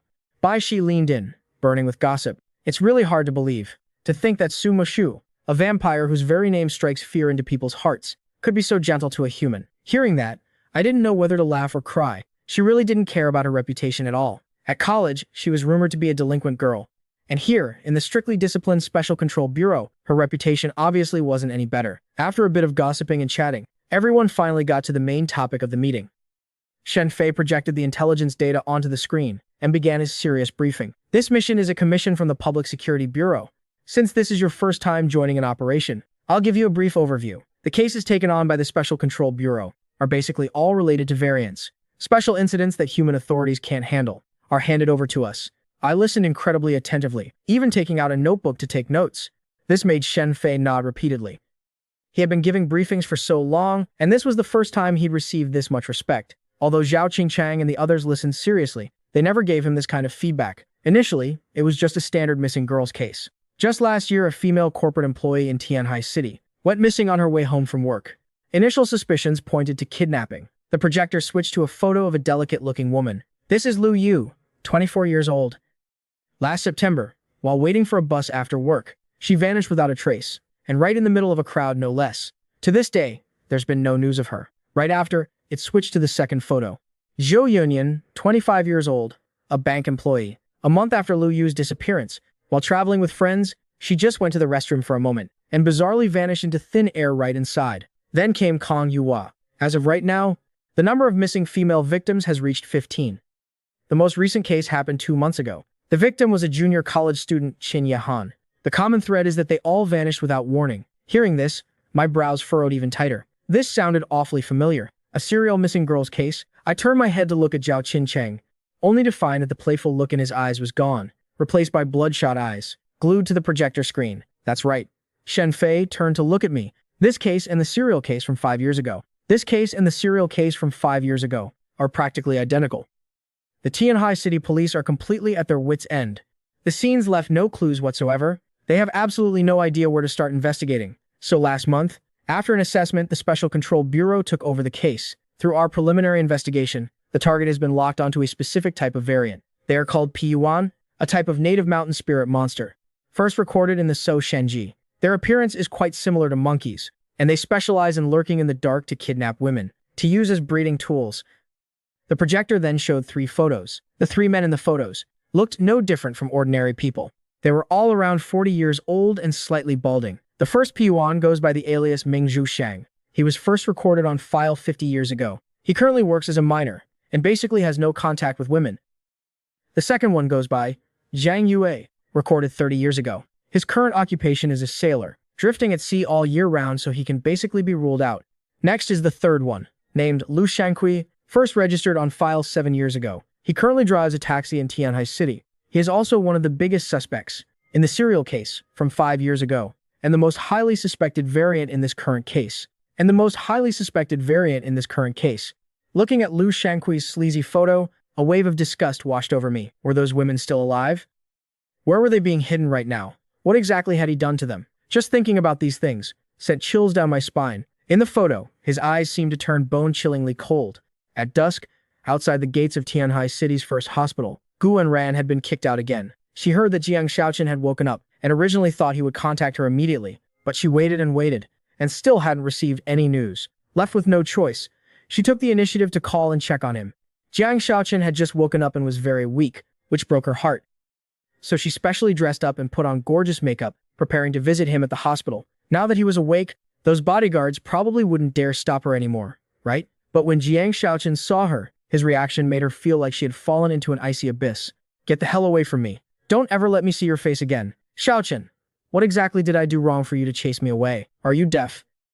I don't want to see you anymore. Get out. Jiang Shaochen used his remaining arm to grab things and throw them straight at her. Fleeing from the hospital, Gu An ran, wandered aimlessly through the streets. The winter night snow had stopped, and the pedestrians were gradually increasing. However, she felt as if she was walking in endless darkness. She couldn't understand why things had turned out this way. Right now, she just felt physically and mentally exhausted, only wanting to go back and get a good night's sleep. So she headed back to the small villa, the house Jiang Shaochen had bought for her. But when she stood in front of the gate, whether she scanned her fingerprint or her face, the door lock didn't budge, and it even triggered a piercing alarm. Less than 2 minutes later, security personnel rushed over. Seeing her panicked expression, they sternly questioned her purpose for being there. I'm the owner of this house. Gu Anran pulled out her ID card, desperately trying to prove her identity. After the security guard verified the information, he coldly told her, I'm very sorry. Your name is not on the property deed. Furthermore, just a moment ago, Mr. Jiang completely erased all your records from the security system. What? He clearly bought it from me. A lot of the furniture inside was bought with my own savings, and all my luggage is still in there. We don't know anything about that. Please leave immediately. Gu Anran felt incredibly wronged.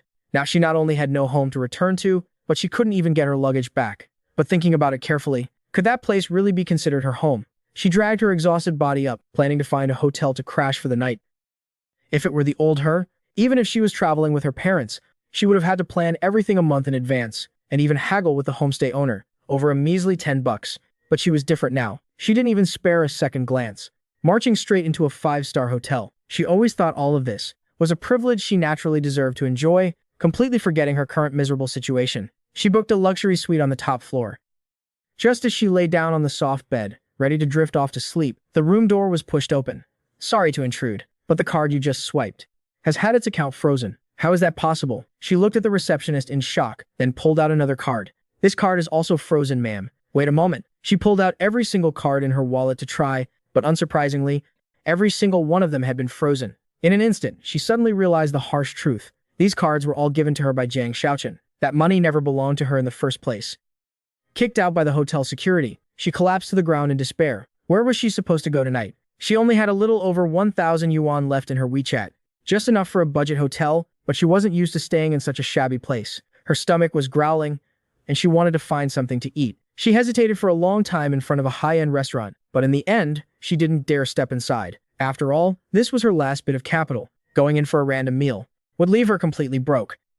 She continued walking aimlessly, suddenly drawn by the mouth-watering smell of barbecue. She couldn't even remember how long it had been since she last ate at a street stall like this. Looking at the bustling barbecue joint, she gritted her teeth and walked over. Just as she sat down on an outdoor chair to look at the menu, a familiar voice caught her ear. You don't need to pick me up. I can get back on my own. I was afraid you'd overthink things and run off to cry in the park again. Anran followed the voice and turned her head, immediately seeing an incredibly familiar back. It was the person she had once treated most genuinely. It was my back. She instinctively wanted to call my name, but then she noticed I was with a young woman, chatting away incredibly intimately. The girl had a petite, slender figure, wearing a baggy hoodie and jeans, her long silver hair tied up high. She carefully scrutinized the girl's face and was shocked to realize it was Su Muxu. This girl was actually working part-time at a BBQ joint. The person who just handed her the menu was her. He was definitely pretending not to recognize her on purpose, and then deliberately chatting happily with this bitch right in front of her. Was this supposed to be a show of force? Gu Anran suddenly found it ridiculous. He was just a man she had dumped. Why would she even care? But at this very moment, a twinge of discomfort still rose in her heart. Seeing me and Su Muxu chatting happily, I even naturally reached out and helped the girl adjust her crooked hat. Gu Anran's blood instantly boiled. How could he be so intimate with someone else? So she cleared her throat, stood up, reached out to tuck a stray lock of hair behind her ear, and feigned surprise as she called out to my back. What a coincidence. Unexpectedly, I acted as if I hadn't heard her, not even bothering to turn around. Did he not hear her? That was absolutely impossible. Even Su Muxu had already seen her. Su Muxu stared intently at Gu Anran, secretly shooting me a look. I paused for a moment, turned my head, and caught her forced expression perfectly. Were you calling me just now? I'm so sorry. Why didn't you just call me by my name? What kind of answer was that? Gu Anran felt incredibly aggrieved. Was he implying that if she didn't use his name, he wouldn't even recognize her voice? He was 100% doing this on purpose. He just wanted to piss her off. She tried to suppress the anger in her heart, pretending to be calm as she said to me, "It's fine. Do you want to come sit together?" "No need. I'm waiting for her to get off work, then we're leaving. Take your time and enjoy your meal." I just gave a perfunctory, curt greeting, then turned back around to continue chatting with Su Muxua. Gu Enran completely froze. She was all too familiar with this attitude of mine toward outsiders. As a kid who grew up in an orphanage, I had always matured early and was tactful. I could keep anyone at arm's length, neither making them feel offended, nor appearing overly intimate. But I had never used this tactic on her. I had always treated her differently. Yet, in that very moment, she suddenly felt that in my eyes, there was no difference between her and some random passerby. So she directed all her fury straight at Su Muxua standing next to me, firmly believing that this bitch had stolen me away. At this point, her mind was clouded by jealousy, having long forgotten that she was the one who cheated first. She vented her anger on this little girl. Even though the other party was dressed simply and wearing a mask, she still outshone her completely. She charged forward furiously. "Mu Chen, are you deliberately trying to spite me by finding this kind of trash?" With my back to her, I rolled my eyes to the sky. "Miss Gu, please show some respect to my friend." "Mu Chen, you dare speak to me in that tone? Who the hell do you think you are? I'm doing you a favor by even paying attention to you right now. Eldest Miss Gu, just like you once said, we are not from the same world. Don't try to act all chummy with me in the future." Hearing these words, Gu Enren became even more convinced that I was just playing hard to get out of anger. She arrogantly scoffed, "Mu Chen, even if I dumped you, you don't have to stoop so low. What kind of virtues does this kind of woman have? Do I really need to remind you?" I stared at her with an icy, piercing gaze, then clearly enunciated every word of my warning. "Seriously, don't push your luck." Looking at her meticulously made-up face, the image of Jiang Shaochen flashed in my mind. It wasn't out of jealousy or anger. I just felt that the true love of the past had now become too filthy. "How could you treat me like this? Mu Chen, let me tell you. I originally wanted us to break up peacefully and still be friends. But since it's come to this, we are completely done with each other from here on out." This was her usual dramatic routine. In the past, no matter what happened, as long as she threw out the words "we're done," saying she would never pay attention to me again, I would immediately humble myself and coax her. She always thought I couldn't live without her, never realizing that all of it was just because of the word love. That was why I spoiled her so much. But having reached this point, those feelings had long since vanished into thin air. Hearing her threat, I sneered, pulled out my phone, deleted her from my contacts right in front of her, and spoke in the coldest, most indifferent tone possible. "Now, we owe each other nothing. Don't follow me anymore." "Me follow you?" Gu Anren was furious, her whole body trembling. She couldn't understand why I was being so heartless. She shot a furious glare at Su Muxua, only to realize the girl wasn't even sparing her a single glance. "You two just wait. Mu Chen, sooner or later you're going to regret this. Even if you get down on your knees and beg me in the future, I absolutely won't give you a second look." Gu Anren snatched her purse and stormed off aggressively. Just before she disappeared from sight, she heard a conversation from behind. "If she comes back for BBQ in the future, should we give her a discount? She's lucky we even let her eat. Forget about a discount." Gu Enran was truly driven mad with anger. Stomping in her high heels, she just ran blindly as fast as she could. She didn't even know if she was trying to escape me or herself. She only knew she had run a long way, turning into a deserted, empty alley. Exhausted, she kicked off her high heels, massaging her feet that ached to the bone. Running such a long distance in high heels, the soles of her feet were already scraped and bleeding. Right now, she just wanted to quickly find a hotel to lie down. Just as she was about to leave the alley, two drunk men suddenly stumbled over. Another disappearance had just occurred. Early the next morning, right after receiving the report from the police, Squad 7 immediately rushed to the scene. Our current identities were special investigators, because the Special Control Bureau was an organization that operated in the shadows, so it absolutely could not be made public to the police or the masses. This was my first time out in the field on a mission. The gruesome sights scattered across the ground made me want to vomit. However, when I got a clear look at the purse lying on the ground, my brows instantly knitted together. "What's wrong, feeling sick? Rookies are all like that when they see blood." Zhao Qinchang walked over and patted my shoulder. I quietly crouched down, picked up the purse from the ground, and said in a low voice, "The missing victim this time." Half an hour later, the inspection was over. Squad 7 gathered inside the specialized vehicle. Based on the clues gathered at the scene, the four of us were heading straight for the Old Town District. There was a dilapidated, rundown apartment complex there, an area that had been overlooked during urban renewal. Over time, this place had become a den for local gangs. "Mu Chen, are you feeling any better now?" Bai Shi had seen me hugging the wall and throwing up earlier, and her eyes couldn't hide her deep concern. "I'm fine, I've just never seen such a gory scene before." Actually, that was just an excuse. Growing up in an orphanage, I was used to seeing dead bodies. You could even say I was numb to it. It's just that there was no need to blab about it to everyone I met. After all, it was just a bunch of messed up history. Besides, having seen dead people didn't mean I was emotionless. Even when living in the living hell that was the orphanage, I still yearned for a peaceful, quiet life. This was also why I once saw Gu Anren as the only light in my life. She was the one who pulled me out of that bottomless abyss. Unfortunately, fate loves to play tricks. Things change, and now all of that had vanished into thin air. That's really weird. Your file clearly states that you've taken 10 lives. Judging from the crime scene photos back then, the carnage was way more terrifying than these 3 people. How could you possibly feel nauseous? The one speaking was Shen Hanwei. His words carried a chilling sharpness, laced with heavy, unconcealed suspicion. The 10 lives he was referring to were Jiang Shaoqin's lackeys. That blood debt should rightfully be pinned on Ball, but I didn't waste my breath explaining. I just replied with a bitter smile. Zhao Qinchang immediately stepped in to stop him. Watch your mouth. Yeah, Hanwei. It's clearly noted in the file. Mu Chen lost control of his powers back then. Shen Hanwei's words caused the atmosphere inside the car to instantly drop to freezing point. What if he loses control again? I'm not about to entrust my life to him. That's enough, Hanwei. Shen Fei mediated over the squad leader's radio. Mu Chen has a guarantor anyway. Besides, he's not an official member yet. He's just here to help out. Sorry, I have no interest in hearing that. Shen Hanwei coldly cut him off. Being stuck in the middle made me feel incredibly awkward, and I didn't know how to respond to ease the tension. It wasn't until I heard Shen Fei's comment that I couldn't help but ask, "Excuse me," since they're both variants, does Su Muxu even have the qualifications to be a guarantor? Zhao Qinchang answered my question for me. In theory, absolutely not. But Su Muxu's identity is extremely special. She doesn't fall under the jurisdiction of the Huaxia Special Control Bureau. You can probably tell. Her appearance doesn't carry pure Huaxia blood.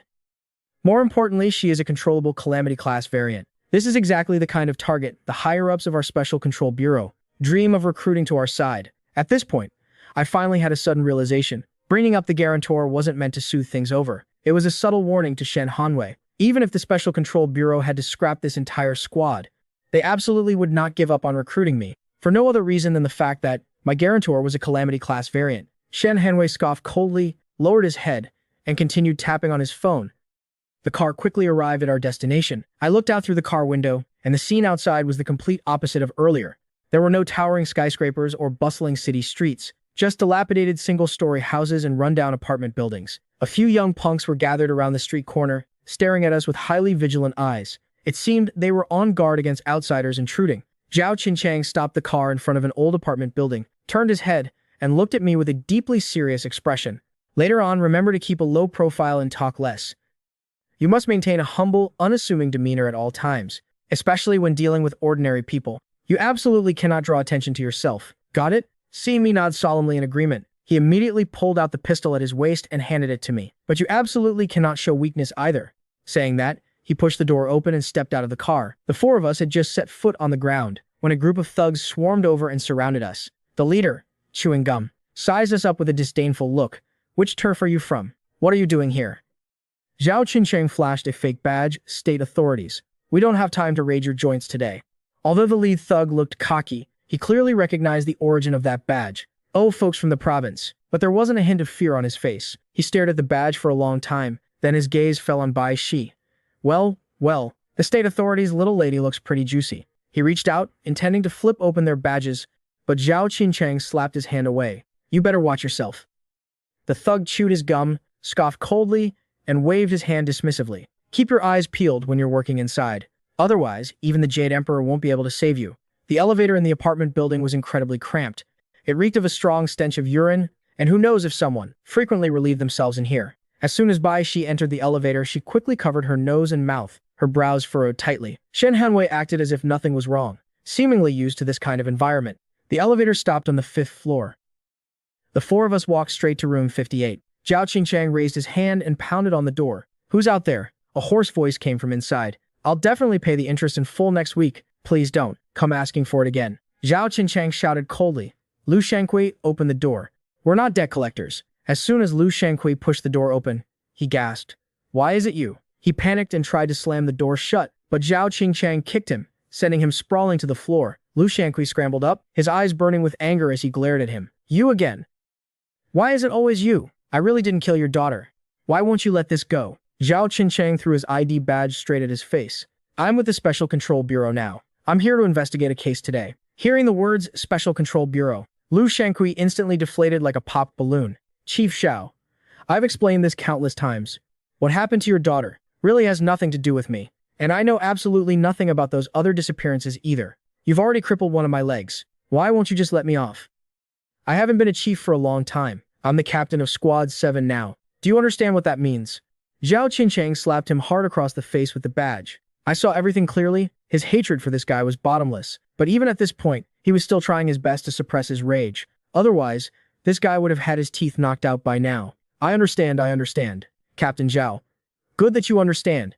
I thought you lot had all lost the ability to communicate like humans. Zhao Qinchang sat down imposingly, crossing his legs on a chair.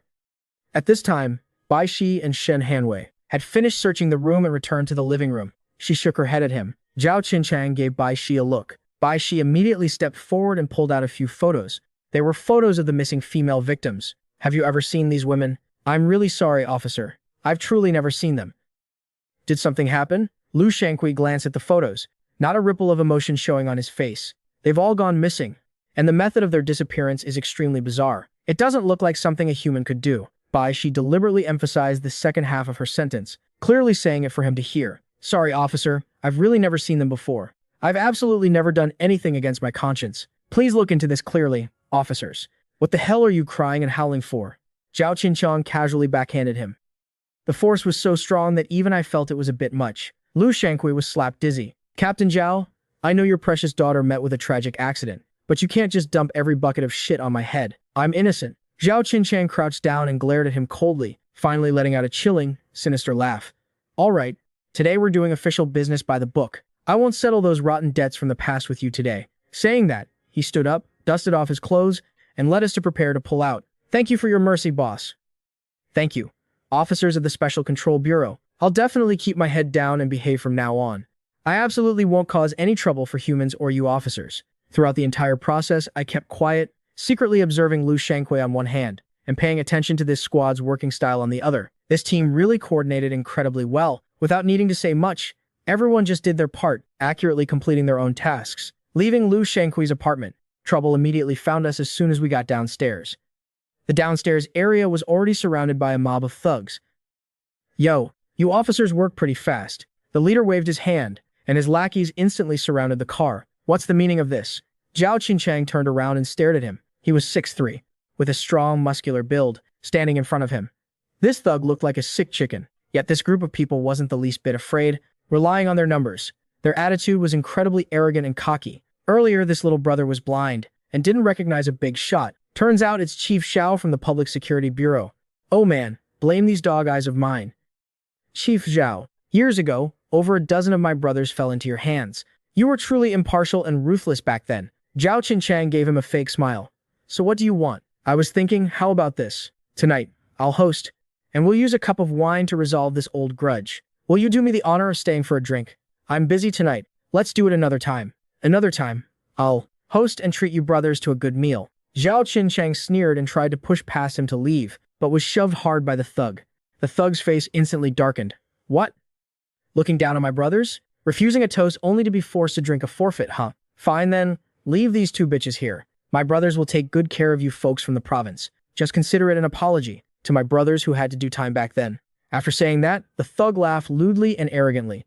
The surrounding scum also jeered along, but he didn't even get to laugh twice before he froze, stiff. Zhao Qinchang turned his head and gave me a dry laugh, and before I could even react, he reached out, grabbed the thug by the throat, and slammed him hard against the car window. Seeing this sudden explosive scene, his instructions instantly flashed in my mind. Taking advantage of the crowd preparing to rush forward, I decisively pulled out the pistol at my waist, pointing the dark muzzle straight at the blonde leader's head. I scanned the thugs with a look of utter contempt. Although they had the numbers, I was the one holding a real weapon.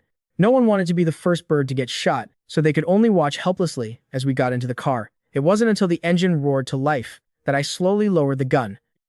The SUV sped off in a cloud of dust, leaving only a group of people rooted to the spot, furious but powerless. Once the car was far away, Zhao Qinchang finally burst into hearty laughter. He slapped me hard on the shoulder.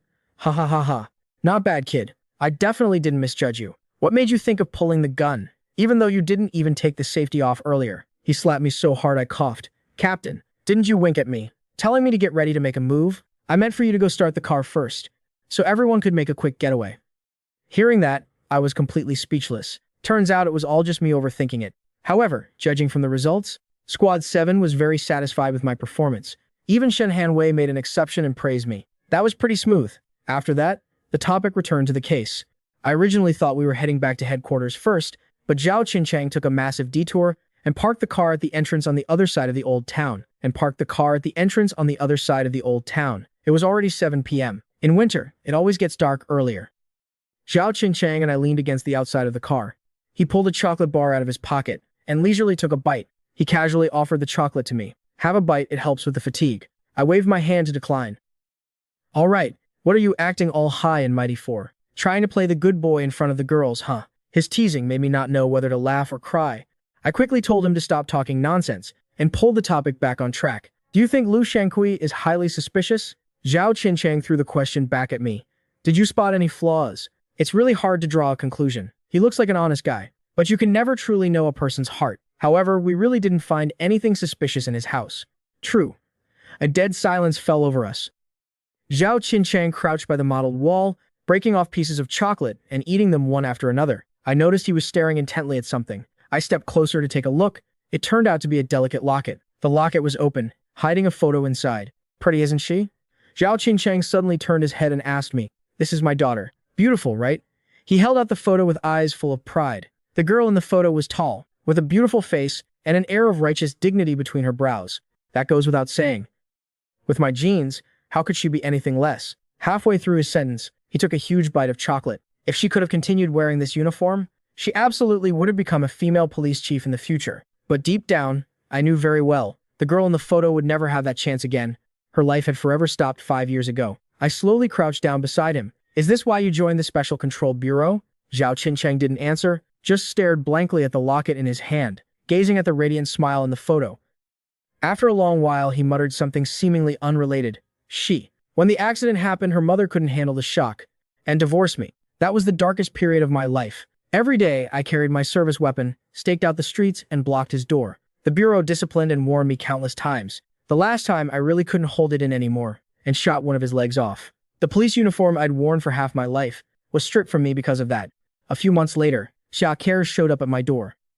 The first thing she said when she walked in was an apology, saying she hadn't been able to bring the real culprit to justice yet. At that time, my head was full of nothing but hatred, so I kicked her right out. Just thinking about the arrogant and cold Chief Xia being kicked out, I almost couldn't hold back a laugh. But considering the heavy atmosphere right now, I had to grit my teeth and hold it in. She kept coming to my door 3 times, and I kicked her out all 3 times. The 4th time, she just kicked the door down and barged in. She looks delicate, but with one kick, she sent my security door flying. Guess what she said when she walked in? She said, "Even Liu Bei only visited Zhuge Liang 3 times. Is my sincerity still not enough?" After that, she forcefully dragged me back to headquarters, explained the inner workings of the Bureau in detail, and finally asked if I was willing to join. Actually, what she did was a serious violation of the rules, because I hadn't agreed to join yet. So theoretically, I absolutely shouldn't have been allowed to step foot in the main headquarters. I thought to myself, the way she recruited me this time was probably also against the rules. Chief Xia is actually a really good person. She was the one who pulled me out of the mud. Zhao Qinchang put the locket away and stood up. "A kid with a bright future like you shouldn't have stepped into this life and death world." I stood up as well, just as I was about to ask a few more questions. Slam. A car door shut behind us. I turned around and saw Bai Shi had taken off that flashy suit, replacing it with a tight black tracksuit, and was carrying a massive guitar case on her back, wearing a dark beanie on her head. At first glance, I almost didn't recognize her. Shen Hanwei standing next to her was dressed similarly. From start to finish, he hadn't said a word. He just pointed at his wristwatch. 7:35. We make our move. Zhao Qinchang gave a slight nod. I watched the two of them gradually blend into the darkness. What are they going to do? To each their own. Just doing our respective jobs. Zhao Qinchang's answer was too vague, basically revealing absolutely nothing. Right at that moment, my phone suddenly buzzed. I took it out and glanced at the screen. It was another call from Guanran's mother. "Hello, Auntie. Mu Chen. Is that you? I'm in a panic and need to ask you something. What in the world happened to our Anren?" Her voice over the phone was filled with extreme anxiety. She clearly already knew about her disappearance. "Auntie, please don't panic. The police are doing everything they can to find Anren. She's going to be absolutely fine." But the voice on the other end of the line sounded like she was on the verge of sobbing in despair. "Mu Chen, you have to bring Anren back safely. You two love each other so much. I'm begging you." Hearing her talk like this, It was obvious her family still had no idea that Gu Anran and I had completely cut ties a long time ago. I will definitely bring her back. Honestly, I shouldn't have given an elder such blind hope. I'm just a rookie who barely got here. What makes me think I have the skills to find someone? Everything completely depends on the Special Management Bureau's capabilities. But I couldn't bear to see the elders suffer. No matter how heartlessly Gu Anran treated me, her parents' kindness to me was as heavy as Mount Tai. Years ago, after the incident at the orphanage, they were the ones who took me in. In my heart, they were like my second parents. After comforting and reassuring her a bit more, I finally hung up. But right now, my heart felt incredibly heavy with this massive responsibility. If it were me, I definitely wouldn't have made a promise like that so easily. Zhao Qingkang sneered and shook his head. You're just taking on a massive burden for no reason. What is that girl to you? Don't tell me she's your ex-girlfriend. He deliberately dragged out the word ex. He gave me a sidelong glance with profound meaning, then patted my shoulder and said, just relax and put your mind at ease. I absolutely won't breathe a word of this to Su Muxue.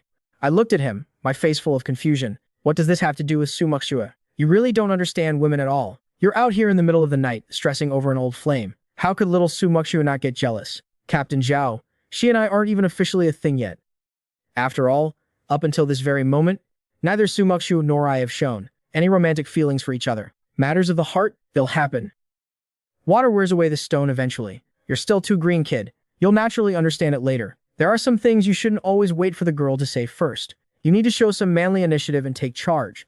About half an hour passed when Bai Shi's voice suddenly crackled over the radio. Captain, it's like these guys coordinated this. They all piled into their cars at the exact same time and are rushing toward the abandoned factory in the old town. Abandoned factory? My heart suddenly skipped a beat. Could it be?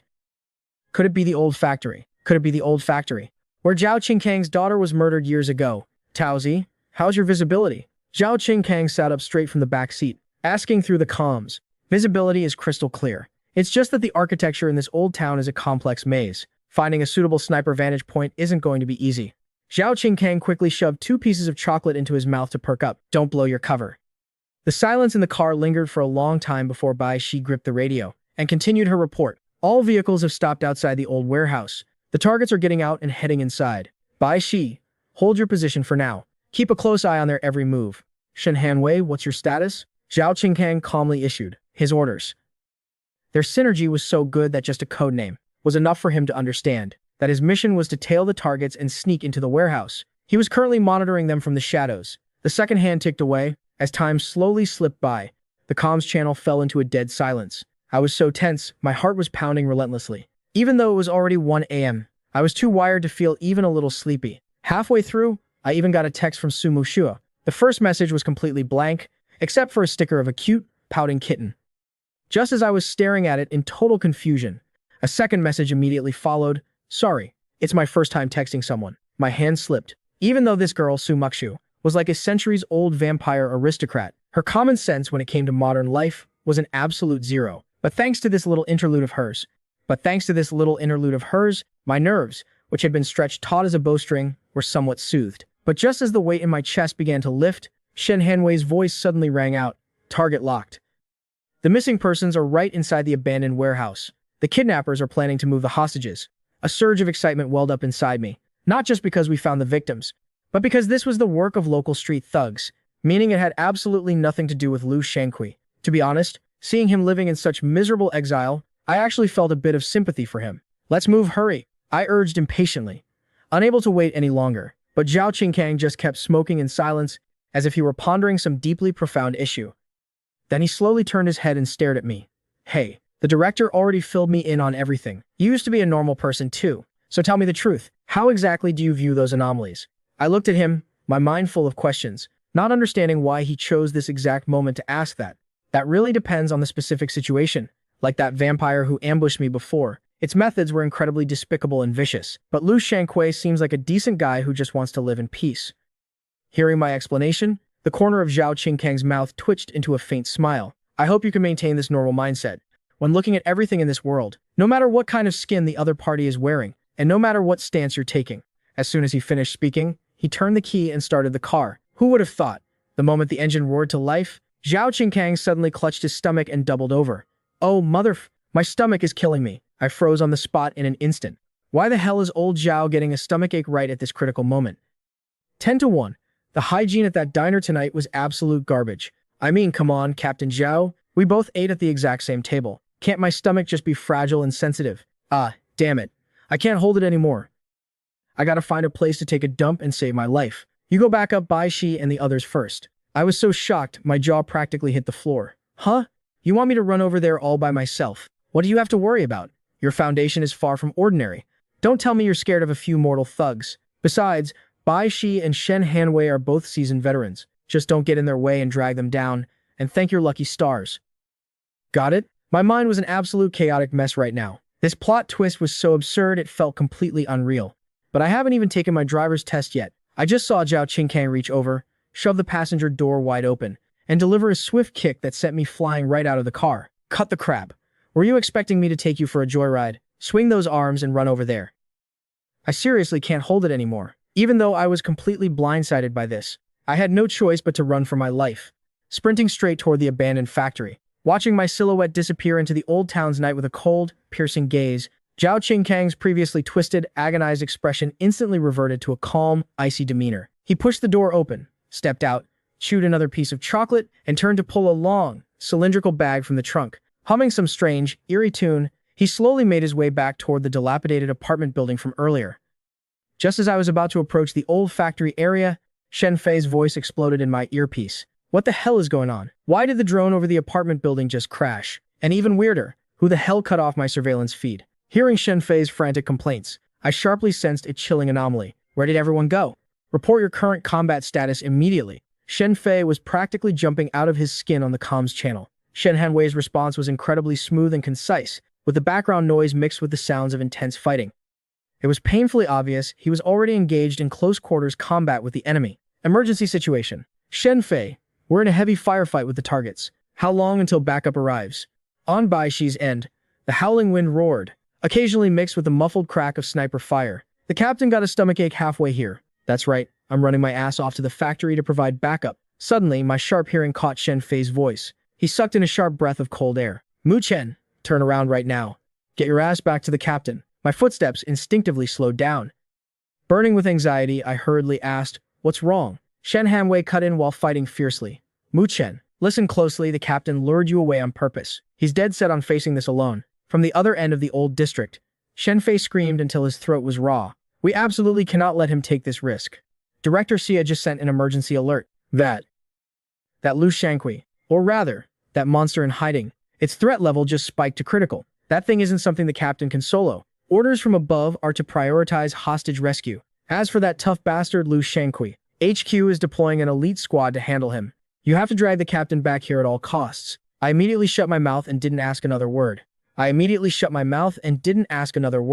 The cold look in Lu Shankui's eyes when he left flashed through my mind, and my heart pounded so hard it felt like it would burst from my chest. A heavy, ominous premonition completely engulfed me. At the same time, outside Lu Shankui's rundown fifth-floor apartment door, Zhao Qingkang crushed out the last half of his cigarette. After a heavy sigh, he silently knocked on the wooden door. Coming. Lu Shankui's voice echoed from inside. Who the hell is knocking in the middle of the night? As soon as Lu Shankui pulled the door open and took one look, both men froze on the spot for a moment. Captain Zhao, why are you back? The corner of Zhao Qingkang's mouth curled into a faint smile. There are a few details I still need to nitpick. Captain Zhao, if you have any questions, feel free to ask. Lu Shankui respectfully offered a cup of hot tea. Zhao Qingkang sat down, took a sip, and suddenly went on the offensive. Old Lu, take off that mask of yours. There are no outsiders watching us here. The blood debt from 5 years ago that you caused, including this current disappearance case, were all orchestrated by you. Hearing these words, Lu Shankui's scrawny body visibly trembled. He forced a stiff smile. Captain Zhao, why won't you just let this go? I swear I've never done anything so heartless. Zhao Qingkang loudly cut off his excuses. It's the perfume. 5 years ago, despite all your scheming, you slipped up, and now you've fallen into the exact same trap. On your shirt, and in this foul-smelling room, there's a mix of at least 5 different women's perfumes. Moreover, these expensive scents are definitely not something your average streetwalker can afford. Lu Shankui stared wide-eyed, his mouth hanging open for a long time, unable to squeeze out a single word. It's a real shame. My ex-wife was a master perfumer, so out of the hundreds of thousands of scents in this world, my nose memorized them a long time ago. That year, it was this exact scent that made me suspicious. Back then, I racked my brain but couldn't figure out why you didn't clean up the crime scene after committing the murder. It wasn't until I joined the bureau that it suddenly hit me. As Zhao Qingkang spoke slowly, he drew a pitch-black longsword. Ha ha ha. Lu Shankui let his arms hang loose, letting out a creepy, bizarre laugh. Because our kind is born without a sense of smell. When he suddenly snapped his head up, his eyes were already brimming with a dark, manic gleam. Glaring at Lu Shankui as he tore off his disguise, Zhao Qingkang's mind suddenly became as calm as a still autumn lake. 5 long years. It's finally time to settle this debt. Haha, Captain Zhao, for a mad dog you sure bite hard. 5 years is nothing but the blink of an eye to our kind. I didn't expect you to be able to, in such a short time, catch my foxtail twice in a row. My only regret is not pulling you up by the roots last time. Before this monster could finish spewing its arrogant nonsense, Zhao Qingkang's blade slashed down like a furious lightning bolt. Lu Shankui couldn't dodge in time, and instantly crashed to the ground. Zhao Qingkang coldly glared at the mangled corpse on the floor. Just as he was about to turn and walk away, a terrifying, suffocating pressure began frantically swallowing the entire apartment building. At the same time, a shrill, spine-chilling laugh echoed behind him. Captain Zhao, why in such a rush to leave? Since you went through the trouble of visiting, why not stay a little longer? Lu Shankui's corpse, which should have been dead, stiff, slowly rose up with its body in a twisted, grotesque posture, a vicious smile hanging on its split mouth. Zhao Qingkang spun around, locking his eyes on the monster in front of him, and instinctively let out a cold, disdainful snort. In the end, you're just a creature that can't stand the light of day. In the blink of an eye, thick, abyssal ink surged forth, dragging the entire building into a bottomless, pitch-black cage. At that same moment, I arrived at the bottom of the apartment building, panting heavily. The SUV was still sitting quietly in the same spot, but Zhao Qingkang had long since vanished without a trace. I took a deep breath and sprinted up to the 5th floor like a madman.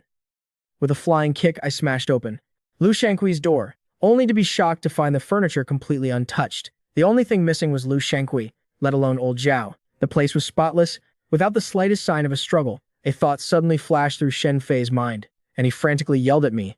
The captain. He definitely activated a domain command. He literally ripped this entire building out of reality. Please stop using all this confusing technical jargon. I was utterly speechless. All this bureau slang sounded like absolute gibberish to me. Bai Shi's voice suddenly cut into the comms channel. Little bro Mu Chen, listen to me. Quickly search the area, and see if you can find anything that looks like a command flag. There are 5 flags in total. Pull them all up, and you can shatter this lockdown barrier. Hearing that, I scrambled down the stairs like my pants were on fire, scanning like a radar for any sign of the command flags along the way. Unfortunately, after buzzing around like a headless fly for several laps, I couldn't even find a trace of a single flag. Even a fool could figure it out. Zhao Qingkang, wanting to go one-on-one with that monster Lu Shankui, definitely set up an inescapable net in advance. He knew perfectly well this was an official mission, but he used it as an excuse to settle a personal vendetta. Otherwise, he would have reported Lu Shankui's weakness to the higher-ups a long time ago, but he stubbornly kept it hidden, because he was scared to death, terrified of repeating the same mistakes from years ago and losing everything. How would he face it then? Old Zhao wasn't sure if his aging body could bear the weight of his beliefs crumbling a second time. Just as I returned to the empty apartment, pacing like an ant on a hot pan, Shen Fei's panicked voice jumped back onto the comms. Mu Chen. The Bureau's Combat Engineering Squad has been approved. The Combat Engineering Squad has been approved. The battalion will deploy and be there in a flash. There's absolutely no time for that. Even though I couldn't explain where this baseless panic was coming from, my intuition was screaming like a blaring siren. By the time that snail-paced construction crew breaches the barrier, it'll be way too late. I remember the first time I lost control and unleashed my domain. Back then, Su Muxua used her power to suppress me. I muttered to myself, while frantically urging the dormant power within my body. Mu Chen, are you out of your mind? Before the battalion arrives, absolutely do not do anything reckless. Shen Hanwei's warning quickly followed on the channel, but he only had time to hastily throw out that one sentence, before being immediately drowned out by the deafening sounds of combat, and the miserable roars behind him. I'm not even officially on the payroll yet. I slowly opened my eyes, a blindingly dark light flashing deep within my pupils. Aren't interns just sacrificial lambs? Perfect for taking the fall when things go south. Realizing my tone sounded a bit unhinged, Shen Fei on the other end was burning with anxiety. Even though he was also agonizingly worried about Zhao Qingkang, at the end of the day, I was still just a greenhorn. If I were to bite the dust right in the middle of this crisis, Squad 7 would have absolutely no way to explain it to the higher-ups. Mu Chen, keep your cool. Don't do anything rash. I didn't pay the slightest bit of attention to his yelling. Don't do anything rash. I didn't pay the slightest bit of attention to his yelling. Closing my eyes, I ignited the forbidden power within my body. Domain burst. Myriad lightning execution. In the blink of an eye, within a 1-kilometer radius, all the streetlights flickered wildly like dying candles.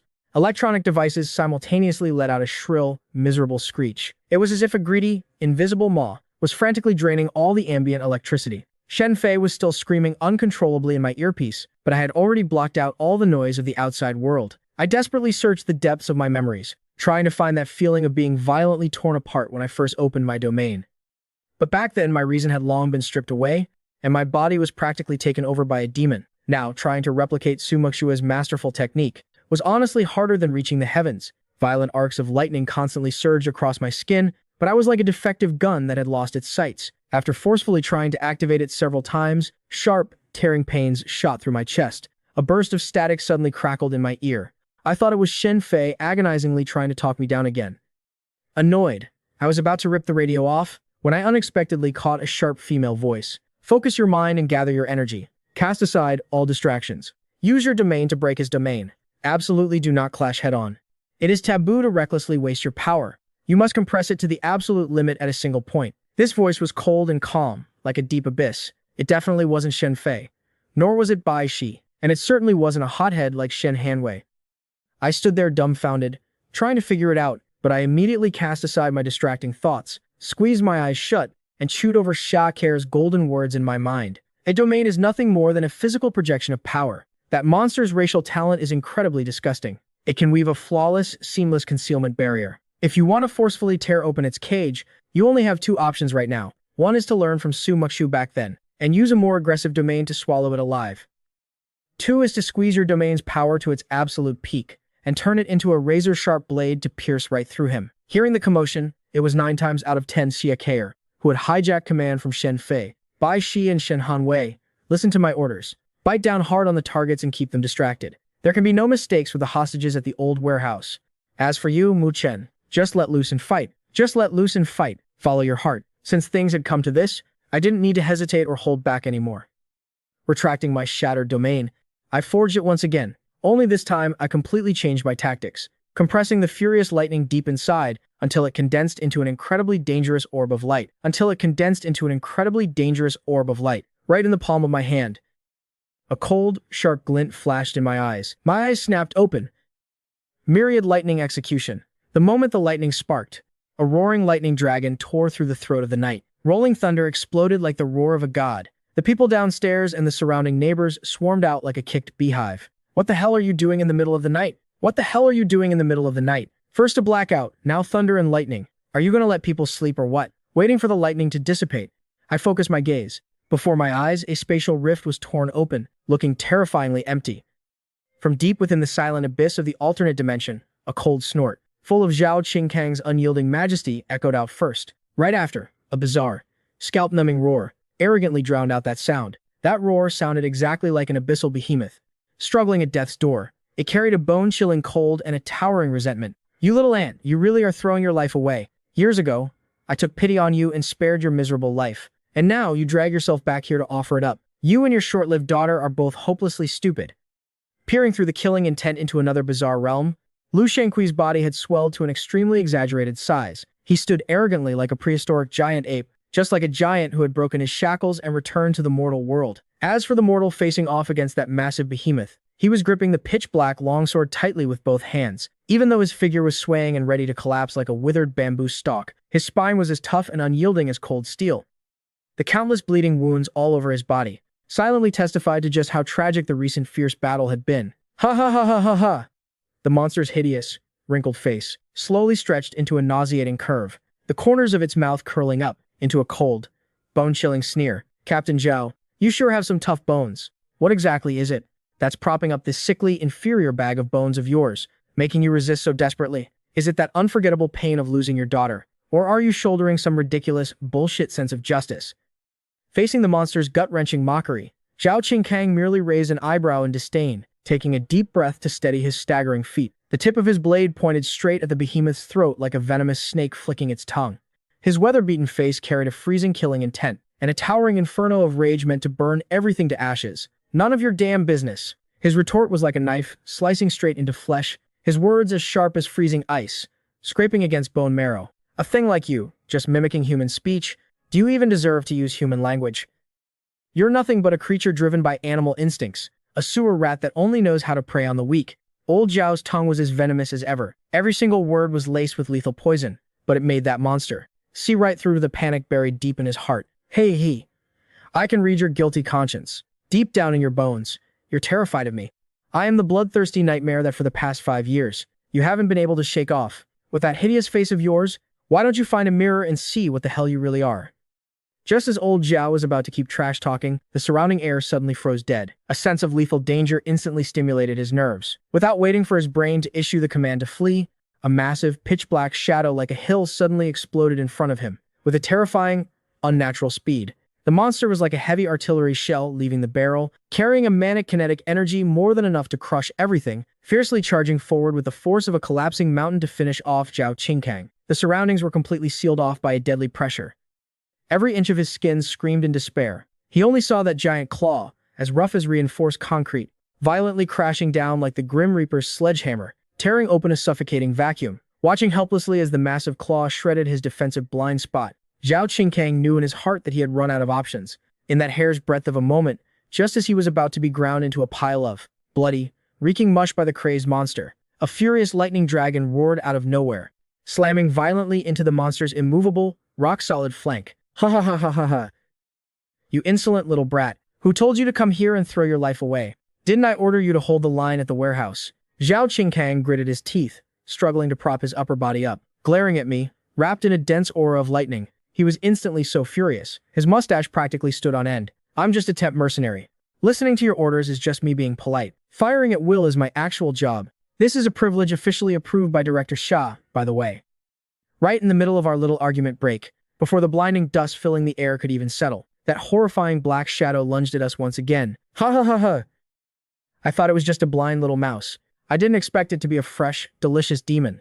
In all my life, I've never tasted a demon before. Might as well use you as a toothpick, you little brat. A crippled zombie like you is gonna chip all its teeth sooner or later. I stomped hard on the ground to borrow momentum, charging upward to aggressively clash with the behemoth in close combat. Boosted by the lightning, my speed completely held the upper hand. Raising my right arm, I took the bundle of lightning that had been compressed to its absolute limit. Raising my right arm, I took the bundle of lightning that had been compressed to its absolute limit, and viciously shoved it right into the monster's muscular lower body. A blinding web of electricity ensnared the behemoth in an instant. The giant fist it was raising high froze stiff in midair. Its massive body was frantically shocked by the high-voltage current, convulsing non-stop like a sifting sieve. Have a taste of this, I roared, frantically cranking up the power of the lightning. The ambient electricity kept surging endlessly, pouring along the spatial rift I was struggling to tear open, flooding in. Not bad, kid. Beautifully done. Zhao Qingkang sharply seized the monster's fatal weak point. This old wolf's killing intent was instantly triggered. He forced out the last of his strength to crawl toward his dropped weapon. Leave me a chance to kick this dog while it's down. He staggered, raising his blade, intending to take the target's life in one strike. Who would have thought, before he could even drag his feet 2 steps, that monster suddenly let out an ear-piercing roar. Relying on its brute strength, it actually smashed the lightning cage into 100 pieces. The terrifying shockwave that followed blew old Zhao and me away like a hurricane, sending us tumbling. After taking a beating, the monster didn't dare underestimate us anymore. It hunched over on all fours and leaped backward to create a safe distance. Its rock-like, bulging muscles swelled up again. Deep within its giant, murky, lifeless pupils, a blood-red color silently spread, eerie and chilling like hellfire. What kind of demonic trick is it plotting now? My mind was spinning in endless confusion. After all, when it came to this primordial species, I was completely clueless about its killing instincts. I could only shoot a pleading look at old Zhao. You damn brat, absolutely do not look away. Keep your eyes locked on it. Zhao Qingkang was burning with frantic anxiety, screaming at the top of his lungs.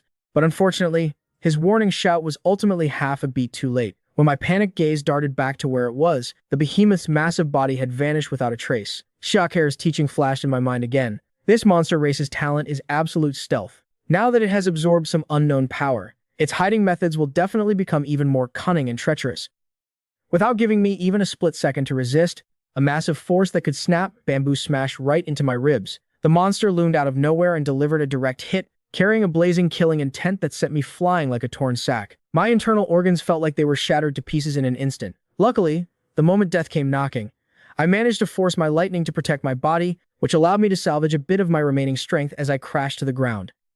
Bracing myself against the excruciating pain, I was just about to awaken my lightning to retaliate when the monster vanished into the void again like a ghost. How do I break this formation? I glared with the vicious eyes of a trapped beast, scanning the surrounding darkness, trying to catch even the faintest ripple in space. Right after, another earth-shattering blow rained down from above. I was still like a blind man, without a single opening to defend myself, getting pummeled by a steel fist like a meteor falling from the sky, beaten face down, flattened against the scorched earth.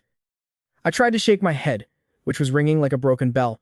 An unstoppable wave of violence was swallowing my reason. I could feel it clearly. The demon parasitizing my body was sitting arrogantly on its throne, resting its chin on its hand, thoroughly enjoying the miserable state of its old friend. I gritted my teeth so hard my jaw nearly dislocated, trying to get up, but my back was immediately hit with another blow. A sweeping kick with the force of splitting bamboo sent me flying again. The monster didn't grant me even half a second to catch my breath. Its muscular legs treated me like a soccer ball, trampling and tormenting me. Then its legs shattered the ground as it launched itself into the air, charging straight toward the spatial rift that was maintaining my domain. We're screwed.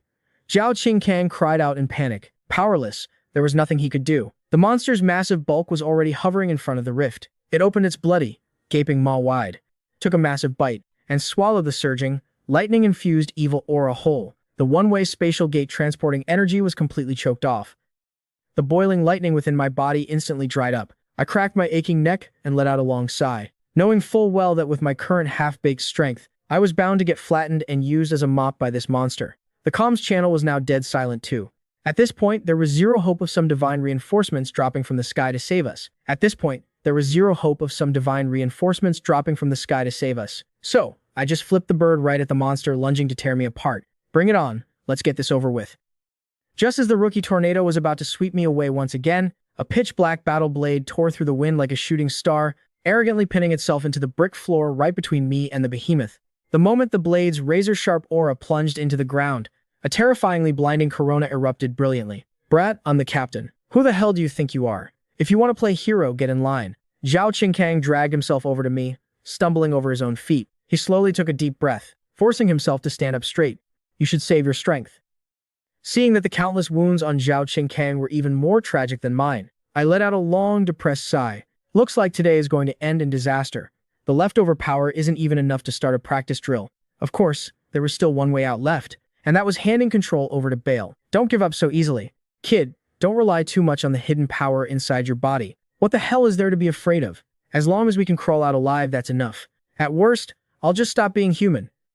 Hearing my impassioned speech, Zhao Qingkang could only give a helpless, faint smile. Stop being human. Sounds good and all, but that person absolutely cannot be you. He reached up with one hand and took off the necklace around his neck, slowly flipping the pendant over. His thumb gently pried open the back cover of the pendant, and my eyes widened in shock. Hidden deep inside the lining of the pendant was unexpectedly a shattered piece of red crystal. Muchen, today I'm going to reveal everything to you. His eyes were nailed to the blood-red crystal, a flash of profound despair passing through them. I told you before that after I joined the Special Ops Championship team, under the Bureau's systematic training, I gradually came to my senses and changed my original mindset. The truth is, that was all a complete lie. He struggled to pinch the small shard out. I haven't forgotten for a single day. Her father hasn't forgotten for a single day. That monster, my poor daughter. The Special Management Bureau and all the anomalies in this world. The hatred at the bottom of my heart has never faded. Kid, I'm the captain. Who do you think you are? If you want to play hero, get in line. Zhao Qingkang limped over to me. He took a deep breath, struggling to stand up straight. You should save your strength. Seeing that Zhao Qingkang was injured even worse than I was, I couldn't help but let out a helpless sigh. Looks like it's really going to be hard to get out of this today. The little bit of leftover strength isn't enough to restart. Of course, there is actually still one way out. That is handing control over to Bale. Don't be so quick to talk about giving up. Kid, don't rely too much on the power inside your body. What's so scary about this? As long as we can survive, that's all that matters. At worst, I'll just stop being human. Hearing these words of mine, Zhao Qingkang could only smile helplessly. Stop being human? That's not entirely wrong, but that person absolutely cannot be you. He used one hand to take off the pendant around his neck. Slowly flipping the pendant over, he used his thumb to gently pry open its back cover. My eyes suddenly widened in shock. I saw that inside the lining of the pendant was hidden a red crystal shard. Mu Chen, today I'm going to tell you everything. He stared intently at that red crystal. A profound sense of helplessness flashed in his eyes. I mentioned to you before, saying that after I joined the Special Management Bureau, under the military's systematic training, I gradually changed my original mindset. The truth is, those were all lies to fool people. He struggled to take that shard out. I haven't forgotten about it for a single day. Not even for a single day. That monster, my poor daughter, the Special Management Bureau, and all the anomalies in this world. The hatred in my heart has never subsided. With time, it has only become more deeply ingrained in my bones. That monster initially tilted its head in confusion. Then it seemed to realize something was wrong. Its face was filled with disbelief. What exactly are you trying to prove? I furrowed my brows tightly, staring at him.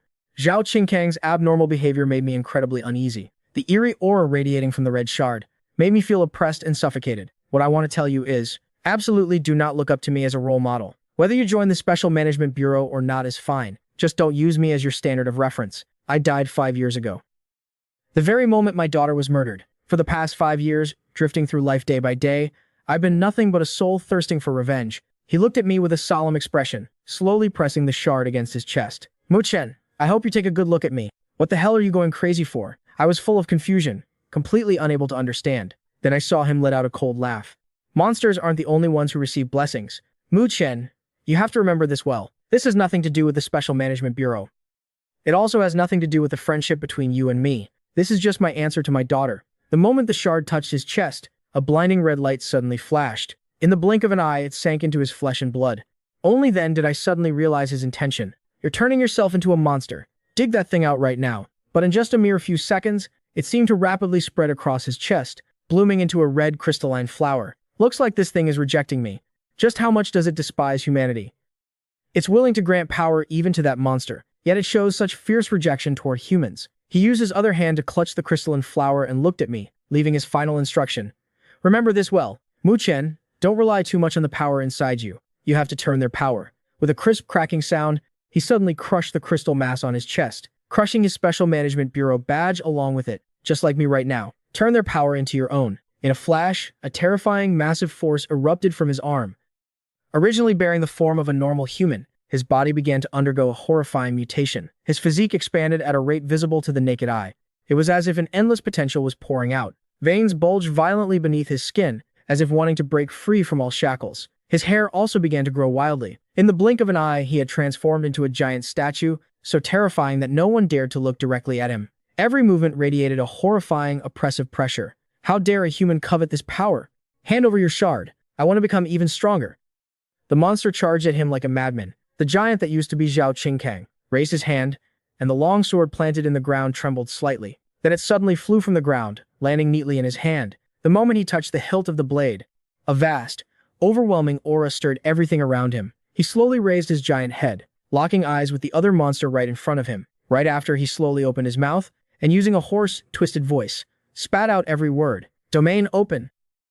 Demon subduing surrender. Immediately after, a giant golden phantom suddenly appeared behind Zhao Qingkang. The phantom was clad in dazzling golden battle armor, synchronizing perfectly with Zhao Qingkang's movements. The golden divine general also raised its giant longsword high. No, wait, Captain Zhao. You're an anomaly now too. We're the same kind. We don't need to slaughter each other anymore. The monster seemed to suddenly realize the danger.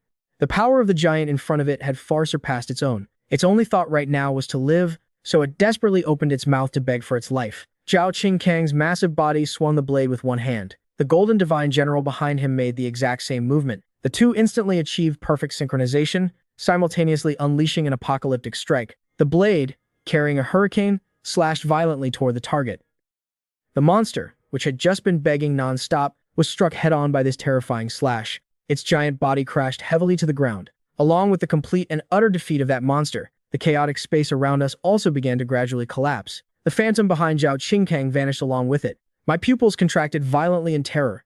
Although everything that just happened was very brief, it stirred up a massive storm in my heart. Before I could even calm down from the shock, that black longsword plunged into the ground right next to my foot. I looked down at the blade at my feet, then looked back up ahead, realizing that Zhao Qingkang's mutation was still ongoing. I knew he was nearing his limit. He was about to completely lose control over the power. Right now, his massive body was trembling slightly. Just the simple act of opening his mouth to speak had nearly drained the last remnants of his sanity. In the end, a human still cannot become an anomaly. I immediately understood Zhao Qingkang's underlying intention. He wanted me to send him off on his final journey. I let out a sigh and grabbed the hilt of the blade.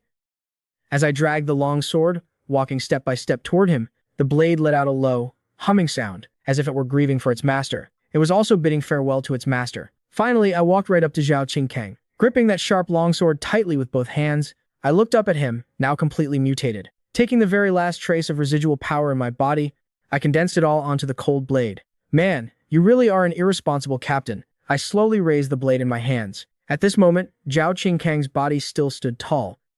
His hatred for those monsters, his dissatisfaction and resentment toward the Special Management Bureau, his loathing for all anomalies, along with his guilt toward his daughter and ex-wife. In this moment, they all intertwined, leaving nothing out, molding into an ultimate, twisted madness. The last shred of sanity he had left could no longer support him in suppressing this madness. His sharp claws slowly reached out toward me. The human in front of him looked so small. If he just applied a little force and squeezed, you wronged your daughter. You wronged the Special Management Bureau's training. You wronged Bai Shi. You wronged Shen Henwei. And you especially wronged Shen Fei. You are an incredibly selfish person. Just as the pitch-black claws were about to touch me, the gleaming blade tore through that body. You were too arrogant. Ha! And way too self-righteous. Watching Zhao Qingkang's massive body fall, I took a deep breath, trying to calm my violently surging emotions, but tears still disappointingly rolled down from the corners of my eyes. No one has the right to tell you to let go of your hatred. Xia Ke doesn't have the right. The Special Management Bureau doesn't have the right. And this world certainly doesn't have the right. Carrying hatred in your heart, is that something to be ashamed of? Not at all. The one who should really be ashamed is you, for not trusting everyone. For not trusting the kids you train with your own hands. I slowly crouched down. Bai Shi, Shen Hanwei, and Shen Fei. They never saw you as a father. They entrusted their futures, even their lives, to you. But what about you? Did you ever truly trust them? You clearly could have made a better choice. Zhao Qingkang's breathing began to weaken. The crystal flashing red on his chest was also fading bit by bit, until it completely went out. Regardless of everything, Captain, it's all over now. This life of yours, whether you felt suffocated or felt useless, it doesn't matter. Or if you finally got your revenge, everything has thoroughly come to an end. I loosened my grip, then tightened it around the hilt once more. Suddenly raising my arm, I swung the blade horizontally. This strike completely cleaved the shattered crystal on his chest in two. Have a safe journey, Captain. Half an hour later, the Special Management Bureau's backup team arrived at the scene. Under Shen Hanwei's precise guidance, everyone pushed deep into the storage room of the abandoned warehouse. They forcefully smashed open the storage room door. Sobs and broken screams echoed from inside the dark hidden room. Spilling out along with those sounds was a nauseating stench. This smell made everyone present furrow their brows tightly.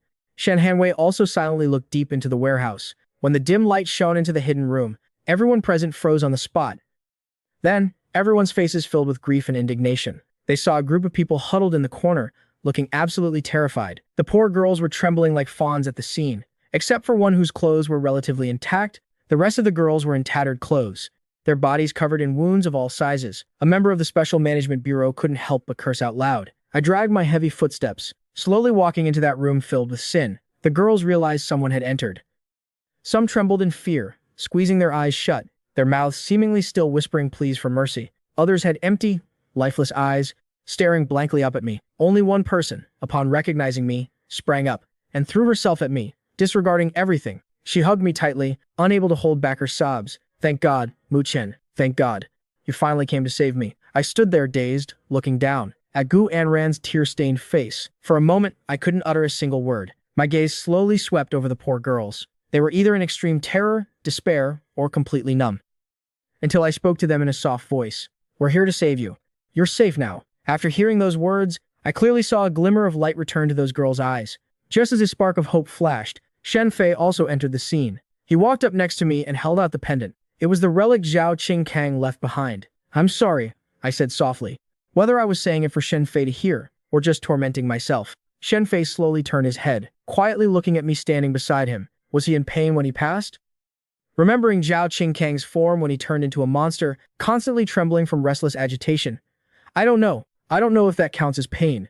I lowered my head, replying emotionlessly. It must have been painful. Shen Fei looked up at the deep night sky, letting out a sigh. As if trying to hold back the tears threatening to fall, he hurriedly switched to another heavy topic. Back then, when he took me in, I thought the same thing. I lost my father when I was very young. My mother abandoned me too. To me, he was like my own father.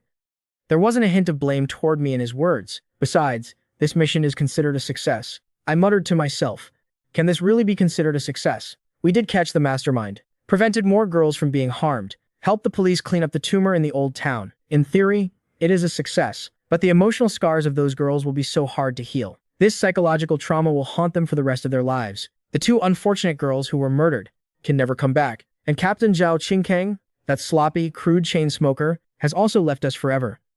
You can't find peace in your heart, can you? Shen Fei seemed to have seen right through me. He patted my shoulder firmly, then carve this pain deep into your heart. Remember it well. This is the weight we are destined to carry. Only then can we always stay clear-headed and prove the difference between us and the monsters. This was never meant to be an obvious endurance, but a difficult, proactive choice. You are the same, and so is Bai Shi. Shen Hanwei too. Captain Zhao was no exception. How can you be so sure that the path you've chosen is absolutely right?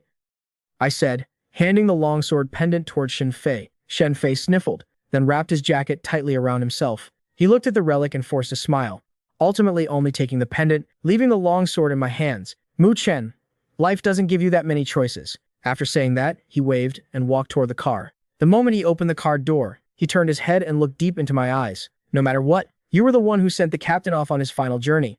On behalf of everyone, thank you. I stayed silent, not saying a word.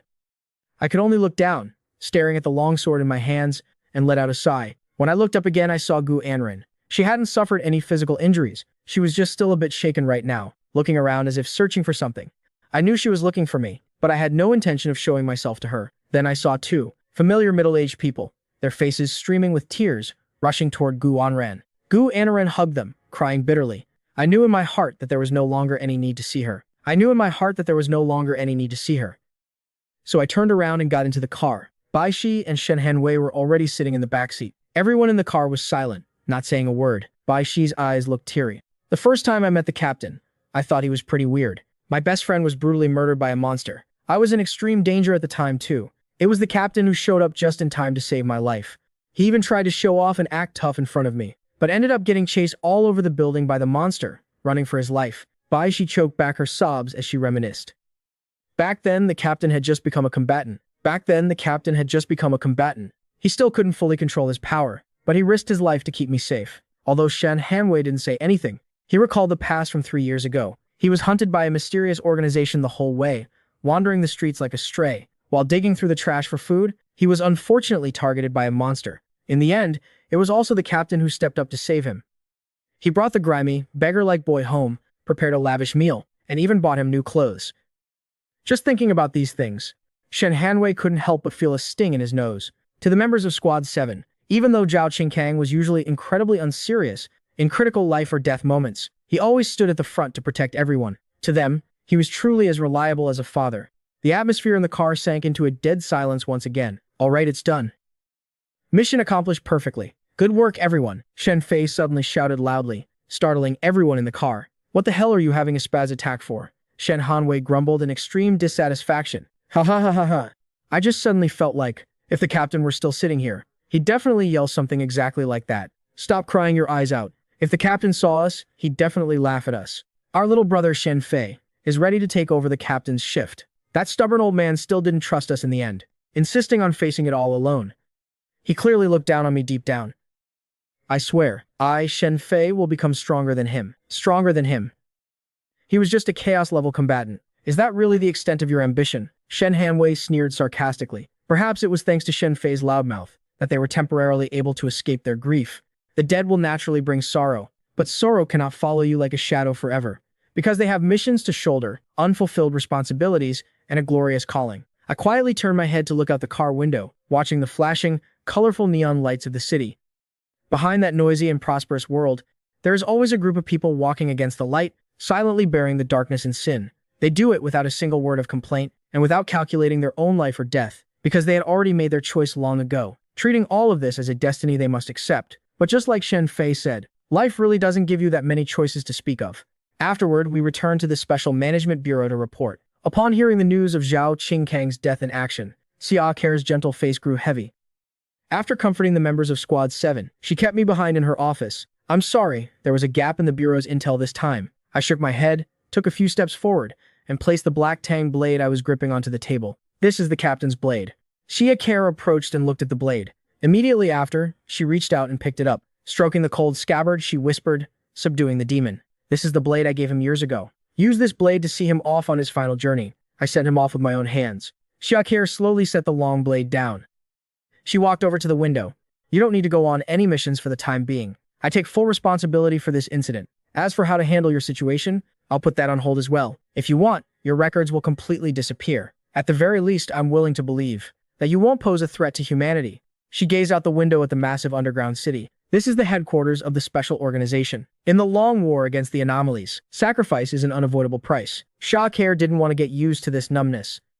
Once she became accustomed to it, she would revert to who she used to be. She would turn back into the kind of creature that acts only for self-interest, where destroying everything would seem like the obvious choice. You can head back now. The mission reward will be transferred to you tomorrow. Director, I haven't left yet. Mu Shen just lowered his head slightly. Zhao Qinsheng's death hit me hard, but if you think this will completely sway my decision and make me blindly join this organization to risk my life, then that's absolutely impossible. But considering the current situation, I honestly can't make a decision in my heart right now. Shakir turned around and smiled at me. Her smile carried a hint of bitterness that was hard to detect. Don't choose to join just because you pity us, Mu Shen. Sacrifice is inevitable, but we must never allow ourselves to become numb to those sacrifices. It felt like she wasn't ashamed of Zhao Qinsheng's death. That made me feel a bit dissatisfied. Strictly speaking, the monster that slaughtered the village back then, and the tragedies that followed, wouldn't have happened either. After a moment of silent eye contact, Shakir tossed the subduing the demon blade toward me.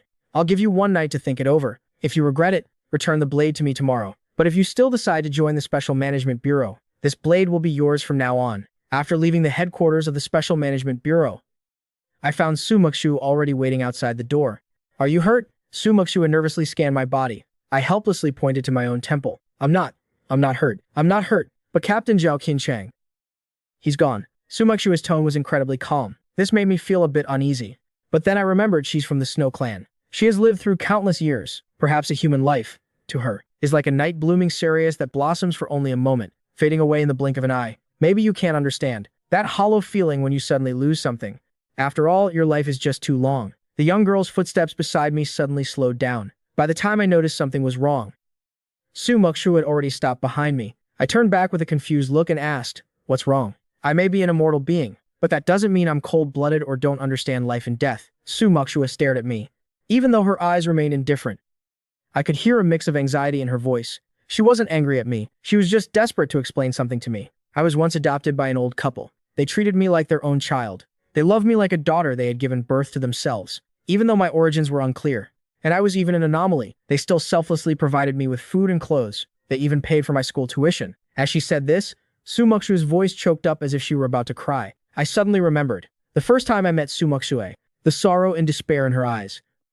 Hadn't she just experienced a final parting herself? But I couldn't even help them stay alive. I'm not some cold-blooded, heartless monster. I truly understand the pain of loss. And now, I have someone I don't want to lose either. The young girl looked up. Her eyes were filled with tears of grievance. Seeing this, I rushed over. I pulled her small frame into a tight hug. I'm sorry. I'm so sorry. It's all my fault. I shouldn't have said that. After a moment of frantic comforting, Su Muxu's mood finally calmed down a bit, but her small face was still puffed up in a pout. All right, don't be mad anymore. I'll take you out for sweets tomorrow, okay? I smiled and reached out to pat her head, but she pridefully tilted her head to avoid me. I felt a bit helpless. This little Snow Clan girl has quite a temper. I'm not angry about that. Su Muxu suddenly puffed out her cheeks and said, "Huh, it's not about that? You're not mad because of what I said. Then where did I mess up?" I was suddenly completely lost. Before I could react, Su Muxu huffed coldly and turned her face away. Her tone was extremely dissatisfied. She muttered, "Just now, when you hugged me, I could smell it very clearly. You have the scent of another woman on you." I suddenly felt a pang of guilt. It felt just like getting caught red-handed doing something shady. The person Su Muxu was hinting at was obviously Guan Ran. But this little vampire's sense of smell is way too sharp. Seriously, even better than a puppy's. Even the fact that I just hugged someone else. She picked up on it instantly. Wasn't she the victim this time around? When she was rescued, she was pretty emotional. So you hugged her? No, wait. I didn't hug her. She's the one who threw herself at me. I don't want to hear it. So annoying. Su Muxu huffed and stormed out. Hearing that, I froze in my tracks. Just as the atmosphere turned super awkward, Bai Shi's voice came from behind me. What are you still spacing out for? Oh, my little brother Mu Chen. You really don't understand a young girl's heart at all. You mean Su Muxu? She hardly counts as a young girl anymore, right? Bai Shi facepalmed helplessly with a sigh. Then she gave me a light rap on the head. All right, stop standing there like an idiot. Hurry up and go after her. A light bulb suddenly went off in my head. It finally clicked. I immediately bolted after Su Muxu, managing to catch up right as the elevator doors were closing. I jammed my hand in to block the doors and squeezed inside. Su Muxu pretended to obediently shuffle to the side. On the surface, it looked like she was making room for me, but she was actually just trying to put distance between us. I honestly couldn't hold back my impatience anymore. I reached out and grabbed Su Muxu by the shoulders. forcing her to turn around and look me in the eye. What are you doing? Sumakshu averted her gaze slightly and asked, don't you smell like her? Then just cover it up with your scent. Saying that, I pulled her tiny frame tightly into my arms. Because she was just so petite, this hug lifted her feet right off the ground. Put me down. My feet aren't touching the floor. I held onto her tightly. It's fine. I'll carry you. All right. I'm not mad anymore. Put me down. But I didn't loosen my grip at all. Instead, I leaned in close to Sumakshu's ear and whispered, is the smell covered up now? Her only answer was a soft HMPH, but looking at her blushing cheeks told me everything I needed to know. All the anger in her heart had already vanished into thin air. Inside this cramped elevator space, holding her soft body in my arms, I actually really wanted to break down and cry my eyes out. I wanted to scream at the top of my lungs to release all this pent-up emotion, because even up to this very second, my mind was still haunted by the sheer despair etched on the faces of those trapped girls and the look in Zhao Qingsheng's eyes right before he died. That's right, it was that cold tang saber, resting silently in the long bag across my back. The weight it carried was suffocating, and the meaning behind it was far too heavy. That I'm sorry I said just a moment ago was genuinely meant for Sumakshu, but maybe it was also for those poor girls, who I was completely powerless to save. And more than anything, it was for Zhao Qingsheng, who was now resting in eternal peace. On the way back to our quarters, I couldn't stop staring at the smile on Sumakshu's lips. What's so funny? Sumakshu clasped her hands behind her back, turned around, and looked at me curiously. I just remembered a saying, if I put down my blade, I can't protect you. But if I pick up my blade, I can't hold you. Who said that? That is so cheesy. Sumakshu couldn't help but burst out laughing. I have no idea what you're rambling about, you big idiot. Sumakshu skipped lightly ahead. I hurried my pace to keep up right behind her. Captain, I have someone I want to protect too. Not the whole world. Just this one person. With such a selfish reason, can I really wield this blade with a clear conscience? Meanwhile, at this very moment, inside the deputy director's office, Xia Care slid a cup of coffee over to Shen Fei. Great work. Even after being off missions for so long, Squad 7 hasn't lost its touch. The outcome obviously isn't what any of us wanted to see, but that was Zhao Qingsheng's choice. People are always so good at disguising themselves. Even I thought he let it go. Shen Fei picked up the coffee and took a sip, but seemingly unused to the bitterness, he set it back down on the desk. He had always despised socializing with high-ranking brass. Compared to getting summoned for coffee by leadership, he'd much rather hide away in a dark room, typing away at his keyboard. You flatter us, Chief Xia. He didn't play along with Xia Care's conversation to discuss the heavy topic of Zhao Qingsheng. It was an extremely wise move. Xia Care gracefully leaned back in her office chair, stirring her coffee as she asked with a smile, so, will you accept my earlier proposal? A bitter smile surfaced on Shen Fei's face. Chief Xia, thank you for the promotion, but I can't be the captain. However, for Squad 7's captain, I do have a candidate to recommend. Let's hear it. Xia Care's lips curled into a leisurely smile, until Shen Fei slowly uttered that name. Huh? Mu Chen. A flash of puzzlement flickered in Xia Care's eyes. She tilted her head slightly, sizing up this 18-year-old computer genius. Don't you want to carry on your captain's legacy? Shen Fei lowered his eyes slightly, staring deep into his mug of coffee as a bitter smile escaped his lips. The person best suited to carry on his legacy is probably Mu Chen. He's the one who witnessed the captain's final strike. It has to be Mu Chen. Xia Care nodded gently in contemplation. Her eyes rested on the document she had just set out, the official appointment letter for the captain of Squad 7. After a moment of silence, she asked to confirm. Are you sure? If I sign this now, I won't change my mind. Chief Xia, I don't have what it takes for this. Besides, wasn't this what you had in mind all along? Otherwise, you wouldn't have given him the demon-suppressing blade. Hearing this, Xia Care couldn't help but shake her head with a wry smile. Who knows? He might just hand it back to me tomorrow morning. He won't do that. Shen Fei's tone carried an unprecedented resolve. In his entire life, that was probably the most absolute ironclad statement he had ever uttered. I know he won't. Seeing that, Xia Care didn't press the issue any further. Then let's wait and see what Mu Chen has to say. Early the next morning, right at the crack of dawn, I was urgently summoned to the bureau by Xia Care. I didn't expect her to reach out to me first. It was only 9 in the morning. Was she really in that much of a rush the second her shift started? The corners of Xia Care's mouth curled up in a faint, subtle smile. As if teasing me, she casually replied, Of course. Who told you to be such a rare talent? I'm someone who values talent above all else. Honestly, none of this feels real to me. I didn't hide a thing, speaking my mind completely. Picking up a little vampire, having a demon living inside my own body. The fact that all kinds of anomalies exist in this world, and that there's a special anomaly bureau to keep them in check. And then there's Captain Zhao Qingsheng, that final battle yesterday. It all feels like I'm stuck in a dream. Xia Care listened quietly, not saying a word to interrupt me. She just used her gaze to encourage me to keep getting it all off my chest. I'm no hero. Chief Sha. If it weren't for the demon inside my body, I bet none of you would have even looked my way. An innocent man gets in trouble just for harboring a treasure. Now that I have this power, it means I'm on your radar. To be completely honest with you, if my strength were overwhelming, so great that I could completely ignore your special anomaly bureau, I'd probably turn you down. But I've thought about it for a long time. Growing up in an orphanage, I've always had my guard up against everything. But at the same time, I learned one important lesson: how to bide my time and conceal my edge. I won't lie to you. I can join the Special Anomaly Bureau, but I'm only treating this place as a learning ground. I want to learn how to control my own power, how to become stronger, and how to see the full picture of this world. I'm not doing this for you, or for Captain Zhao Qingshang. This is solely out of my own free will. The moment I finished speaking, I stared straight at her, trying to catch any shift of emotion on her face. Shakira paused her coffee-stirring hand. Even though her expression remained completely calm on the surface, deep down, she had to admit, her assessment of the young man sitting before her had completely changed. She originally thought Zhao Qingshang's sacrifice last night would have a completely different impact on him. Either he'd be fully indoctrinated, or he'd be so deeply moved that he'd throw himself into the organization heart and soul, joining the ranks without hesitation, relying on hot-blooded bravery to risk his life for the Bureau. If things had actually played out as expected, then in Shakir's eyes, Mu Chen would only ever be a tool for his entire life, an exceptionally sharp blade, with no other value beyond that. As for the third possibility, seeing through the cruelty of this world, he'd become overly cautious, walking on eggshells, never again having the courage to step even half a foot into the Bureau. He might not even dare to face the power dormant inside his own body, completely losing the guts to explore this world. In that case, she would have recommended psychological counseling, then used a bit of privilege to arrange a safe, comfortable life for him, letting him spend the rest of his days inside the Bureau's shelter. But now, Mu Chen had chosen a completely different path: learning. This was honestly the first time Sia Care had ever heard of someone treating the Special Anomaly Bureau like a school. Everyone who stepped foot in here had their own reasons.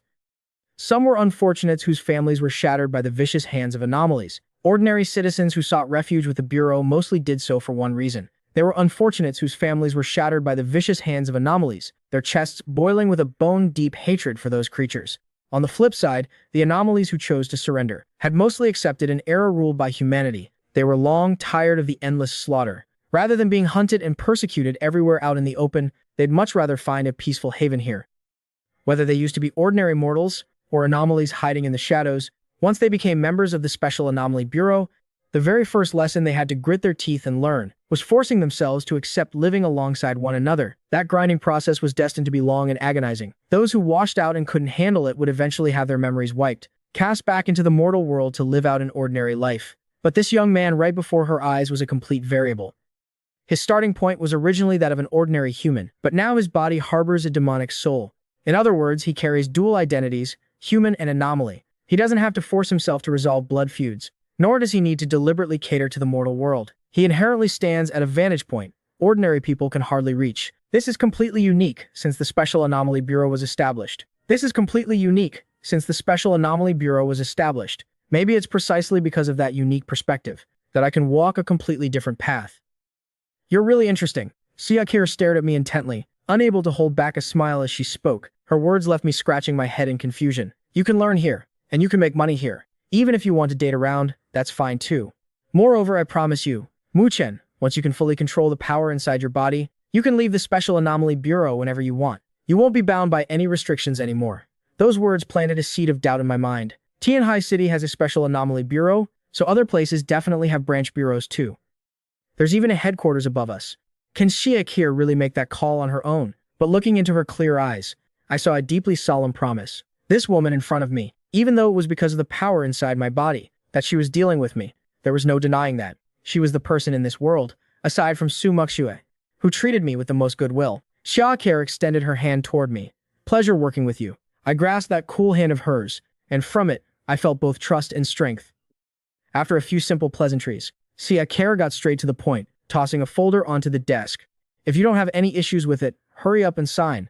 I picked up the document to take a look, and just glancing at the title scared me so much my hand trembled. Appointment letter for Captain of Squad 7, Chief Sha. Did you grab the wrong file? Shouldn't what I'm signing be an employment contract? What's the panic? You'll get an employment contract too, obviously. We are a government agency after all. Sign this appointment letter first. Siakir's tone left no room for question, but I couldn't just sign my name blindly. I had to get to the bottom of this. Unless you explain this clearly to me, I can't sign this today. I placed the folder back on the desk. Every single member of Squad 7 recommended you. Is that a good enough reason for you? Xiaoke walked over to the window and lit a cigarette. Right then, I really wanted to remind her. We're in a basement. What's the point of standing by the window to smoke? After hearing what she said, I froze for a moment. The scenes of last night's battle flashed through my mind, along with that final strike Zhao Qingsheng unleashed. Then I slowly lowered my head. I'm not qualified. Just yesterday, I was still hesitating, wondering if I should or shouldn't. I always believed I wasn't qualified to shoulder Zhao Qingsheng's mission. Stop dragging your feet. Xiaoke looked out the window, exhaling a thin wisp of smoke. You witnessed his final battle with your own eyes, and you're the one who saw him off on his final journey. Honestly, I didn't expect you to have that kind of resolve. Mu Chen, there is no one more qualified than you. Of course, if you really don't want to sign, I won't force you. It's just that Squad 7 will probably have to be disbanded. I looked up at her, full of skepticism. Shen Fei, Bai Shi, Shen Henwei. They're all qualified to be captain. Why does it insistently have to be me? It can only be you. It has to be you. They definitely have more experience than you, and their bond with Zhao Qingsheng was deeper. But the person who walked out holding the blade in the end was you. If you feel like you aren't qualified, then work hard to live up to these expectations. Understood. I suddenly fell silent, feeling the black tang saber across my back. It felt as if, in this very moment, the blade was radiating a faint, subtle warmth. It was just like Zhao Qingsheng patting me lightly on the back, using that deep, hoarse voice of his to say, "Kid, I'm leaving it in your hands from now on." I quietly picked up that folder and solemnly signed my name. I wouldn't guarantee I could do a perfect job, but I would give it my absolute all. Xiaoke smiled. As long as you have a clear conscience, that's enough. Congratulations on becoming the captain of Squad 7. Come with me to complete your onboarding paperwork. Starting today, you are an official member of the Special Anomaly Bureau. Now I have an assignment for you. Swiftly, she pulled out a deployment order. Squad 9 wants to borrow you for a bit. I immediately let out a long sigh. I didn't expect that the second I finished my onboarding paperwork, there'd already be a new job waiting for me. My captain's seat hasn't even had time to warm up yet. Why? Do they need to borrow me? Doesn't Squad 9 have their own anomaly assigned to them? They're running into a bit of trouble lately. Their anomaly member is somewhat emotionally unstable right now, which is why they need to borrow extra manpower. Looking across the entire Special Anomaly Bureau, only the newest member of your squad hasn't been assigned any other task for the time being. Now that you're a captain, an anomaly holding the position of captain, that is a completely unprecedented first. This is actually a great opportunity to proactively get to know members from the other squads. It's only proper, after all. Do you understand? Xiaoke rattled off a whole string of words like firecrackers. Listening to her felt like looking at flowers from a galloping horse, foggy and vague. But as a newly appointed official, I had to do something to set the tone. Our cooperation deal still stands, right? Of course. Our cooperation deal still stands, right? Of course. Xiaoke smiled faintly, her fingers gently tapping against the folder. If you run into a mission you don't want to take, you can turn it down any time. However, your salary will be docked accordingly. You understand that, right? I nodded. It wasn't that I wanted to reject missions. I just wanted to double-check her attitude and see if the Special Anomaly Bureau had changed its stance toward me. In the end, I took the folder. As I walked out of the office, I noticed a lot of people around me staring. Their gazes all carried a strange, peculiar look. He's the one who killed Zhao Qingsheng. Zhao Qingsheng absorbed a nameless power, violating the Bureau's highest taboo. He couldn't even be considered human anymore at that point. He was just helping Zhao Qingsheng find release. So this Squad 7. I guess he's the one calling the shots from now on. All that gossiping and whispering. It was entirely about how I killed Zhao Qingsheng, along with the news of my promotion to captain. I immediately let out a bitter smile. I guess this is the headache of being a parachuted in higher. Early the next morning, I was woken up by my phone ringing incessantly. I picked it up to look. It was Gu Anran's mother calling again. Mu Chen? Yes, Auntie Jiang. What's going on so early in the morning? I was still a bit dazed at that moment, probably because I had just woken up. It didn't immediately register. Mu Chen. Last night, I had just saved Gu Anran's life. I'm at the hospital right now. Anran had some tests done last night. Oh. Anran had some tests done last night. Oh. Was she hurt? My voice was completely flat, sounding like I didn't care at all. Mother Jiang replied, No. We really have you to thank for this. Anran told us you saved her. She was just a little shaken up. The doctor said she needs to stay in the hospital for observation for a couple of days. And the police also need to take her statement. As long as she's physically okay, that's what matters. Mu Chen, I already heard about what happened between you two. That sentence reduced me to silence. For a moment, I didn't know how to respond. Her parents had always treated me so well lately. The bad blood between Gu Anran and me really shouldn't drag them into it. It's fine, Auntie. You and Uncle Gu are like parents to me. What happened between us won't change that. Mu Chen, about your relationship. I probably shouldn't be overstepping, but couples always have friction when they're dating. Young people argue sometimes you shouldn't be so impulsive, right? Hearing that, I suddenly found it a bit funny. I had a pretty good guess why Auntie Jiang was saying all this. Gu Amren definitely hadn't told her the truth, how she cheated on me with a rich kid, then kicked me to the curb. That was hardly just a simple argument. Auntie, it's really fine, but we're completely done. You don't need to worry about it. We broke up peaceably. Mu Chen. Uncle Gu and I want to treat you to a meal. I scratched my head and sat bolt upright, only then noticing that under the blanket, Su Muxu was lying right beside me. Looking at her adorable, sleepy eyes, a smile instinctively curled on my lips. How could I let you two spend money on me? You and Uncle traveled all this way, so as the younger generation, I should be the host. Tell you what? Auntie, I'll go book a table first, and I'll send you the details as soon as it's set. Auntie, if there's nothing else. So noisy. Su Muxu, who had been sound asleep, suddenly grumbled a complaint. It seemed like the sound of my phone call had accidentally ruined her sweet dreams. Mu Chen, do you have company over? Auntie Jiang clearly heard a girl's voice, her tone sounding slightly suspicious. Auntie Jiang, I still have some things to take care of here, so I'll let you go for now. I'll be in touch later. With that, I decisively hung up the phone and poked Su Muxu with my finger. What are you doing? Su Muxu opened her eyes in displeasure. To my surprise, she didn't look like she had just woken up. She had clearly been eavesdropping on my call for a while, so that grumble just now was actually her expressing her annoyance. Gu Enren's parents are in Tianhai City. They've taken great care of me since I was little, so I have to grab dinner with them tonight. You don't need to report to me. Su Muxu stayed sprawled out on top of me, showing zero intention of budging. I laughed and rubbed her head. Then why aren't you getting up? Aren't you going to dinner tonight? Why get up now? Su Muxu clearly didn't want me to go, but couldn't find a good reason to stop me, so she resorted to playing dirty, forcing me to stay pinned to the sofa. I don't mind either way, but those two are practically like parents to me. Are you sure you want to wear those ill-fitting clothes? And run off to meet them like that? Su Muxu froze upon hearing that, then slowly lifted her head, staring at me with those expressive eyes. What do you mean by that? I mean I want you to come with me, obviously. Why would I go? You're my guarantor, remember? You're my guarantor, remember? Our relationship isn't exactly normal right now. I can't take my eyes off you 24/7. You actually believe that nonsense Shakir fed you? Su Muxu propped herself up and sat up, rubbing her sleepy eyes. Anyway, I'm not going. Su Muxu turned her head away slightly, twirling a messy lock of long hair around her finger.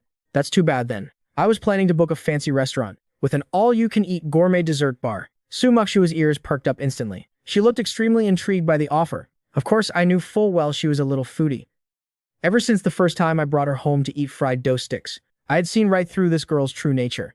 She definitely hadn't eaten anything good before, so when I started buying her sweets regularly, she fell completely in love with them. What kind of anomaly likes sweets that much? Since you don't want to go, I guess I'll just have to eat by myself. Too bad that place doesn't do takeout. What a shame. Such a shame. Sigh. Since you're putting it like that, I guess I have no choice but to go. I am your guardian after all. It's fine. You really don't have to force yourself. It won't be over 24 hours anyway. I'll be back right after dinner. Shut up. I said I'm going, so I'm going. She didn't hesitate for even a second, but her tone didn't sound thrilled at all. That's just the kind of girl Su Muxu is, lacking common sense and a little quirky. In the bustling commercial district of Tianhai, Su Muxu was still wearing my clothes, an oversized black turtleneck sweater that almost covered more than half of her face. It couldn't be helped. Her clothes were all ruined. From what I heard, her old clothes were still at the house of the elderly couple who had adopted her. As for why she didn't go back to get them, Su Muxu seemed to have her reasons, so I didn't pry. Taking her out today was partly to get dinner, and partly to buy her some new clothes. The most important thing was buying underwear. Regular clothes could be made to work for a bit, but underwear definitely couldn't be skipped. Just thinking about how underneath that baggy sweater, she wasn't wearing a bra, made my face burn and my heart race.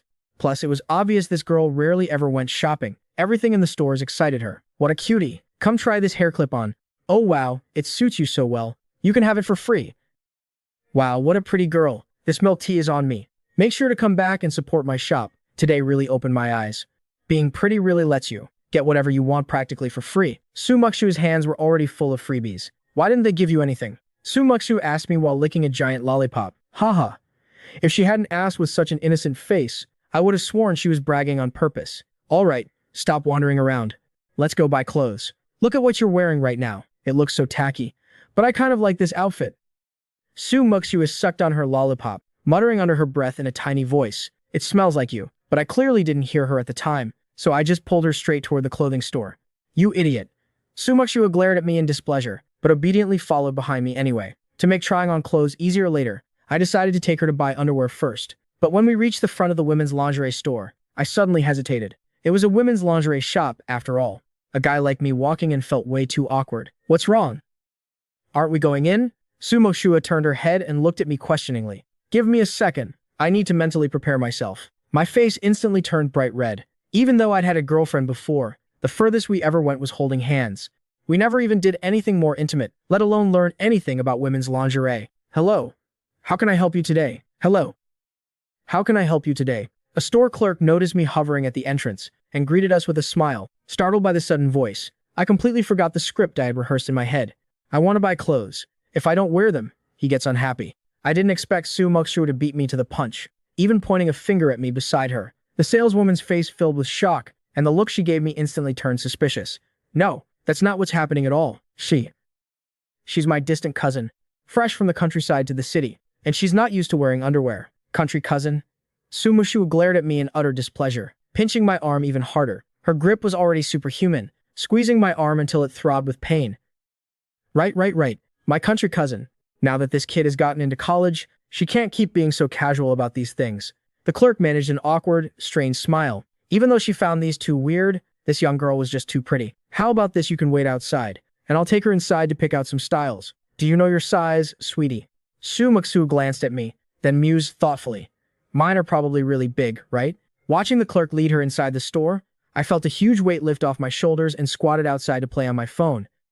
Right when I was deep into my game, suddenly the sales clerk called out from behind me. Excuse me, sir. Your sister insists that you come take a look. I turned my head and looked at the clerk in shock. Why would I take a look? As long as she likes it, that's fine. The clerk looked even more awkward now. She almost ran out here by herself just now. You better hurry in and check on her. At this point, I didn't know whether to laugh or cry. Why can't I escape this no matter how hard I try? Left with no choice, I bit the bullet and followed the clerk to the dressing room door. This kind of scene was obviously a rare sight. Several of the female clerks nearby were blushing. After all, wearing nothing but lingerie for a guy to see, especially when that guy claims to be her older brother, looked completely perverted, no matter how you slice it. I felt like I was sitting on pins and needles, being stared down by a group of female clerks, like a creep caught red-handed. Just as my mind was racing with wild thoughts, the dressing room door slowly opened. The sight before me made me gulp, my face instantly flushing bright red to the tips of my ears. After getting a word of praise from me, Sumokshu's expression immediately relaxed. To her, my opinion was super important. The clerk quickly packed everything up. Even though I'd heard women's lingerie wasn't cheap, it still stung a little when I paid the bill. Just as I grabbed the bags and was about to leave, the clerk gave me a knowing smile. Sir, if your family can afford it, you should make sure your sister gets more nutrition. At her age, she's probably still growing. Sumokshu instantly felt the critical hit. She opened her mouth slightly to argue back, but I dragged her right out of the store. After we had walked quite a distance away, Sumokshu suddenly asked gloomily, am I going to grow any more later on? How on earth am I supposed to know the growth cycle of an anomaly? I could only make up some random excuse to gloss over it, then hurried her into a women's clothing store. This time, I acted way more natural, pointing directly at a pastel pink and white dress. I think this one looks pretty nice. Sumokshu replied flatly, it looks like something for a little kid. I couldn't help but scream internally. Even if your real age is a complete mystery, don't you look just like a young girl on the outside? This dress really suits you. Just go try it on. Just humor me, okay? Under my relentless pleading, she finally agreed to go try the dress on. A moment later, Sumokshu hurried over to me. Does it look good? She looked at me nervously, and I was instantly stunned speechless. How was this just good? She looked absolutely breathtaking. The shoppers around us were all staring, and the guys accompanying their girlfriends shopping were staring so hard they were completely dazed. One girl angrily kicked her boyfriend. If you haven't stared enough, go over there and look. The guy hurriedly turned around and apologized, whispering sweet nothings to coax her for a good while, but his eyes still couldn't help stealing glances over here. Well? Does it look good or not? Seeing that I hadn't said a word, Sumokshu's tone grew a little anxious. I gently reached out my hand and softly smoothed her long hair. You look just like a princess. Hearing my sincere compliment, the corners of Sumokshu's lips curled into a faint smile. So do you like it? Of course I do. Do you like the clothes or do you like me? This sudden direct attack caught me completely off guard. In the end, I could only scratch my head and smile wryly. I like both. Sumokshu puffed her cheeks slightly, seeming a bit dissatisfied with that answer. After finishing all our shopping, it was almost time for dinner. Looking at a certain someone riding a coin-operated kiddie ride in the distance, I couldn't help but shake my head and laugh. Right then, my phone rang. Glancing at the screen, I saw it was Xia Care calling. Deputy Director Xia, is there a new mission? Deputy Director Xia, is there a new mission? No, our bureau isn't a sweatshop. And it's the weekend after all. I just wanted to let you know. Your appointment has been officially approved. From now on, you are the captain of Squad 7. Thank you for the promotion, Deputy Director Xia. But right now, I'm under a mountain of pressure. I lean my back against the mall railing, glancing over at Su Mushu, who was still fighting a bunch of little kids for control of the kiddie ride, and couldn't help but let out a heavy sigh. Pressure is a good thing. You sound like something's weighing on your mind. Why so down in the dumps? Normally, I didn't want to talk about my personal life with my boss, but for some reason, I really wanted to get it off my chest right now. And as for the kid next to me, she was completely unreliable. So I gathered my thoughts. I want to treat some really important elders to a meal, but I can't get a reservation at any high-end restaurant in Tianhai. I thought it was some big deal. Leave it to me. I'll sort it out for you. Hearing Xia Care's confident tone, my spirits lifted immediately. Right. She's a high-ranking manager in the Special Anomaly Bureau. Booking a table at a luxury hotel should be a piece of cake for her, right? What crazy ideas are you cooking up over there? I'm a public servant, you know. We strictly oppose extravagance and waste, so don't get me reported for violating discipline. Then thanks a bunch, Deputy Director Xia. Hopefully we can get the reservation for 7 p.m. tonight. Xia Care went silent for a moment on the other end of the line, seemingly checking the time. That time should work. With that, she decisively hung up. Meanwhile, at the city hospital, Gu Enran had just finished her final checkup. She was easily the luckiest among all those girls. Thanks to the police acting swiftly enough, she didn't suffer any actual harm. Of course, she had no idea just how crucial a role I played in all of this, so she didn't hold much gratitude toward me. But right now, what lay before her was a very practical problem. Her discharge paperwork was finished, and her parents had already packed up her belongings. However, a single question from Auntie Jiang plunged Gu Anran into silence. Anran, where are you living right now? Originally, she was living in the villa Jiang Shaochen bought, but that villa had already been repossessed. She didn't even have the right to go back and get her luggage, and all the bank cards on her were frozen. After all, that was the Jiang family's property, while her own savings had long been squandered away. She once thought that by clinging to this big tree, she could live like a queen from then on. Who would have thought she'd now have just over 2,000 yuan left in her account? It was enough to rent a cheap single room, but how was she supposed to survive after that? Making her go back to working part-time for living expenses. For someone who had grown accustomed to a luxurious lifestyle like Gu Anran, that kind of hardship was absolutely unbearable. Seeing her daughter's troubled expression, Auntie Jiang assumed I was being heartless, and had kicked Gu Anran out of the house. That boy Mu Chen is really something. Even if you two aren't dating anymore, you're still childhood sweethearts. After all, how could he be so cold and unfeeling? Uncle Gu coughed twice beside her, interrupting his wife's baseless accusations. We watched Mu Chen grow up. Do you really think he's that kind of person? Anran, are you hiding something from us? What on earth happened between you and Mu Chen? And nothing happened, Dad. I just felt like we weren't compatible, so we broke up. Well, you don't really have anywhere to go right now. How about this after dinner with Mu Chen tonight? You stay at the hotel, and tomorrow you can move back into the school dorms. Just thinking about those cramped college dorm rooms made Gu Anran's entire body resist. No, I don't want to live on campus. Even though she had lost her sugar daddy, as the saying goes, going from thrift to luxury is easy, but going from luxury to thrift is hard. Gu Anran was still completely delusional, her eyes blinded by the illusion of wealth. She couldn't see her current reality clearly at all, and was even fantasizing that one day, Jiang Shaochen would change his mind and come back for her. This girl is so stubborn. Then we'll help you rent an apartment near school. You can settle in there for now. Who knows? Maybe you and Mu Chen still have a chance to patch things up. Hearing his wife spout such wishful thinking, Uncle Gu looked a bit displeased. Why can't you get it through your head? Whatever happened between those two is definitely not that simple. Mom, Dad, can you stop asking about it? Things are complicated between Mu Chen and me, but I can tell he still has feelings for me deep down. Otherwise, he wouldn't have risked his life to save me. That would be for the best, of course. Anran getting back together would be the ideal outcome. Your father and I both really like Mu Chen. When we go out to eat later, remember to swallow your pride a bit. Men, you can't always give them the cold shoulder. You have to give them a little sweetness once in a while. Don't worry, Mom. He did save my life this time after all, so I'm willing to give him a chance to start over. Besides, you two know it as well as I do. Mu Chen has always been weird and eccentric since we were kids. Aside from a decent face, he has no real skills whatsoever. Who else would even look his way except for me? Just as the family of three was scheming about the future, Auntie Jiang's phone rang. Seeing my number, her face lit up with a smile. Hello, Mu Chen. Auntie Jiang. I got the reservation for tonight, 7 p.m., 32nd floor of Yuehua condos. When I gave her the address, I felt pretty uncertain myself. This place didn't sound like a restaurant at all. Alright, sounds good. Mu Chen, you really went through too much trouble. Hearing that it wasn't some high-end luxury restaurant, the rock weighing on Auntie Jiang's heart actually lifted. She knew I had been stubborn since I was a kid, back when I was first brought out of the orphanage. I was as silent as a closed bottle all day long. But this kid valued relationships and loyalty above all else, and had always silently protected Gu Anran. If he had insisted on gritting his teeth and overspending at a fancy place, just to save face, this time, Auntie Jiang would probably feel uneasy about it. Standing beside her, Gu Anran heard the address, and couldn't help but feel suspicious. Why schedule dinner at a condo building? Did Mu Chen move to a new place recently? Yuwa condos. Didn't even sound like a high-end residential complex. Well then, Mu Chen, Anran and I will be there at 7 p.m. sharp, at the place you mentioned.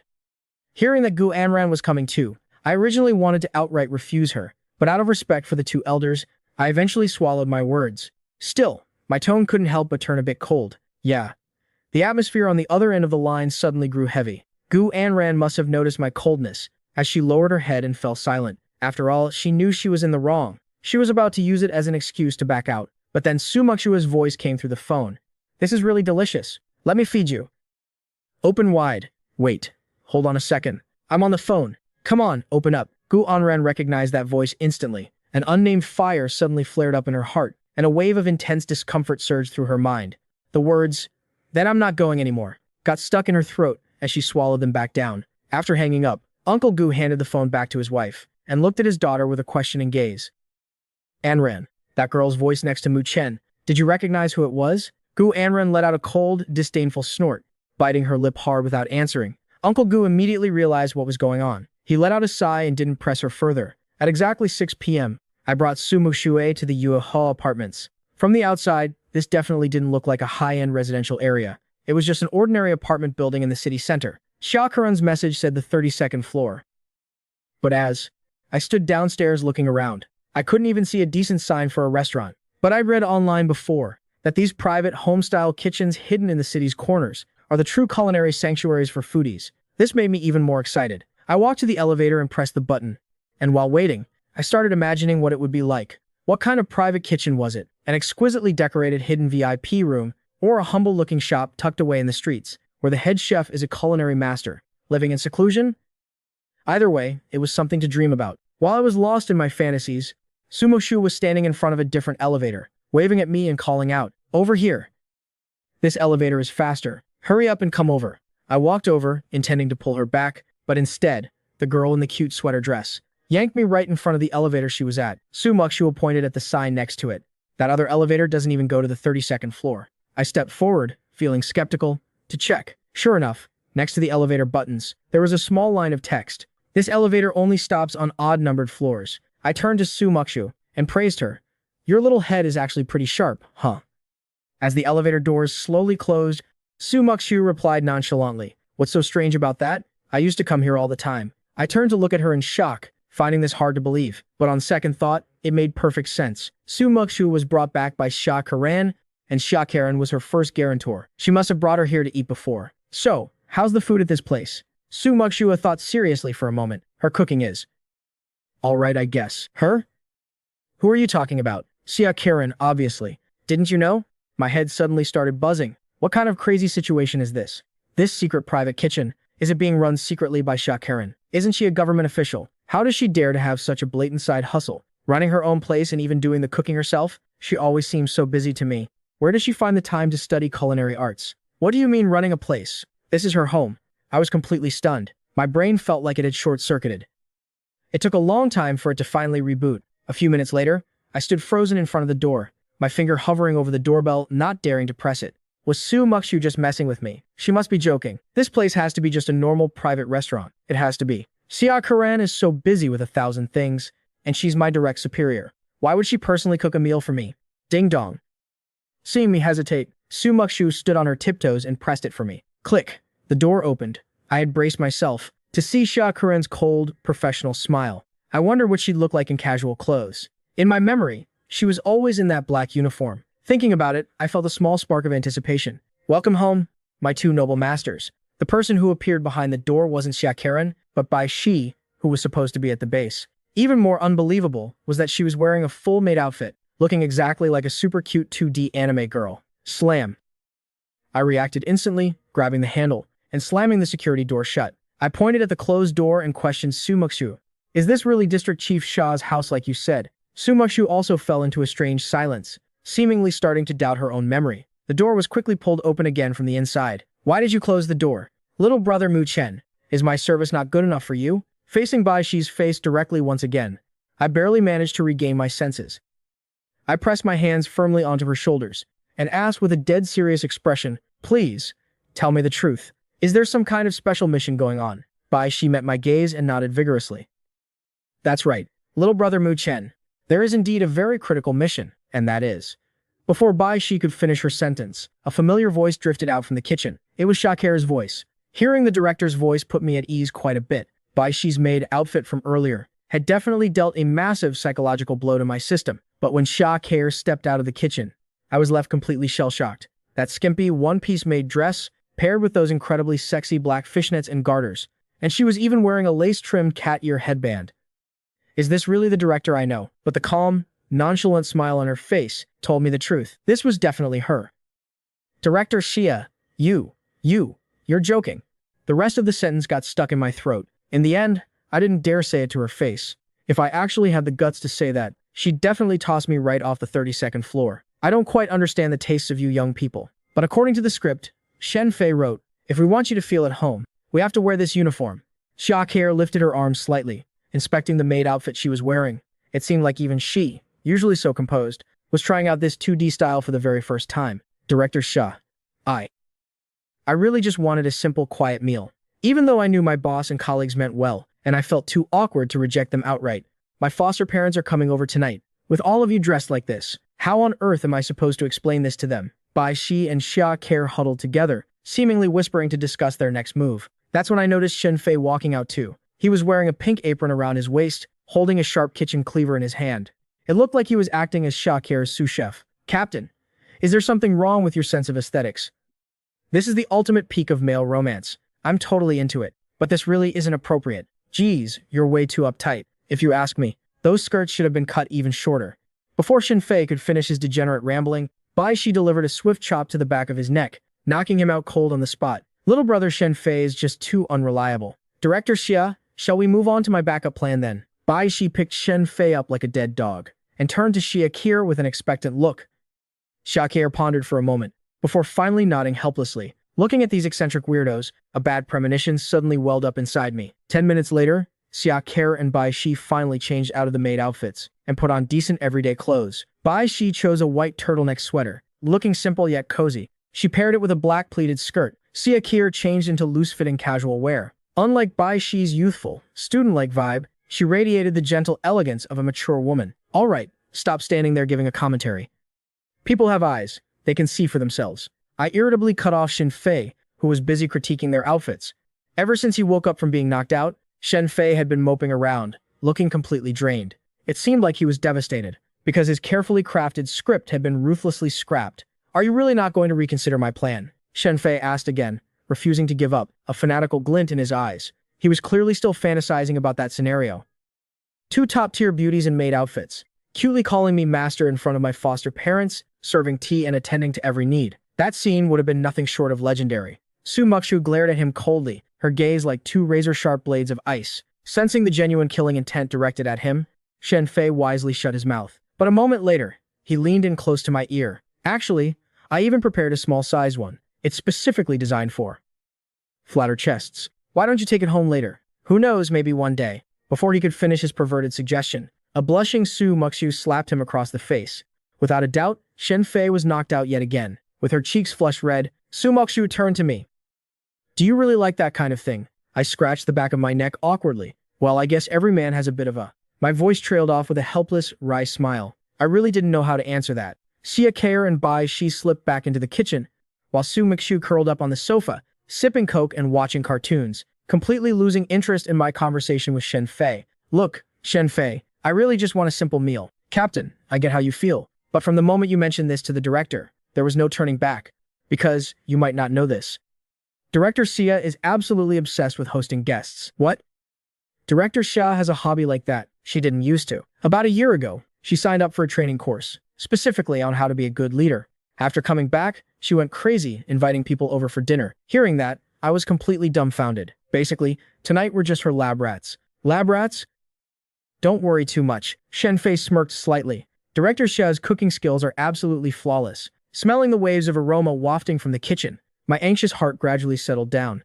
Since I usually study cooking myself, just this enticing aroma alone was enough to confirm that this would definitely be a feast that leaves people stuffed. Even though this sudden family dinner made things feel a bit awkward and flustered, at least in terms of enjoying the flavors, it was definitely an experience worth looking forward to. But I still hadn't completely let my guard down. Because Bai Shi mentioned a backup plan earlier. Even though Bai Shi usually seems pretty reliable, isn't there a famous saying in the 2D world? Pink on the outside, black on the inside is definitely the truth. Who knows what kind of ultimate move she's hiding, so don't even think about backing out. Once you step through this door, you're definitely eating this dinner tonight. Shenfei patted my shoulder comfortingly. Time ticked by. Minute by minute. Soon it was exactly 7 p.m. Xiakir and Bai Shi were already in the dining room, having set up a lavish spread of food. Shenfei originally planned to stay and mooch a meal, but he suddenly received an emergency call. Word is someone was maliciously attacking his firewall, so he immediately grabbed his laptop and bolted. Just a few minutes after he left, I received a call from Aunt Jiang. Mu Chen, we've reached the 32nd floor. Which room are you in? Wait for me a moment. I'll come out to get you guys right now. I covered the receiver and shouted into the kitchen. Director Xia, my foster parents are here. Then what are you standing around for? Go open the door and welcome the guests. Xia Care brought out the last savory dish, wiped her hands on her apron, and urged me. I gently pushed open the apartment's security door. Winter nights always fall very quickly. Even though it was only a little past 7 p.m., the sky outside was already pitch black. The sound-activated lights in the hallway instantly flicked on. My gaze swept to the end of the corridor and happened to catch a few familiar silhouettes. Uncle Gu and Aunt Jiang were standing in front of the elevator, whispering and discussing something. Beside them was the person who made me feel estranged, yet brought up a mix of complex emotions, that girl, Gu Enren. I unconsciously furrowed my brows. She used to be all my hopes and expectations. Now, looking at her just felt incredibly an eyesore. Uncle, Auntie. I waved my hand and called out loudly. Under the embellishment of the warm yellow lights, I looked extremely friendly and enthusiastic. I'm over here. I waved at the three of them, then led them into the apartment. When the two elders and Gu Enren stepped inside, feeling the simple yet cozy decor, all three of them froze in unison. The air lingered with a faint scent of essential oils, mixed with the mouth-watering aroma of food. Compared to the flashy secret restaurant they had imagined, this was a completely different concept. Worlds apart. No matter how you looked at everything in front of them, it was just a home filled with the breath of everyday life. Just as the two elders were still full of doubts, the exquisite arrangement on the dining table, the dishes with their appetizing colors, instantly caught everyone's eyes. Every single dish was as delicate as a work of art. Only then did the couple reluctantly believe that this place might actually be a secret private kitchen. To be honest, when the first hot dish was brought to the table, Su Muxiu's eyes were already glued to it. She kept giving Shakir pleading looks, but was ruthlessly blocked every single time. Her little paws were itching to make a move. Now, seeing me bring the guests in, her eyes instantly flashed with a terrifying gleam. Food! It's finally time to eat. Everyone, the hot dishes are all served. Please, make yourselves at home and have a seat. Shakir smiled and walked over to welcome the two elders. The elegant and leisurely aura radiating from her, combined with a beauty that was impossible to ignore, made the couple feel a bit flustered. How does she look like the owner of a secret restaurant? She clearly looks like the precious eldest daughter of some financial conglomerate. Mu Chen, you went out of your way to pick such a wonderful place. The atmosphere here really has a homey feel. You really put a lot of thought into this, kid. Although Uncle Gu also felt it was a bit strange, he was a man who didn't sweat the small stuff anyway. He laughed and walked over to pat my shoulder. Little did he know, I was 10,000 times more nervous than he was right now. As for Gu Enren walking right behind him, from head to toe, she had uncomfortable written all over her. There were a total of 4 women in this room right now. Su Muxiu, Xiakir, Bai Shi, and herself included. Since childhood, she had been the class beauty, pampered and held in the palm of everyone's hands. But now, standing next to these three, overshadowed by the breathtaking beauty of these 3 gorgeous women, the face she had always been so proud of instantly became the most ordinary one in the room. Especially when facing Su Muxiu, she even developed an illusion of deep inferiority. At this moment, Su Muxiu was secretly channeling strength into her fingers, gripping her chopsticks tightly and upright, like a Spartan warrior about to charge into battle. Her whole body was brimming with tension and anticipation. Her gaze then fell upon me. In those crystal-clear eyes, she made no effort to hide her extreme craving for the food. She urged in a barely audible whisper, "Serve the food. The food is served, just wait a little longer. Be a good girl and listen." I took an ice-cold Coke from the fridge. As I handed it to her, I casually patted her head, with a hint of doting and coaxing. After successfully soothing Su Muxua's impatience, I turned around and politely said to the elderly couple, "Uncle, Auntie, please have a seat over here." I pointed to the seats of honor with the best view. Only at this moment did the couple begin to observe Su Muxu. Auntie Jiang was a woman with an extremely meticulous mind. She immediately recognized Su Muxua's voice. As the girl acting spoiled on the phone earlier, she noticed that this girl was exquisitely beautiful. Even the daughter she had always been so proud of paled in comparison before this girl. But what made the couple even more curious was why this unrealistically beautiful girl was acting so intimately with me. After the couple had settled into their seats, Sha Keir and Bai Shi also sat down accordingly. This action made the two elders even more confused. In their initial expectations, Sha Keir and Bai Shi were supposed to be the chefs and waitresses busy in the back kitchen providing service. But right now, not only did the two of them not step out, they instead sat at the table like hosts ready to dine. Amidst a myriad of questions, Uncle Goose smiled, breaking this bizarre silence. "Are these two also Mu Chen's friends?" They. Just as I was about to confess their true identities, Bai Shi suddenly flashed a sweet smile and spoke up. "Hello, Uncle and Auntie. My name is Bai Shi. I'm Mu Chen's senior from the same department at the university. Mu Chen has helped me out with a lot of big things in the past. So, hearing that you two were gracing us with your presence, I wanted to tag along and join you for a bit. I hope I'm not intruding on your good mood." Bai Shi spoke gently and elegantly, articulating every word clearly. Every gesture she made exuded the grace of a well-bred young lady, making the couple feel as refreshed as a spring breeze upon hearing her. "Of course you're not intruding, young lady. Since you're Mu Chen's senior, you must also be our Anren's senior." Auntie Jiang smiled and looked at her daughter sitting next to her, intentionally trying to pull her into the conversation. "I'm sorry, but I don't know your daughter." Who would have thought that the moment Gu Anran's name was mentioned, Bai Shi's previously gentle smile instantly froze. Her tone visibly turned ice-cold. Gu Anran, of course, couldn't possibly know Bai Shi either. Usually, she made friends by judging a book by its cover, deliberately picking girls who were less attractive than her, just to highlight her own supposedly peerless beauty. How could she possibly associate with a top-tier beauty like Bai Shi? Wouldn't that just turn her into a pathetic background character? "Hello. I am Mu Chen's homeroom teacher at the university." To prevent this awkward atmosphere from spreading further, Xia Keir chimed in just in time. Holding a cup of drip coffee in her hand, she sat there, elegantly crossing her long legs. She gently stirred her coffee with a small spoon, still wearing her signature faint smile, but her aura carried an icy aloofness that kept people 1,000 miles away. "Tea teacher." Uncle Gu was so shocked that his jaw almost dropped to the floor. He glared at me with a reproachful look. "Mu Chen, how could you bring us to your teacher's house like this, and even trouble a teacher to cook for us personally?" At this moment, 10,000 alpacas were stampeding through my mind. Is this what Bai Shi called her backup plan? Whatever.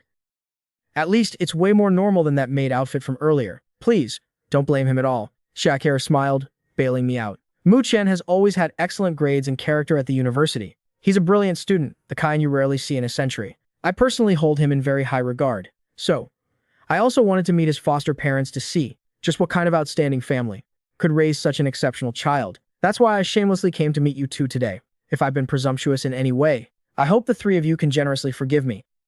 As expected of a leader who has navigated the government system for years, this textbook perfect speech was truly flawless. In the blink of an eye, she successfully fooled the two elders. Only Gu Anren showed disdain toward these words. She didn't believe a single word of these lies. If Tianhai University had such a top-tier teacher, how could a gossip queen like her not know about it? My homeroom teacher is clearly a bald, middle-aged man. Compared to this ethereal, otherworldly beauty right in front of me, they have absolutely nothing to do with each other, okay? Finally, the couple's eyes simultaneously turned towards Su Muxu. She was also the main target that Aunt Jiang had been secretly observing ever since we walked through the door, because the interactions between me and this girl, no matter how you look at it, they seem a bit too ambiguous. That incredibly natural intimacy truly looks like a young couple deeply in love. This is Su Muxu. I noticed the couple's probing gazes. Su Muxua's identity really isn't easy to fake, because Gu Anren had seen with her own eyes that she lived at my place, so I decided to strike first. I reached out and grabbed Su Muxu's hand directly, that guilty hand that was just about to grab some food, being suddenly touched by me like this. Su Muxu obviously felt a flutter in her heart, caught off guard by this sudden physical contact. She panicked like a thief caught red-handed. She tilted her head slightly, sneaking a glance at me from the corner of her eye. "Uncle, Auntie," I spoke in a gentle but unquestionable tone. "Taking advantage of this rare opportunity today, allow me to officially introduce her to you two." I held Su Muxu's hand and stood up. but her eyes were still full of reluctance, glued to that lavish dining table. This is my official girlfriend, Sumo. As soon as the words fell, the reactions in the room were completely different. Shiakare rested her delicate chin on one hand, a smile playing on her lips as if enjoying a good show. Bai Shi covered his mouth in an incredibly exaggerated manner.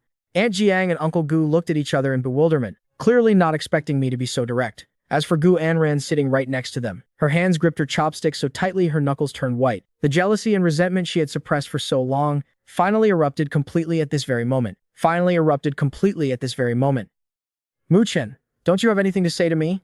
Gu Anran suddenly let out a cold laugh. Only then did I spare her a glance. As if fully understanding the hidden meaning behind her words, I replied with a disdainful sneer. Humph, you're welcome. This time, it was Gu Anran's turn to be completely dumbfounded. She had imagined that I might act arrogant, or deliberately ignore her as if she didn't exist. But the only thing she didn't account for was me answering like that. Before she could open her mouth to question me further, I beat her to the punch and cut her off. It's more like you should have something to say to me. After all, I was the one who saved your life this time, so you ought to say thank you. But I already said you're welcome in advance. So let's drop this topic right here. With that said, I didn't waste another second on her. I immediately turned my head and smiled warmly at the couple. Uncle, Auntie, Sumo is also a student at Tianhai University. We're living together now. You two, how long have you been dating? Aunt Jiang awkwardly tried to find a topic. It seemed she was still a bit unwilling to accept this outcome. She didn't expect that the relationship between me and her daughter, Gu Anren, had truly gone completely cold. But to be fair, this girl named Sumo, whether in terms of aura or appearance, is far superior to her daughter. If we're just looking at looks alone, any normal man wouldn't choose Gu Anran. Perhaps because of Gu Anran's questioning just now. Receiving such a heartless and cold response from me, it was practically telling her straight to her face, "Who the hell do you think you are? Are we that close?" Uncle Gu also felt like he had nowhere to hide his face. Luckily, Bai Shi was extremely tactful. He immediately stood up and urged everyone to pick up their chopsticks. He even deliberately brought out a bottle of fine-aged wine and poured a full glass for Uncle Gu. The atmosphere at the dining table finally eased up a bit. It was just that Gu Anran still seemed to be holding in a lot of anger. On the contrary, Sumo completely ignored her, focusing all her attention on the delicious food on the table, eating piece after piece, her mouth shiny with grease. Mu-chen, seeing you living so well now, I'm truly happy for you. After the wine had taken effect and the food was half gone, everyone started to open up and chat. Uncle Gu held his wine glass and patted my shoulder heavily. Tears of gratification even glistened in the corners of his eyes. You've made so many good friends now, and your personality has become much more open than before. I'm truly proud of you. I normally don't touch alcohol at all, but today I made an exception and had a couple of glasses with him. Facing Uncle Gu's praise, I humbly shook my head. Uncle, Auntie, I still have to thank you two for your kindness back then. If it weren't for the help of you two elders, I could never have escaped that hell. Gu Anran kept hesitating, wanting to speak but stopping herself, looking at this warm and harmonious scene right in front of her. Using the liquid courage from the white wine she just drank to act out, she couldn't hold back her emotions anymore. She suddenly stood up, pointed straight at me, and loudly questioned, Mu-chen, what exactly is the relationship between you and her? Don't you think you can fool me with this? There's no way you two are lovers. The atmosphere that had finally eased up was shattered once again. The woman she was referring to was naturally Sumo, who was still eagerly stuffing her face. Anran, what kind of crazy fit are you throwing? Aunt Jiang forcefully tugged at her sleeve. When you eat someone's food, you have to give them face. Don't you understand this basic principle? How can you make a scene on someone else's turf? Mom, you don't know the truth at all. This woman is definitely not a good person. What kind of nonsense are you spouting? This is Mu-chen's proper girlfriend. How can you be so uneducated? Hearing these words, old Gu also immediately flew into a rage. Fueled by alcohol, he stood right up, glaring furiously at his daughter. Bai Shi and Shiakare quietly exchanged a glance, as if they had long anticipated this drama. You guys have to believe me. This chick's name is Sumo, right? She's quite the infamous figure at our university. I didn't speak up to refute her. I just quietly watched Gu Anran continue her performance. Mu-chen, I tried my best to advise you before, telling you that a person needs to have self-respect and dignity. Maybe you've climbed up the social ladder now, and have some insignificant little prospects. Then you should draw a clear line with this kind of woman even more. All she's after is your money. She's just a blood-sucking leech. Clack. The chopsticks in Sumo's hand fell to the floor. She turned her head with a shocked expression, looking at Gu Anran with absolute disbelief. How? How did you find out? Those glorious exploits of yours have long been rumored all over the school. Tell me just how much blood have you sucked from Mu-chen? I didn't suck that much. Probably only about 200 milliliters a day. Hearing this, I didn't know whether to laugh or cry. What kind of multiverse conversation were these two having? Gu Anran's parents were also completely clueless, totally failing to grasp the current situation. But looking at their daughter's resolute demeanor, it was clear she knew this person named Su Muxu and was quite familiar with her background. Anran, stop making a scene out of nothing here. Aunt Jiang's face also turned pale. Mom, everyone in school knows about this. This chick is actually doing that kind of shady, unmentionable business. Aunt Jiang's eyes widened in shock. Her gaze unconsciously fell on Su Muxue. And what about Su Muxu? Still immersed in the fact that her identity as a vampire had been exposed by a normal human, filled with absolute terror. She lowered her head, her hands tightly gripping the hem of her skirt. This flustered and panicked appearance, in the eyes of others, looked exactly like being caught red-handed, a reaction of being so ashamed, she wanted the ground to swallow her whole. Uncle, Auntie. I coldly looked at the three people opposite me and asked back in a flat tone, do you two think she looks like one? Put your hands on your hearts and ask yourselves, does she look like the kind of person your daughter is describing? You can know a person's face, but not their heart. Mu Chen, I'm doing all this for your own good. You absolutely must not let this vixen deceive you. Oh my, this recording is really harsh on the ears. Bai Shi suddenly spoke up, cutting Gu Anran off. Bai Shi suddenly spoke up, cutting Gu Anran off. He had pulled out his phone at some point. An audio clip was playing from the phone. Uncle, Auntie, let me play something very interesting for you. This recording will definitely open your eyes. Bai Shi slowly turned the phone's volume up to the maximum. The clear voice of a woman came from the recording. It was the sound of Gu Anran deliberately trying to please someone. Every word was filled with the utmost flattery and vulgarity. The moment she heard this voice, Gu Anran's face instantly turned deathly pale, because she was more familiar with this recording than anyone else. These were the exact words that came out of her own mouth, and the voice of the man responding to her was none other than Jiang Shaochen, the guy who had dumped her. Could it be? Could it be that all of this? What the hell are you doing? Gu Anran practically went crazy, screaming at Bai Shi. Bai Shi shrugged, feigning innocence, and smiled as he lowered the phone's volume a bit. Sorry. I just received this interesting audio clip, and felt the content was just too spectacular. How should I put it? This woman is exactly as Miss Gu just described. Truly shameless to the extreme. Hey now, Miss Gu. The voice of the woman in this recording, why does it sound so much like you? Uncle, Auntie, do you want to keep listening to the rest? Gu Anran was so terrified her whole body went limp. That's right. How could she have forgotten about her own dirty deeds? She was clearly the one who betrayed this relationship first. She was the one who sold her soul for money. She was the one who personally tore apart their past vows of eternal love. How could she be so enthusiastic about making things up just now, and throw all this dirty water onto someone else? This turn of events happened so suddenly, that the two elders couldn't recover their senses for a long time. How did things suddenly turn so hostile? The content just played on Bai Shi's phone lingered in their minds like some kind of demonic sound. Uncle Gu, after all, was a man of experience. He immediately guessed the truth of the matter. Although he felt indignant at Bai Shi's actions, he still tried to suppress the anger in his heart and stared sharply at his own daughter. Anran, what exactly have you been doing behind our backs? Aunt Jiang's face also turned pale. With trembling hands, she pulled on her daughter's arm. Could it be that you really... Did you do something terrible to wrong Mu Chen? Gu Anran couldn't utter a single word in her defense now. Her face flushed red. She bit her lip tightly and stood frozen in place. What kind of shady things have you been doing? Old Gu slammed his hand hard on the table. The impact caused the wine glass in front of him to crash to the floor. Bai Shi and Sha Care exchanged a glance, and slowly put the phone away. It seemed these two elders were still reasonable people. So there was probably no need for the two of them to add fuel to the fire. Mom, Dad, I just yearned to live a better life. I wanted to squeeze into a social class that doesn't belong to me. You gave me these beautiful looks, so I just made reasonable use of my advantages. Wanting to make life a little easier for myself in this society. Is doing that such an unforgivable mistake? When she uttered these shocking words, her eyes were constantly glued to the floor. Her tone was also steeped in unconcealable shame, completely lacking the arrogant, self-righteous momentum she had at the apartment a while back. That's right, pursuing a better material life is naturally not wrong. You striving and struggling for your goals. We respect your choice, but could you please watch your mouth and not go around smearing and making baseless fabrications about others?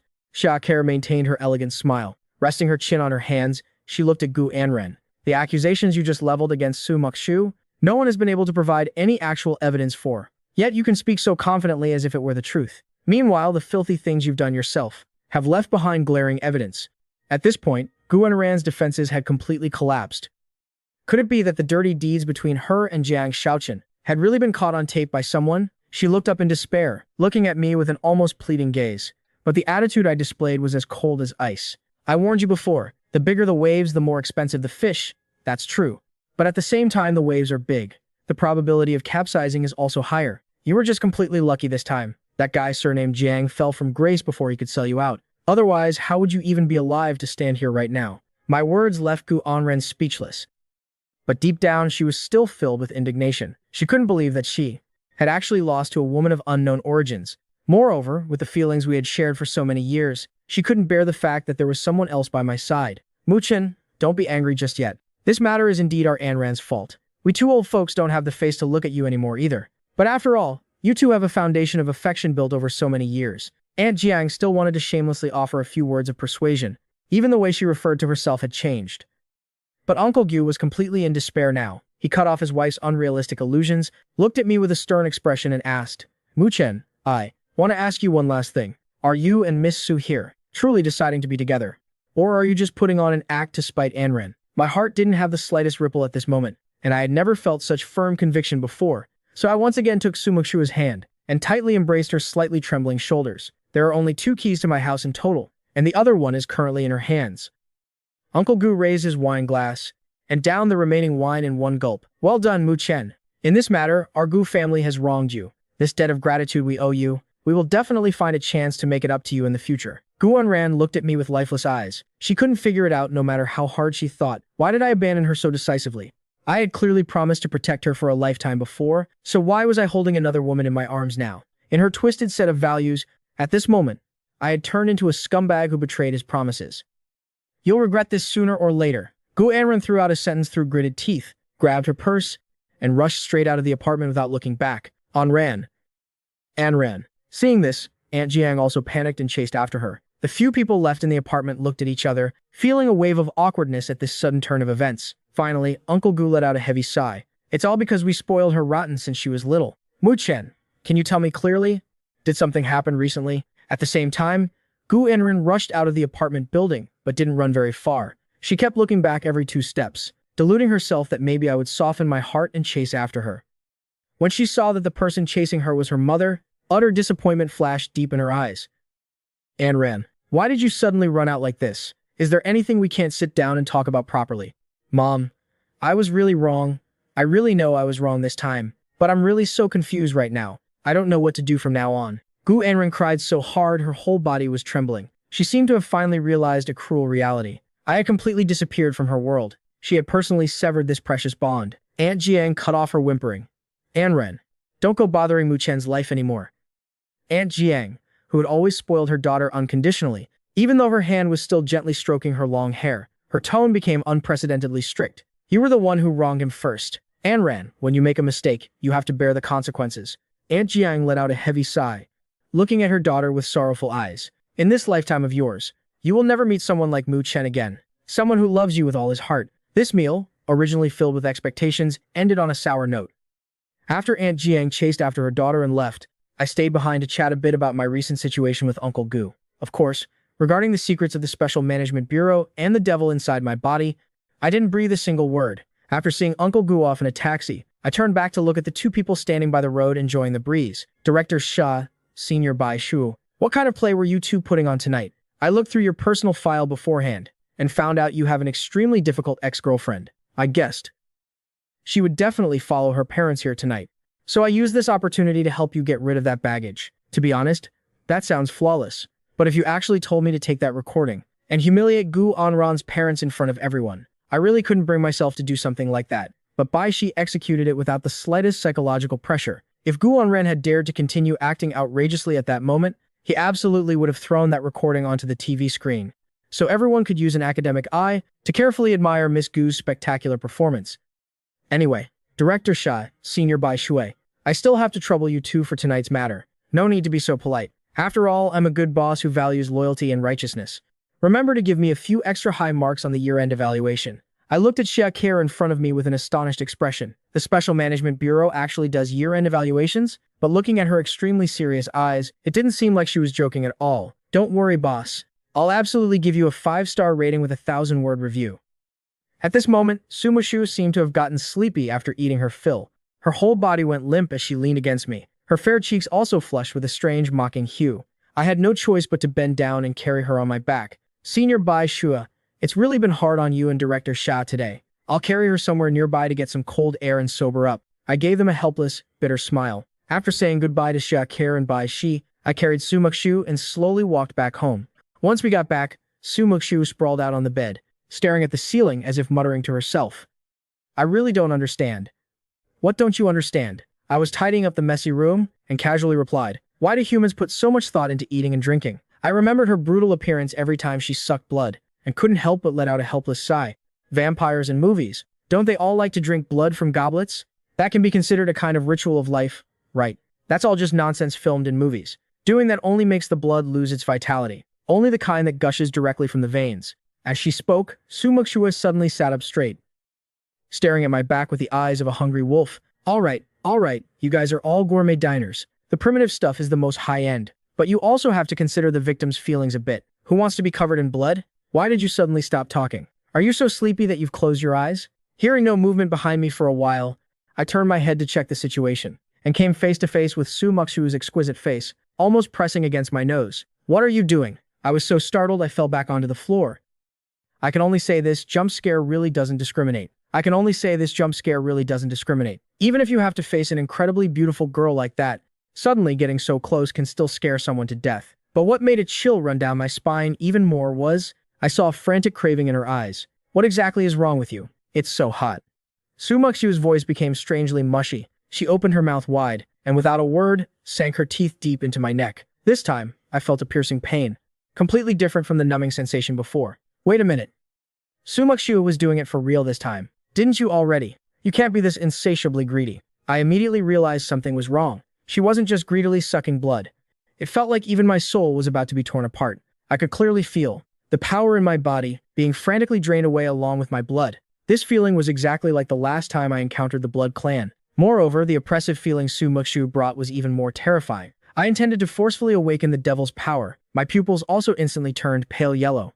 But before I could successfully deploy the defensive barrier, in this split second, Su Muxu suddenly exerted force with one hand, pinning me down hard against the wooden floor. A pair of black wings suddenly spread out behind her back, those blood-red eyes gleaming with sheer pleasure.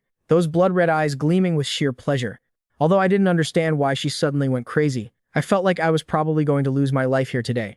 Right in this critical moment, the tightly closed window was quietly pushed open by someone, and a white shadow crashed in. With lightning-fast speed, it rammed into Su Muxu, who was pinning me down, sending her flying. I took the opportunity to hastily struggle up, frantically channeling the devil's power to heal my wounds. In this brief moment, I clearly saw the true face of that white shadow. It was actually a giant, pure white snow wolf. The giant wolf pinned Su Muxu to the ground, and strangely, Su Muxue didn't resist fiercely at all, just panting heavily with her mouth open, her face unusually flushed, still turning her head to look at me with eyes full of lustful craving. Then, I witnessed with my own eyes that giant wolf, its body starting to shrink at a terrifying speed, finally transforming into the figure of a tall girl. And this girl was the very person who, not long ago, from the Blood Clan, had stepped in to save my life. I remembered her name seemed to be Jiang Yao Yao. Sorry for the intrusion. The girl turned her head and gave me a bright smile. Her smile carried the chill of the extreme north, yet hinted at a deep mystery like the starry sky. But those pupils radiating a gloomy light constantly reminded me that she was absolutely not someone to be trifled with.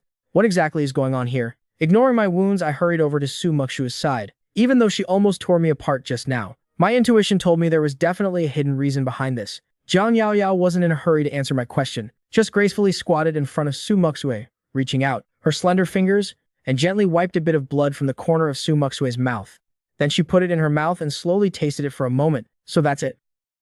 As if she had just discovered something incredibly interesting, the smile on Jiang Yao Yao's face grew even deeper. Next, she slowly stood up to face me. I have to admit, she and Su Muxu were completely opposite styles. If Su Muxu was a dark gothic lowly type, then this tall girl with a cold aura was more like a lone wolf strolling through a northern blizzard, exuding a wild, mesmerizing beauty. Could I trouble you to bring my coat over here? Jiang Yao Yao smiled and pointed at the coat tossed by the window. I obediently ran to get the coat and handed it to her, then consciously turned around to wait for her to dress properly. By the time she carried the weak Su Muxu onto the bed and settled her in, I finally couldn't wait to ask, what exactly is wrong with her? This was the first time I had seen her show such a look. In those eyes looking at me, was filled with frantic craving. This condition really looked like she had lost her mind. Jiang Yaoyao gave a faint smile, directly exposing the thoughts hidden deep in my heart. Faced with this overly sudden turn of events, my mind was left with nothing but a string of question marks. Do vampires also experience a state similar to going berserk like this? Yao Yao pulled a small cloth bag from her pocket and turned her head to look at me, asking, "Did you give her some kind of weird drink containing gooseberry and cloves?" Gooseberry? I was completely clueless about this unfamiliar term here in Huaxia. This plant is probably called ground cherry or mountain cherry. Why don't I remember her ever drinking this? Wait a minute. Today, while strolling through that department store, she did indeed accept a bottle of water from a promoter. The color was weird, and it smelled sour and sickening. I even thought it smelled like spoiled pickled long beans. She seemed to still be craving more physical contact. Looking at her state, there's no mistaking it. "Help me pry her mouth open," Jiang Yaoyao said, and took out from the small cloth bag a small porcelain bottle filled with white powder. "Be a good girl, don't move around. Slowly open your mouth." Jiang Yaoyao took the opportunity to sit on the edge of the bed, gently tucking a stray lock of hair behind her ear. Like a gentle doctor, she softly comforted Su Muxue. I also tried to hold her head steady, squeezing her cheeks to force her mouth open. At this moment, the black wings behind her back started fluttering again. Luckily, the movement wasn't too drastic. Jiang Yaoyao poured all the powder from the bottle into her mouth. A thought suddenly flashed through my mind. This Jiang Yaoyao is also a dangerous anomaly, and the type that isn't under the jurisdiction of the Huaxia Special Management Bureau. Why am I being so obedient? Just watching helplessly as she feeds Su Muxu some medicine of unknown origin. Jiang Yaoyao seemed to have mind-reading abilities. She immediately spoke up to dispel my worries. "No need to be so guarded against me. I'm here representing the Northern Nations Special Management Bureau this time." Waiting until all the powdered medicine was swallowed, Jiang Yaoyao muttered a few ancient incantations. Gradually, I noticed Su Muxu's violently heaving chest had calmed down. Her heavy breathing also slowly became steady, completely returning to the weak state of a normal person. I squatted by the bed, looking at her worriedly. "How are you feeling now? I couldn't control myself just now. I'm sorry, I almost hurt you. It's good that you're okay. Absolutely do not eat random things outside from now on." Jiang Yaoyao carefully put away the small cloth bag. She stood up, looked at us, and explained, "Vinegar seed extract mixed with cloves is an extremely powerful catalyst for the blood clan. Normal vampires avoid this smell like the plague. They would absolutely never touch it willingly." After speaking, she used a condescending gaze to look at Su Muxu lying on the bed. A flash of undisguised mockery passed through her eyes. Of course, a vampire young lady living comfortably in a greenhouse, probably even this most basic survival instinct, has already degenerated. "What exactly did you come here for?" Su Muxu, with my support, reluctantly sat up, questioning Jiang Yaoyao with a hostile tone. "Counting this time, I've saved your little boyfriend twice now. Don't you even know how to say thank you?" Jiang Yaoyao walked to the door, lazily leaning against the wall, with her arms crossed over her chest, as if waiting for something. I saw the atmosphere was a bit tense, like drawn bows and unsheathed swords. So I hurriedly spoke up to express my gratitude first. "About last time, thank you very much for stepping in to help in time. Don't mention it. I didn't actually intend to save you back then. It was just going with the flow. Selling a favor to the Special Management Bureau, that's all. Anyway, since I went through the trouble of coming all the way to Huaxia this time, there are a few things I still need the Special Management Bureau's help with. I made it very clear to you last time. If you have any requests, just go directly to the Special Management Bureau." It seemed there was a very deep grudge between the two of them. I naturally saw this point as well, but given the current situation, it wasn't convenient for me to intervene. I could only choose to stand aside and observe the changes. Then I'll just have to do things according to my own rules. By the way, let me remind you, Jiang Yaoyao didn't seem to want to waste any more words here. She turned and walked to the wide-open window, finally turning back to look at me with a meaningful gaze. "I'm very interested in you right now. Classmate Mu Chen, wait for me." Why did she suddenly call me that? "You." Su Muxu was so angry she was about to lunge out of bed. "You hateful wild wolf. Get out right now." Before she could even rush over, Jiang Yaoyao, sitting on the windowsill, leaned back and directly vanished into the endless night. More than half an hour later, Su Muxu's emotions finally completely stabilized. She also finally turned to me and revealed the secret about Jiang Yaoyao. She's just like me, an anomaly. Moreover, she's a disaster-level dangerous existence. To think that our little Tianhai city would actually gather both the crouching dragon and the fledgling phoenix at the same time. Two great deities. I originally intended to use this internet meme to liven up the atmosphere a bit. But looking at her bewildered face, it was clear she didn't understand at all. I awkwardly and tactfully steered the topic back. So what exactly is her purpose in coming to Huaxia? To search for her brother who has been lost for many years. She is a descendant of Fenrir from Norse mythology. She also has a biological brother named Skull. In mythology, Skull is responsible for chasing the sun, while she is in charge of chasing the moon. While she is in charge of chasing the moon. It is recorded in an ancient prophecy, when the two siblings swallow the sun and the moon respectively. This world will usher in Ragnarok, the final twilight of the gods. I had heard a bit about this famous Norse mythology before. It's just that I had only seen it in novels or games before. This is also exactly one of the issues that gives the Special Management Bureau the biggest headache. Things that originally only existed in vague, ethereal myths, ancient anomalies possessing true divine status from legends, gods from mythology actually exist. Just thinking about this feels like I'm dreaming. I couldn't help but let out a heartfelt sigh. But thinking about it again, there's still a great king sealed inside my own body. Something like this doesn't seem too hard to accept anymore. So what kind of deep-seated grudge is there between you and her? Back then, when I was traveling all over the northern nation, she actually mistook me for the incarnation of the moon and wanted to swallow me whole in one bite. After that, the two of us fought a fierce battle. Regarding the topic revolving around these two siblings, Su Muxue didn't seem to want to mention it much more. That woman is extremely dangerous. You absolutely must not let her appearance deceive you in the future. She was like a broken record, constantly reminding me. It seemed she was truly terrified that I would get involved or have any connection with that cold, alluring woman. Outwardly, I kept agreeing, but inwardly, I couldn't help but mutter to myself. If I brought up the fact that Jiang Yaoyao had just mocked her and told her everything, would she rush straight out to fight her to the death?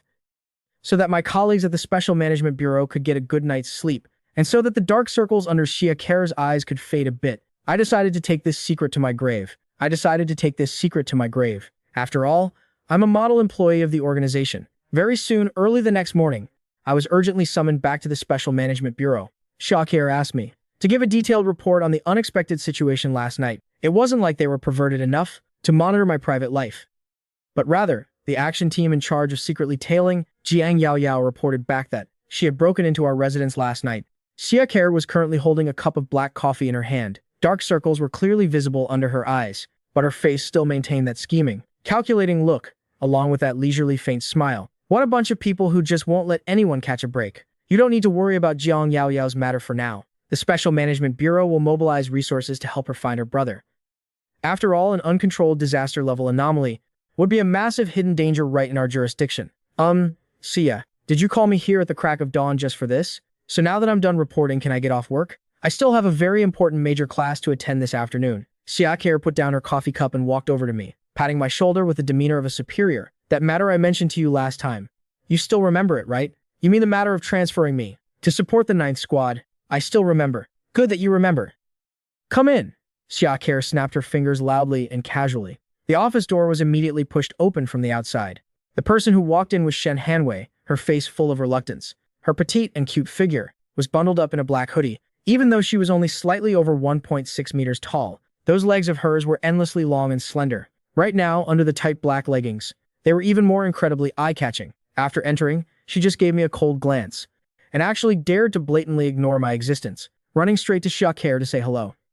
Xia Kere smiled and gave her a slight nod, then jutted her chin toward where I was standing. Aren't you going to say hello to your new captain? Shen Hanwei swept her eyes over me in an extremely perfunctory manner, then reluctantly muttered, Captain Mu. You should just call me Mu Chen. I awkwardly reached up and rubbed my nose. Xia Kere had clearly sworn up and down that the whole team had unanimously nominated me to be the captain, but this brat's expression clearly showed she didn't respect me at all. Xia Kere seemed to see through my thoughts with just one glance. She raised her coffee cup, took an elegant sip, and said smugly, You don't need to doubt my words.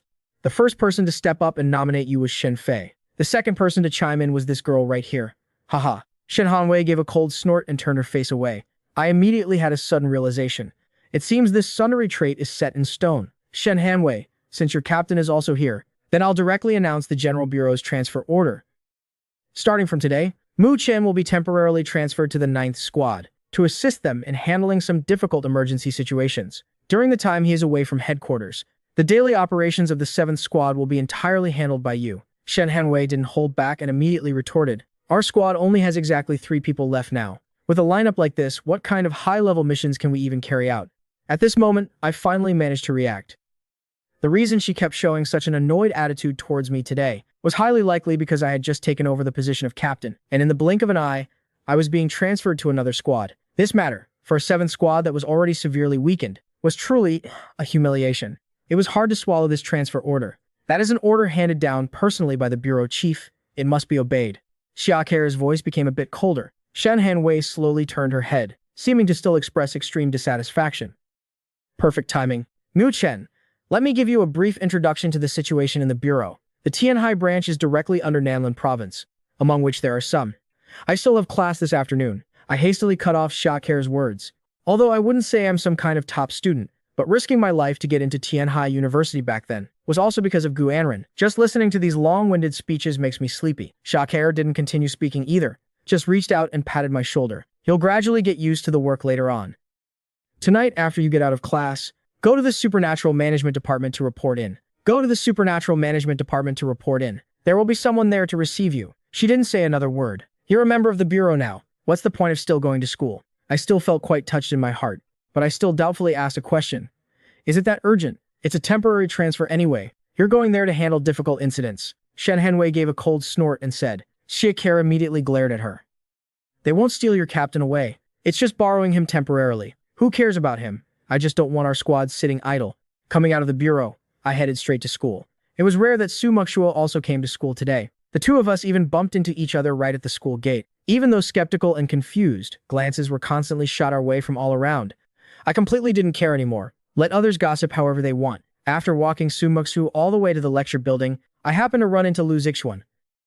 Hey Mu Chen, was that girl at the barbecue place last time really Su Muxu? I felt incredibly speechless. How should I answer this? Should I tell him about Su Muxu's identity? That I'm her exclusive blood donor? Right at the moment we were striding towards the lecture building, suddenly a voice called out to me. Classmate Mu Chen. Who is it?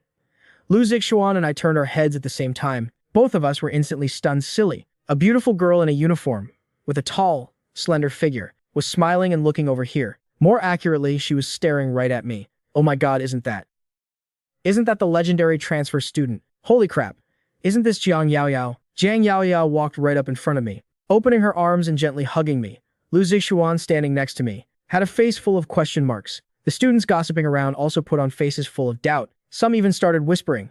What kind of situation is this? Doesn't the transfer student always act super arrogant and cold? Who is that guy? He doesn't even look that handsome. Let go of me first. I hurriedly struggled out of her embrace. Just as I broke free, before I could even let out a breath, a bone-chilling coldness suddenly came from behind. Mu Chen, what the hell are you doing here? A familiar voice carrying suppressed anger. My body stiffened, and I slowly turned my head, only to see Su Muxua gritting her fangs tightly, striding over with a blazing aura. Lu Zixuan's jaw was about to drop to the ground next to me. Old Li. Lu Zixuan's jaw was about to drop to the ground next to me. Old Li. Lu Zixuan's jaw was about to drop to the ground next to me. Old Li. Who is this girl now? Jiang Yaoyao had no intention of backing down. A cold smile curled up on her stunningly beautiful face. What's wrong? Is your vampire self the only one allowed to cling to him? The moment their eyes met, the air seemed to solidify, on the verge of erupting into a disaster-level great war at any moment. The surrounding students were so scared they kept backing away. Caught in the middle, I rubbed my forehead with a headache, watching helplessly as these two girls with off-the-charts combat power and personalities like fire and water right in front of me. Memories of the past unconsciously flashed through my mind. Thinking back to before, my biggest dream was just to find a normal job, marry a normal wife, and live a simple and peaceful life. Even in that illusion woven by the nightmare, I was clearly just one step away from being able to forever embrace that peace, which although fake, was infinitely perfect. But I personally took a knife and slashed it all to pieces. Now looking at my current messy reality, surrounded by all sorts of dangerous anomalies, frantically probing the line between life and death every day. This damn life has truly deviated 108,000 miles from my original plan. However, when looking at their vivid faces brimming with vitality, feeling the noise surrounding me right now, along with the dazzling yet incredibly warm sunlight shining down, I suddenly couldn't help but let out a helpless laugh. Whatever, actually this is pretty good too. Compared to that perfect but fake dreamscape, I seem to prefer this reality, even if it's noisy and bustling, yet filled with the unknowns of this true life. Hey, what are you spacing out for? Hurry up and explain this to me clearly. Su Muxu and Jiang Yaoyao strode towards me at the same time. Wait a minute. Listen to my explanation. I spun around and ran for my life towards the lecture building. The two disaster-level girls chased closely right behind me, leaving behind a crowd of classmates with wide eyes and dropped jaws. Along with our playful chase across the campus, the bright sunlight scattered across a radiant courtyard. And this is also the true beginning of my new life.